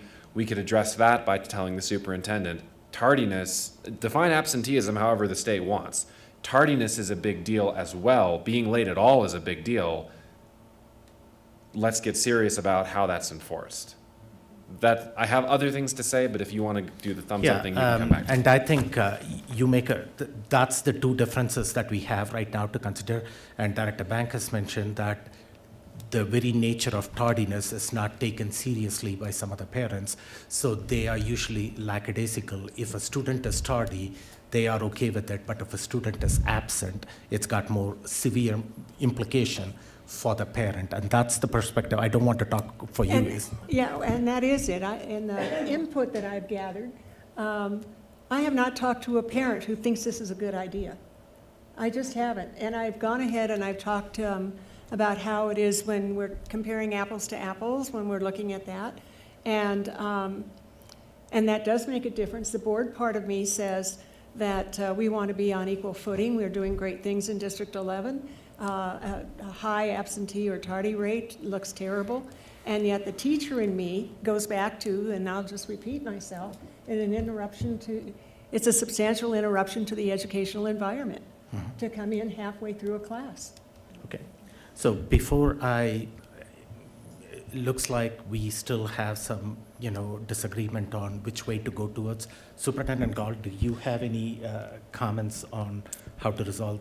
Yeah, I certainly think whatever the board decides, again, the district is going to put together a really strong practice. But on this idea of between 50% and 10 and 20, it's very easy for me to say that we have a disruption to the sanctity of the learning environment when I say we have 43% of our students chronically absent.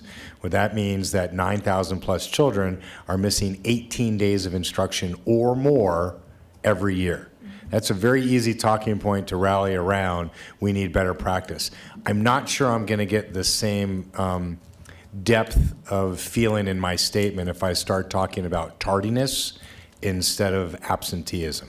And so my fear at going to 50% of the time, that now you can be 49% of the time and not be absent, means that now I'm trying to tell people, well, hurry up, you're late to class. Right now, like you've heard me say this before, my meter is off. My measuring stick is off. My measuring stick was, why aren't you walking faster to get to class? I heard the bell. And what I'm really measuring right now is, where were you today? Not why are you not walking to get to class? And so while it will help us have apples to apples comparison if we go to the 50 within the state. I think what we need to do right now is be accountable to our own apples. And if we stay at 10-20 for at least one more year and say, did we actually get in programs that made changes? Because if we go to 50%, our chronic absenteeism is going to drop to 12 or 13% next year. Because a kid's going to show up for just a little bit more than half a day and get credit for the day. And then we're all going to take a victory lap and say, look, we turned chronic absenteeism from 43% to 12. But we're still going to have kids missing massive amounts of instructional minutes. And so I would offer, again, whatever the board decides, the administration is going to be very strong in practice. And if it is tardiness that we're tracking, then we're going to get you 8 measures of tardiness. 5 minutes of tardiness, half an hour of tardiness, and 49% of the day tardiness. We'll break it up that way if we have to. But I think staying on 10-20 allows us to compare apples to apples. People are not either coming or not coming to District 11 schools because of our absentee rate. Like, that's not as big of a public number for us to want to say, oh, ours is better or worse than it is in D20 or D2. So I think us comparing and holding ourselves accountable is always the first best strategy. And when I take a look Thank you for the feedback. When I take a look at the first paragraph on JH, the second sentence, frequent and chronic absences lead to poor academic work, lack of social development, and possible academic failure. Regular attendance is of the utmost importance for school interest, social adjustment, and scholastic achievement. If we all agree with that, and I think that we do, then to say you miss half your class and it's okay, it doesn't make sense. It doesn't align It doesn't align. with the purpose of Okay. what we're talking So about. with that being a consideration, is let's figure out how to proceed with this. If board members have any further to comment on this specific topic, or otherwise I can call for a thumbs up to go with one or the other. Is the board ready to go with the thumbs up, or you want to make a comment? There are more comments. I want to I hear know, more comments. but on this specific topic, you want to make a comment? Okay. I have, Dr. Carey, you have a comment. I'm going down the thing. Do you have a comment on this? I have more comment. I have one more comment on this policy, Okay, but it's not, on this topic. Okay, then if you can switch off your button, so then I can move to the next one. Director Jurgensen. I think just reframing the conversation around, I think what Ms. Acevedo and Mr. Gall have mentioned, and what you read, Director Bankus, in the first paragraph, the philosophy of this policy. And we could have 14-page policies across the district and give direction to every single department on every single definition we want to include.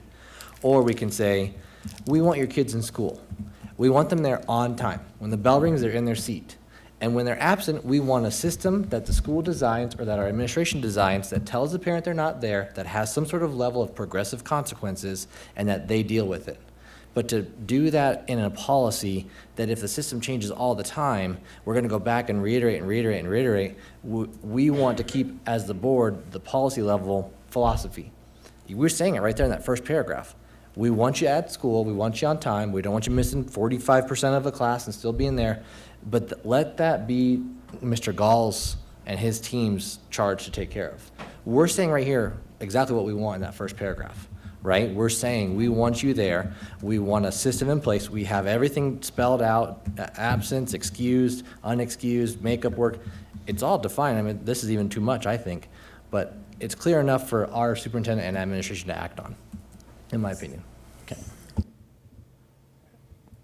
Director Nelson. I will echo Director Jorgensen and Director Carey's points. I agree. And I'll just add that I hear what you're saying. It's opposite of what we're trying to accomplish. But the state does set out a definition of absence, and to not use that definition and then be compared to other districts, I just think that we can get after the problem of absenteeism through accountability, through implementation of this policy. When I read these policies before they were posted on board docs at the work session, like the ones we had in place already, they're very tight.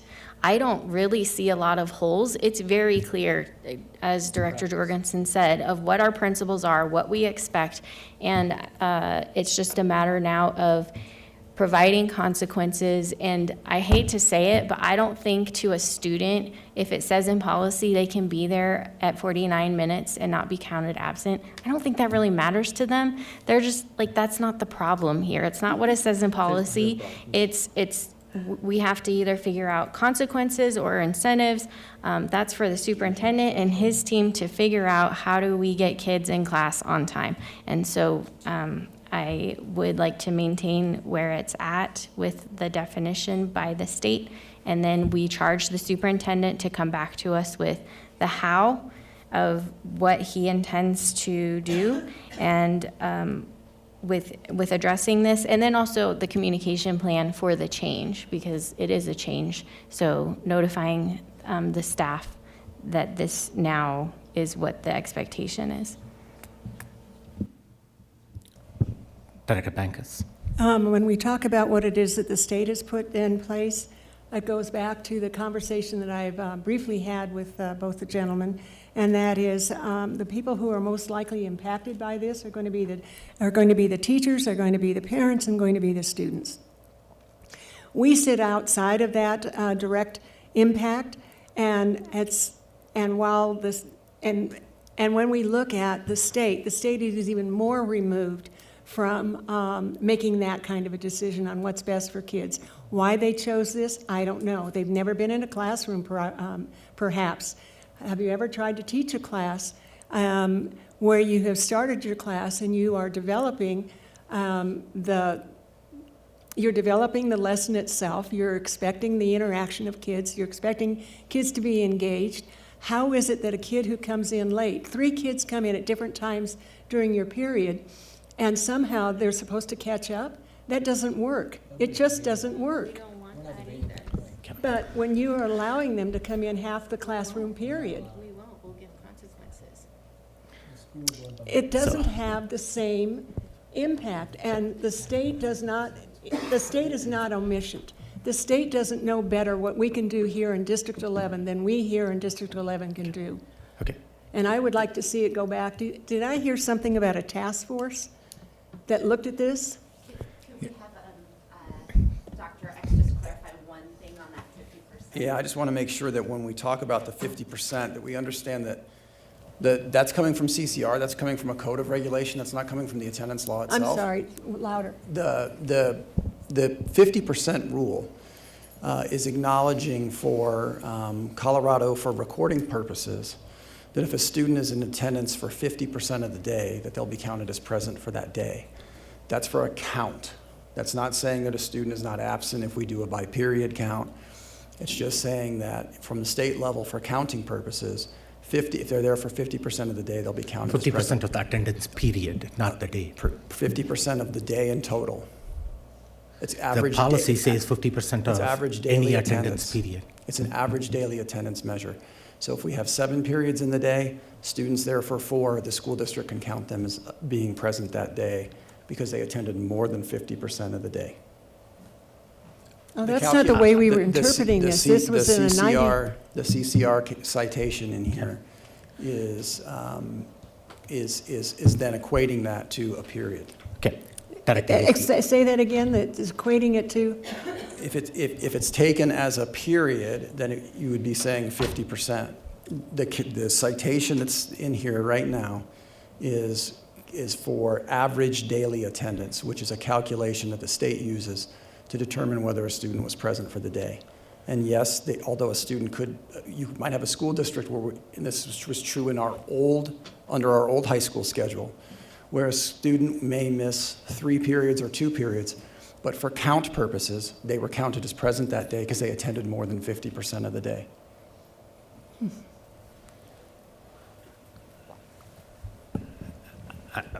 I don't know. I'm more confused now than I was before. Director Hafley. Getting some guidance tonight from the board on what you consider to be present for a period. understanding that our elementary schools currently are on 2-hour plus two-period days. So what is that time that marks, what is that time and guidance we can give to an elementary school teacher to say that the student is now absent? High school, there's 4 blocks in a day, same thing. When do we tell a student in high school that for that first block in the morning, they're absent from class? Is it 20 minutes? Is it 30 minutes? That's what we need to decide. The 50-50 is a counting purpose, so we should, if we can just ignore that and find the common ground of what that period is, we then have also defined our tardiness. Because once the bell rings, if you decide on 10 minutes for high school, that 10-minute window is tardy, and we'll figure out under Mr. Gall's supervision how we're going to make sure we hit on those tardies in that 10 minutes. But after that 10 minutes, our teachers know that student is now marked absent for that period. Mm-hmm. Okay, Director Hafley. So to be clear then, it sounds like we're up here talking about 2 totally different things. You're talking about the count, the full day, and you're talking about, let's say, 1 class period. Is that right? A teaching block, yes. Okay, so when I would have kids come in late, up to 10 minutes, they're considered tardy. After 10 minutes, they're considered absent. That's not the 20-10-50 thing we're talking about, correct? The truancy policy previously or currently stated that once you surpass that 10 or 20-minute rule, the tardy turns into an absence. Right, And but- then we'd be using that to calculate the average daily attendance. But, okay, but we're talking an apple and we're talking a banana here. So what Dr. X was saying is that, let's say on a 7-period day, the old schedule, basketball player, let's say tall guy Trey, goes to a baseball game and he misses 4 classes that day. He's there for 3. He can't play in that game then. Is that what you're saying? You want to take this? I mean, I would, looking at the CCR, it calls, so the regulation helps define what is in statute, right? So that's why we have those regulations to help quantify what is the statute actually saying and how we're going to report it to CDE. The level of detail that's called out is really sort of up to us, and it talks about down to the smallest measurable level, and for us, that's the period. Each class period is how we measure it. Elementary, we have 2. High schools, secondary, it's 6, 7, or 8 typically. So that's how it is defined in the regulation to help us determine consistent reporting for us and all of our schools, as well as all the other districts across the state. So my first period class, a kid comes in, how long are classes now? 110 minutes? Yeah, something like that. So kid comes into class 15 and minutes late. they get there an hour late. Yep. Okay? And they would be considered absent at that point, Yeah. right? Is that what we're saying? Right, But if they come in, like 50 minutes, they would be considered present. I'm not sure anybody realizes the amount of work that puts on a teacher's back. Because now I have to go back and reteach 50 minutes of Right. time to one student who decided, I don't think I want to come to class right now because I don't think I'm going to have to. And that's only one student. What if you have Yeah, 3? yeah. Okay.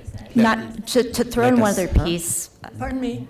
Let us just talk apologize. one at a time so that we can have some, we don't have too much crosstalk. Director Hafley, are you? done? I just want to make sure I'm clear. I don't have a problem with the 50% rule if it's a matter of missing 3 periods but still being there for 4. But you come into my 1 class period and you are absent for 50 minutes. You're absent. That is not a tardy. I think this is to Dr.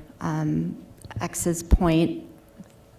It is up to you to decide what we put for the number in the policy. Yep. There are trade-offs both ways for whatever number you decide. So- One of the pieces I think is really important to call out with feedback that we've gotten previously, before we started making changes and adjustments and gotten feedback from you all on what to put in this final copy, was that, for instance, with the 10 minutes at secondary per period, that students were saying, okay, after 10 minutes, I'm going to be absent anyway, I'm not going, right?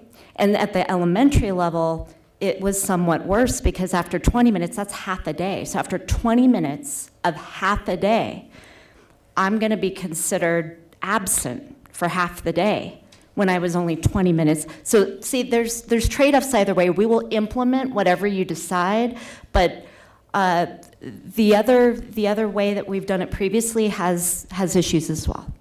Sure. I do think it's important that when we talk about those moving goalposts, the problem, as I think I heard Director Nelson talk about, is it's not really the measurement. The problem is that there isn't a perceived intentionality or value proposition in the instructional time.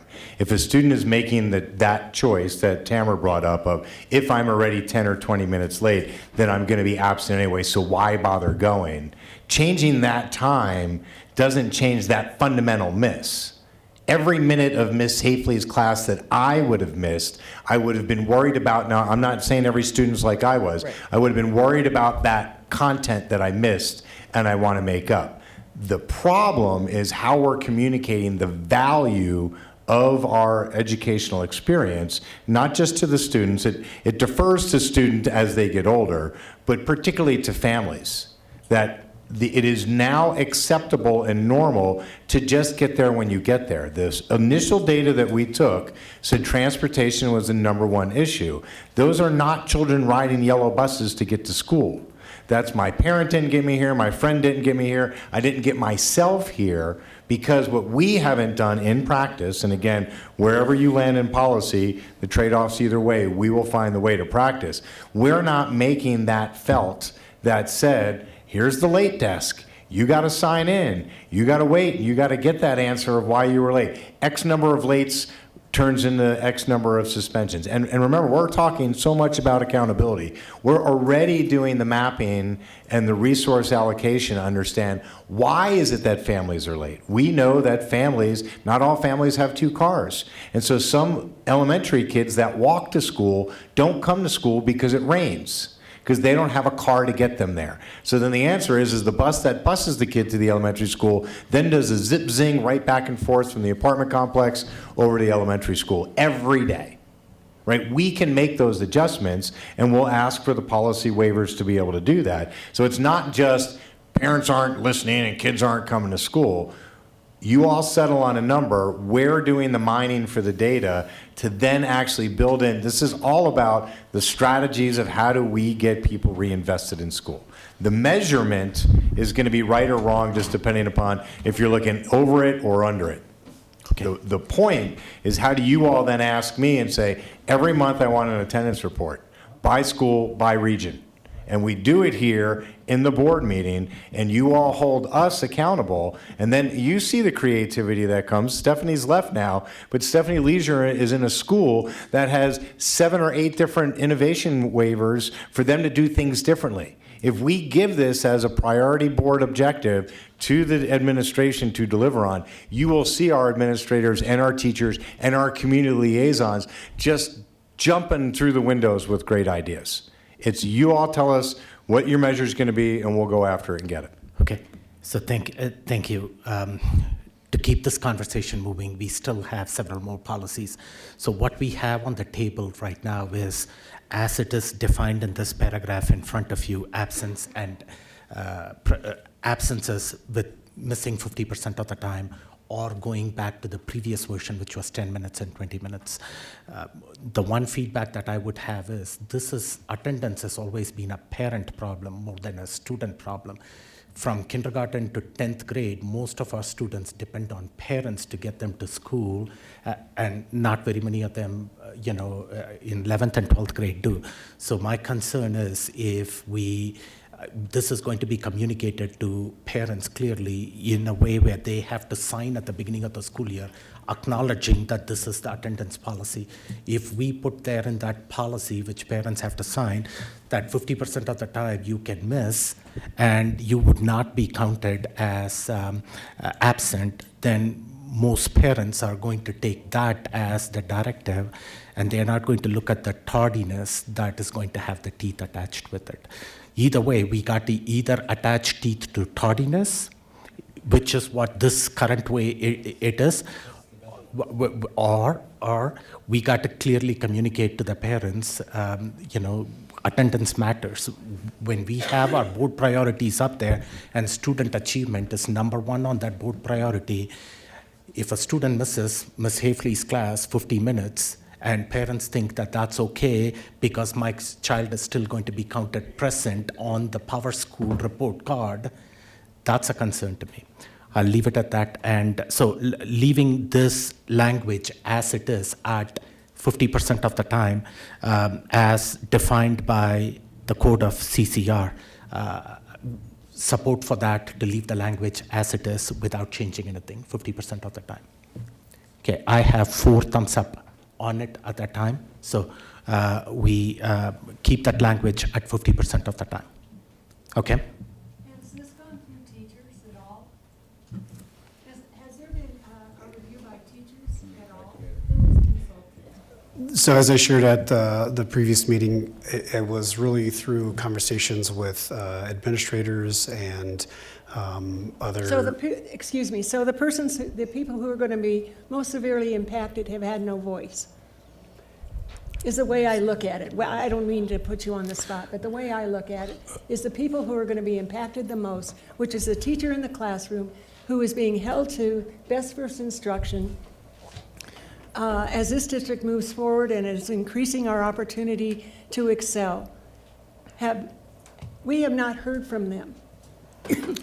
So I think if we go all the way back on where we are from the original policy committee recommendation, how much difference we've had at, and then the makeup of that policy committee, it does have a very diverse set of experiences at the table. Can anybody comment on what Yeah, that? so the attendance policy was brought to the policy committee around October sometime. And then I brought it to the board, and then there was some discussion about the board wanting it to go back to policy committee, and then it kind of didn't move forward until about January, at which time the turnaround for getting a lot of that feedback from multiple stakeholders, the timeline was very tight from when it became kind of an action for me to move forward with, and kind of generating and gathering that information from a broad global group was limited with the turnaround in coming and having, working through these. I mean, if you look at how much time we spent on just this conversation, the primary core that worked through all of these policies, it took us 8 to 10 hours to get through all of these, having a collaborative conversation and talking through that. So it takes a lot of time to work through it, to then be able to gather that feedback, to kind of look and summarize what's being suggested and supported, to then make additional tweaks, taking consideration from feedback from board members. So when you do that, it takes a lot of time to get through that. And the way it all happened, I didn't have kind of the extensive time necessary to do that in a very. Yeah, and I don't think Director Bankus is trying to put you on the defensive, Chris. I think No, she's asking a rhetorical question, and so the beginning of the answer to that rhetorical question is yes, teachers are on the policy committee or have access to be on the policy committee. Are there any current teachers on the policy committee? Yes, there are. Right. However, much of this has not moved back to the policy committee since it was delayed in that late October, early November timeframe. Well, but I don't know if it's differing much from where the original policy committee recommendation had been to come forward. And the question to you, Mr. Brandt, on this topic is that the guidance from the board was, as you look into these policies, as the point of contact person for these policies, as you look into revising these policies, if necessary, you put together a task force or a subcommittee under you that can provide that type of feedback to you. Did that happen in this case? No, that's never been a direction Well, for it Chris. has. Chris is not the policy expert. Chris is our subject matter expert on attendance and then therefore has some ownership here. The board has made some direction to the administration on changes in its relationship with policy, of the board wanting to be more owner of policy and less committee driving policy. Well- So the answer back to Director Bankas's original question is this is kind of what was designed, which was the board wants to own policy and doesn't want to be told what policy it should adopt by a policy committee. And And so there- this is the example, this is the one that's rubbing right here, because this got delayed from the policy committee and then in individual conversations from board directors to get to where we are today. Okay. So the feedback that I would give you on that, and if I remember clearly, the directive from the board when we discussed this at the retreat was that instead of going to the policy committee where there could be people who has no relevance to an attendance policy, like somebody from contracts or something like that, instead, when it comes to point of contact, bring together a small group of people that have direct relevance to this policy. It could be a principal, it could be a principal at the 3 levels, a teacher at those 3 levels, something like that to get feedback. And that was what I remember as the directive to the point of contact, which you are doing, by the way, for the discipline policy, because you have some type of task force now that's looking into that policy. A similar type of thing for this set of attendance policy, my understanding is it didn't happen. There was not a task force as there is for the district. Okay. Director. And I just want to step in, being part of the committee, I want to reiterate what Superintendent Gall said, is that this policy did go through the policy committee in the fall. They did recommend this language, and when I brought it to Director Brandt, I had already stated that this has already gone through the policy committee, so a committee has already looked at it, and that the revisions that they agreed to are already here in the packet. And So I did they not- recommended the 50%? That's The right. policy committee? Yes, they did. Okay, thank you. Okay. Director Carey. Can I hopefully just throw something out there that we can agree on? Maybe. Maybe. I guess we'll find out. So, because the thing that's throwing me off here is I come from the 2 extremes of teaching at Boulder, where nobody cares if you're there or not, to teaching at the academy, where if you're 10 seconds late, I'm on you, you have to report in, and if I don't like your explanation, I get permanent party on the line. The distinction between absent and tardy to me is just a definitional one. So, look, the policy, as currently it is, defines absent in a way that the state mandates. The policy defines tardy as being late at all. The policy clearly says we need students in class. The policy clearly says we can levy appropriate penalties for tardiness. So can we be satisfied with the policy and then give Superintendent Gall a thumbs up saying, put some teeth into this, to put some teeth into being tardy? The board needs people to understand that you gotta be in class. You can't learn if you're not in class. And so we basically say the definitions are okay. The implementation is where the magic happens anyway. We can define absent as per the state, we can define tardy as being late at all, and then we can make it clear to Superintendent Gall, we need students in class. Whatever implementation it makes sense for a tardy, whatever he can handle that. I still have one more thing to say on this policy, and I will still keep my mouth shut on that, but that's my suggestion here. Unless, Director Nelson, you want to add something on this specific topic? Okay. Quick, just to speak to the point that was said that teachers didn't have a chance to weigh in, I imagine the people you consulted were at one point in time a teacher, as many of our administration have been teachers previously, and we have how many teachers on the board or former teachers on the board. So I just would like to say that was not really an accurate statement. Marking absent or tardy at 20 minutes versus 50 minutes, it still has to be done, and the child is still losing the learning.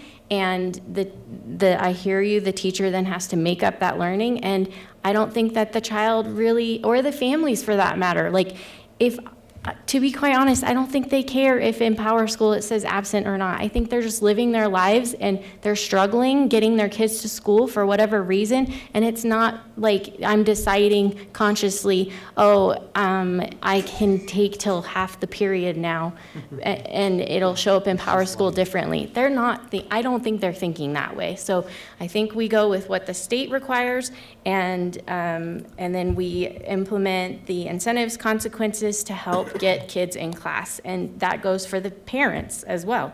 And then I just also would like to say that this is a work in progress. This is the first time we as a board are really trying to grapple with policy, which is exactly what we should be doing. This is where the board needs to live, so I just want to thank the team for digging in. We'll get better. Like, this is painful tonight, it's late, but we will get better.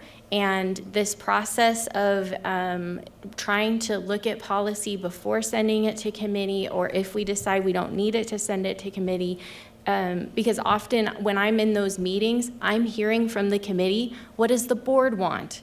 So this is just helping to give guidance, and yes, we are going to rely on the point of contact to reach out to individuals that are relevant to the policy specifically, to then help develop it. And if like Mr. Brandt is recommending these changes to us, we're going to trust that he did his due diligence and got feedback that makes sense for the operations side of it all. And like I said, we'll get better on that as well. So I guarantee you next time it's going to go a little better. And that's all I had to say, and I didn't keep it short. I'm sorry. In response to that, so I've gotten two opinions on whether or not this has gone to teachers or not. One, I heard no, it just was principals at the policy, and now I'm hearing that it also went through teachers as well.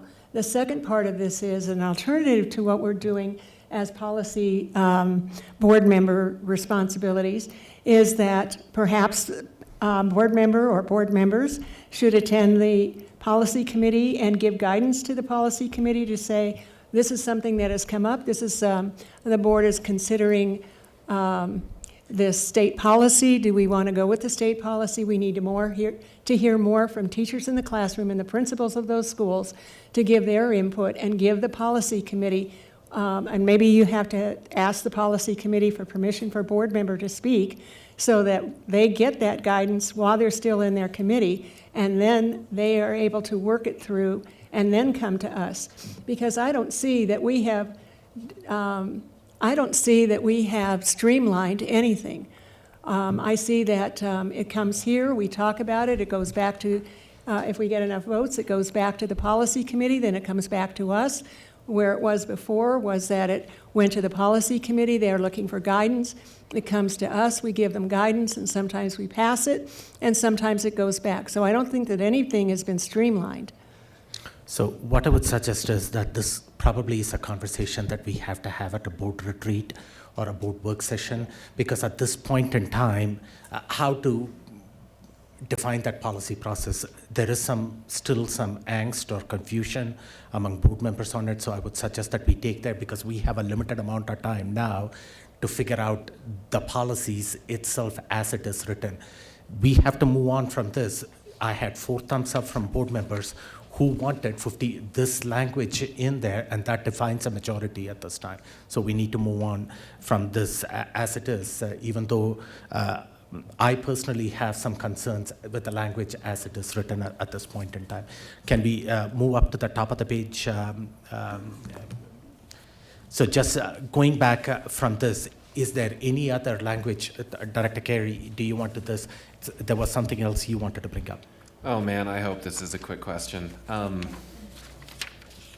Sorry, let me find where this was again. Okay, this is on page 3 of the JH revision. Oh, the one we've been talking about. The one that we've been talking about. Okay. This is under unexcused absences. This is paragraph 2. This is the final sentence.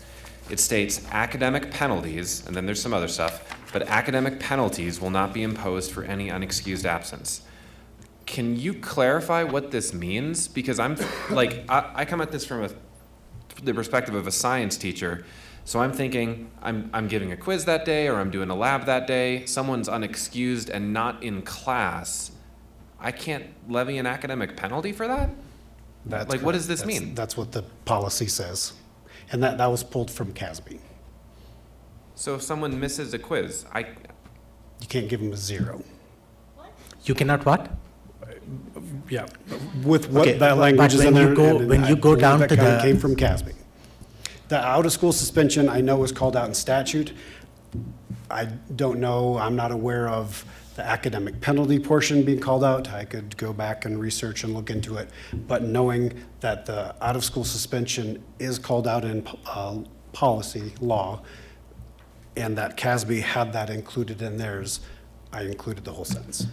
So if you just go down to that makeup work, what I see in that makeup work, the difference, and Director Bankers, you were talking about makeup work. It says in this, for an excused absence, when students are given that makeup work, and the fourth line says makeup work, or the last line says, a student will receive full credit for work missed as a result of excused absence. But for unexcused absence, it says a student will, this work may receive full, third line, on that paragraph, yeah, this work may receive full or partial credit for the extent as possible. That's the difference I see between excused absent, a teacher can give full credit, unexcused absence, it's full or partial credit. So there is a discretion out there for the teacher to give partial credit for the student for the work missed. Yeah, and the academic penalties, if it's not, I guess maybe I don't know what that is, but it was from CASB, and at least I'm fairly certain that that sentence, entire sentence, came from CASB. So I can't think of any examples of what additional penalties might be, because it does call out well, so the for difference instance, excused and where I unexcused. teach, if you turn in work late, it's a 10% hit. That's what we do. You get 10% knocked off the top for turning in work late. Does District 11 have nothing like that? Out of curiosity? Not in policy. Classrooms do? Classrooms do. Yeah, but not in. But, okay, I guess as long as this is not infringing on teachers and departments being able to write coherent syllabi, then that's fine. I read this and I feel like what that means is, like, the plain reading of this sentence is that teachers can't impose academic penalties for people not getting their work done. But if in practice that is what's happening, then I'm okay, if that makes sense. I would love to just delete the phrase academic penalty. Or maybe even the whole sentence, I don't know. Got it. Is it, If that's That's just my whatever- yeah, opinion, if that's the will. is this a legal requirement that we That's what I'm cannot- saying. I know the out-of-school suspension is a legal requirement that you cannot Okay. out-of-school So- suspend for attendance Right. truancy related. Okay. I'm not So sure on this one. my feedback to the board is, if that is the will of the board to remove academic penalties, we will remove the academic penalties after we consult with legal counsel and make sure that this is not a legal requirement. Is that okay? Okay, great. Okay, moving on. Any other changes to this policy itself? Director Art. So given that it is 10:27 and we have not even Yeah. considered the rest of this policy, I'm wondering if we should just table everything, dig into them, finish them with some of these details checked at a future meeting. There is not a huge rush, to my understanding. I mean, we've been sitting on this since the fall, apparently. We've been sitting on this since the fall, apparently, so my impression is there is not a huge rush, and indeed, it was even suggested that, from Mr. Kaiser, that we not put these in, implement these until the fall. So, and I did not realize that he had emailed, and he usually has good things to say, so I'd like to be able to dig into that email personally. Is there any interest maybe in tabling this so people can go home tonight? Okay. Postpone? What Okay, that works. Ms. Olson said, not table but postpone. That's the technical language. And if that is the will of the board, we can certainly postpone it. The only thing is, when I look at the agenda, and Vice President Hafley has been with me, it's a packed agenda from now on till the end of the school year, and we have several items already scheduled for the work session, and this is not probably best to bring it up at a board meeting again at the board dais. Probably it is at a work session.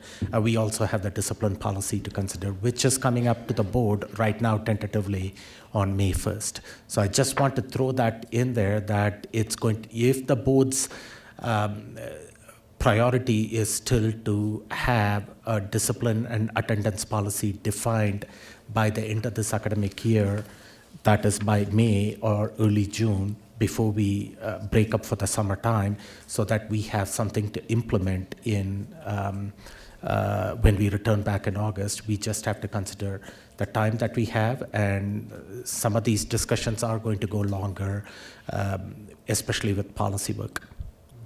Okay, but if that's the board will to dismiss it at this time, what is the word? Postpone at that time, and bring it back at a later board meeting. We can certainly accommodate that to the best of our ability based on the agenda that we have for future meetings. Okay, is that the board's will right now to postpone it? Okay, I have 3, 1, 2, 3, 4. Julie, Director Art had a thumbs up too. Yes. Okay, so with that. Postponing it indefinitely, because I don't know what's on the agenda for future weeks to know when to schedule it at this point in time. Okay, unless I can look up the agenda, and which I will do with Superintendent Gall tomorrow to find another open time to schedule this conversation. Yep. Director Nelson. I just want to point out that we had this at a work session weeks ago, and then it didn't come in time for us to really review it and hash this out at the work session. But then we were supposed to review and give feedback through email and copying the other board members, and I get you can't have conversation that way. But I'm just telling myself it will get better, but I just would like to point out that, I think we could have maybe done this in a different way tonight had we done our work in advance. And so next time around, it will be better. We will get the policies in plenty of time before the work session so we can really dig in during that time instead of it being at the dais at 10:30 at night. That's all I want to say. But this is not a motion. We don't have a motion. It's not a motion. We don't have a motion on the floor. Okay. With that, just by thumbs up, I got the thumbs up to postpone, right? Postpone. I move that we postpone this until later on. Can you punch your thing so I can? Okay. I move that we postpone this discussion to a later time. Okay. Moved and seconded. Roll call, please. Director Venkis? Aye. Director Carey? Aye. Director Hafley? Aye. Director Jorgensen? Nay. Director Malpacum? Aye. Director Nelson? Nay. Director Ott? Aye. The ayes have it. The item that's on the table has been postponed. Okay, now where are we at on the board agenda? Future.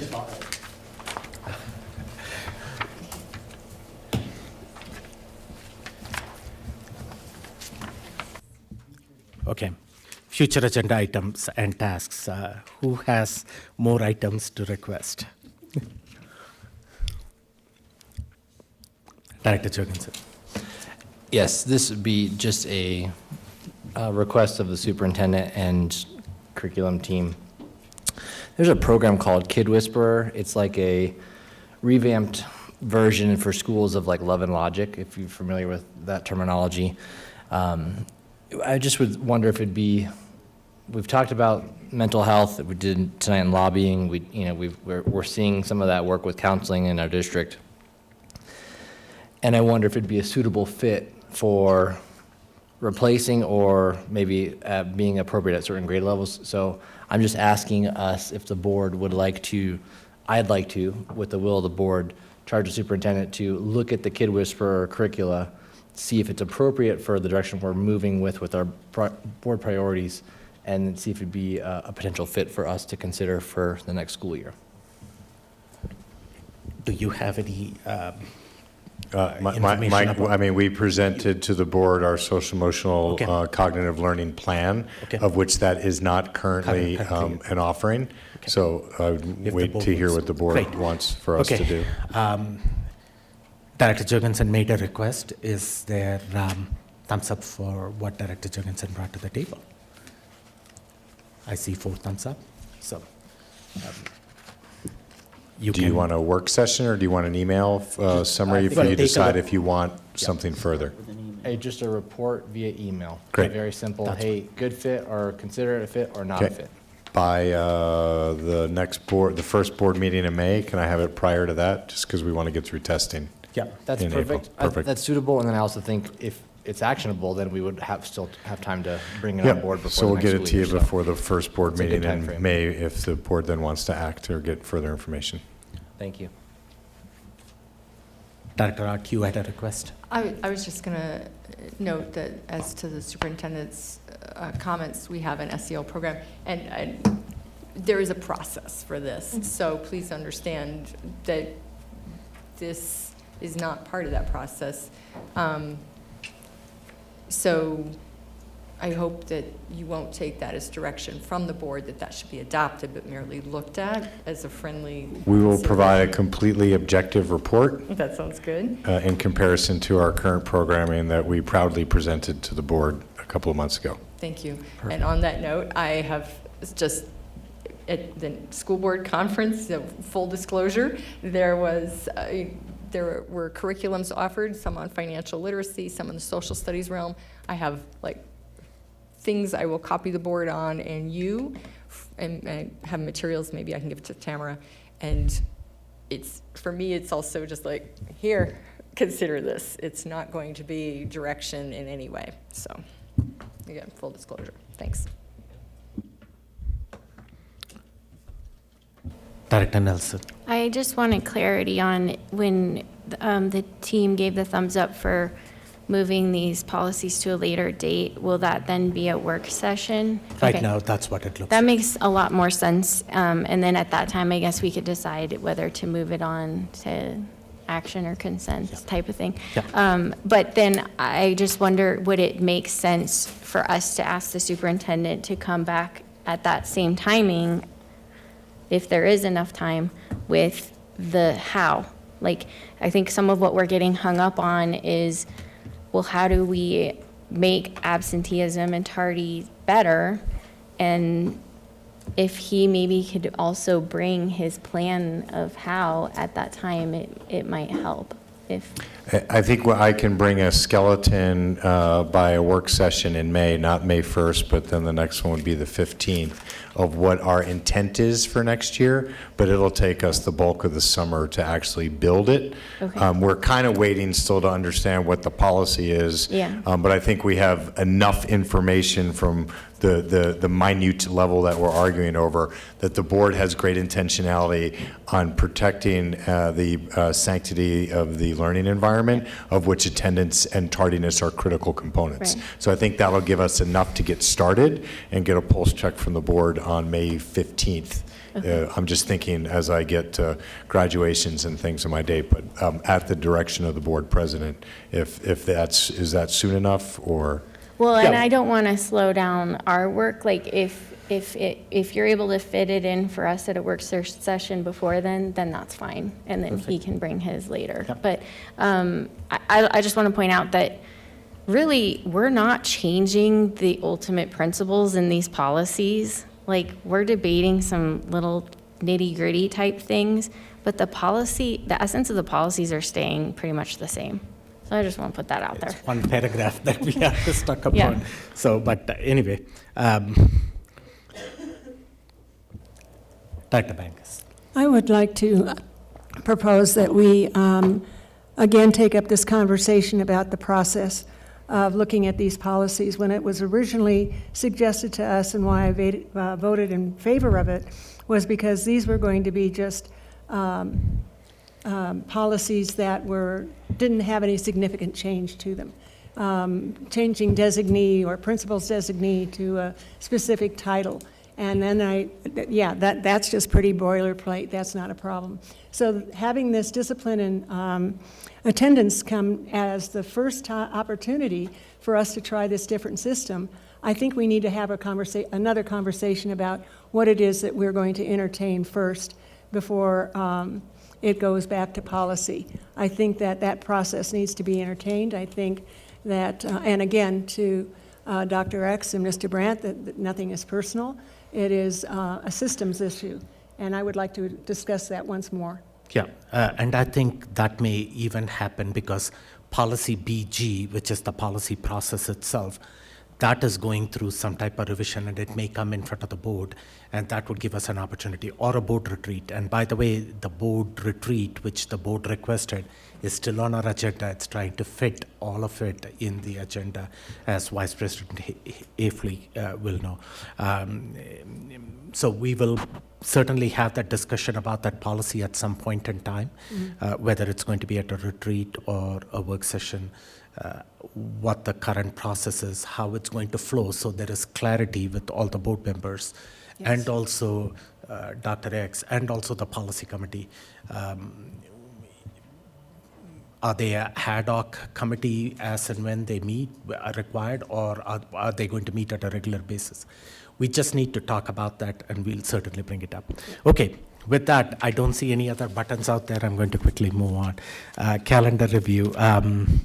And we can finish before 11 o'clock. Wednesday, April 17th, next week, April 17th. We have a work session, and I can't even remember what's on the topic out there at this point in time. We have the middle school, is that what's coming up? The middle school pathways and the elementary school update on the pathways too. Program and something else. Wednesday, April 24th is a regular board meeting. Wednesday, May 1st is a work session. Wednesday, May 8th is a regular board meeting. With that, somebody's got... Julie. Okay.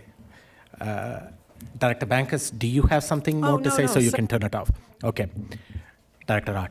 Thanks. I was just going to mention the fentanyl town hall tomorrow at Coronado at 6 p.m. and the district attorney, I believe, will be there. And so an important conversation, and folks have the time to show up for that.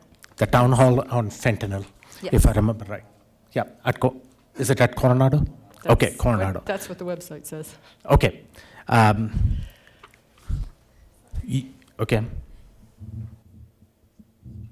I don't know when the right time to ask this is, but could we consider adding on board docs that if members of the community have questions or concerns to contact this specific administrator, if that makes sense?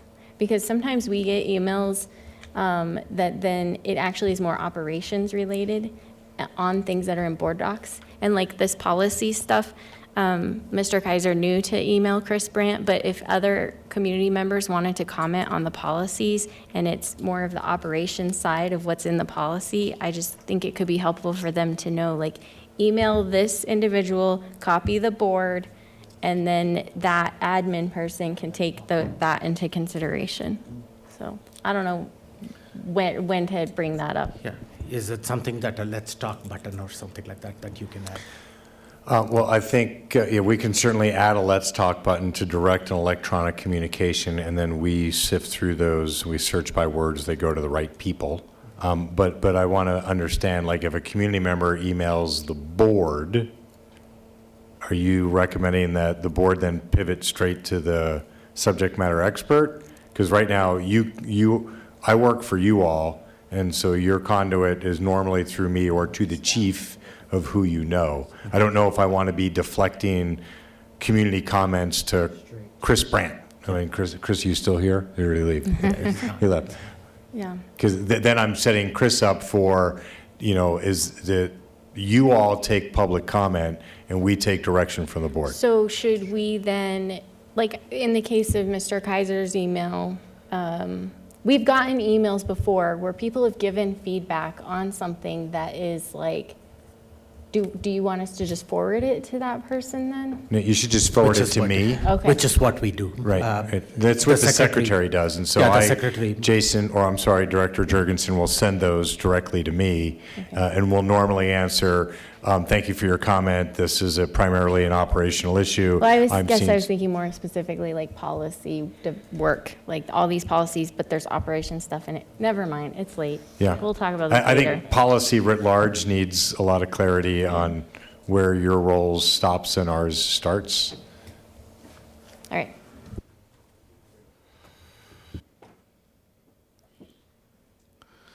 Okay. Have you sent email for board retreat? So I've sent an email about date availability, Okay. and I've gotten responses from 3 directors. Okay. I mean, we're going to plan a retreat. Was that about the board retreat? It's about the board retreat and the AdPro. Okay. So what Ms. Olson said it, but this, we are talking about having a board retreat on a date different than a Wednesday. Right now, that's what it may have to be, but I can still look at the rest of the Wednesdays for the calendar year and see if I can fit a board retreat on a Wednesday as opposed to a different day. But you can also, if you have availability to attend on a Thursday or a Tuesday evening, reply back to Ms. Olson on her email. Seeing no further business, and if there are no objections, the meeting will adjourn at 10:45 p.m.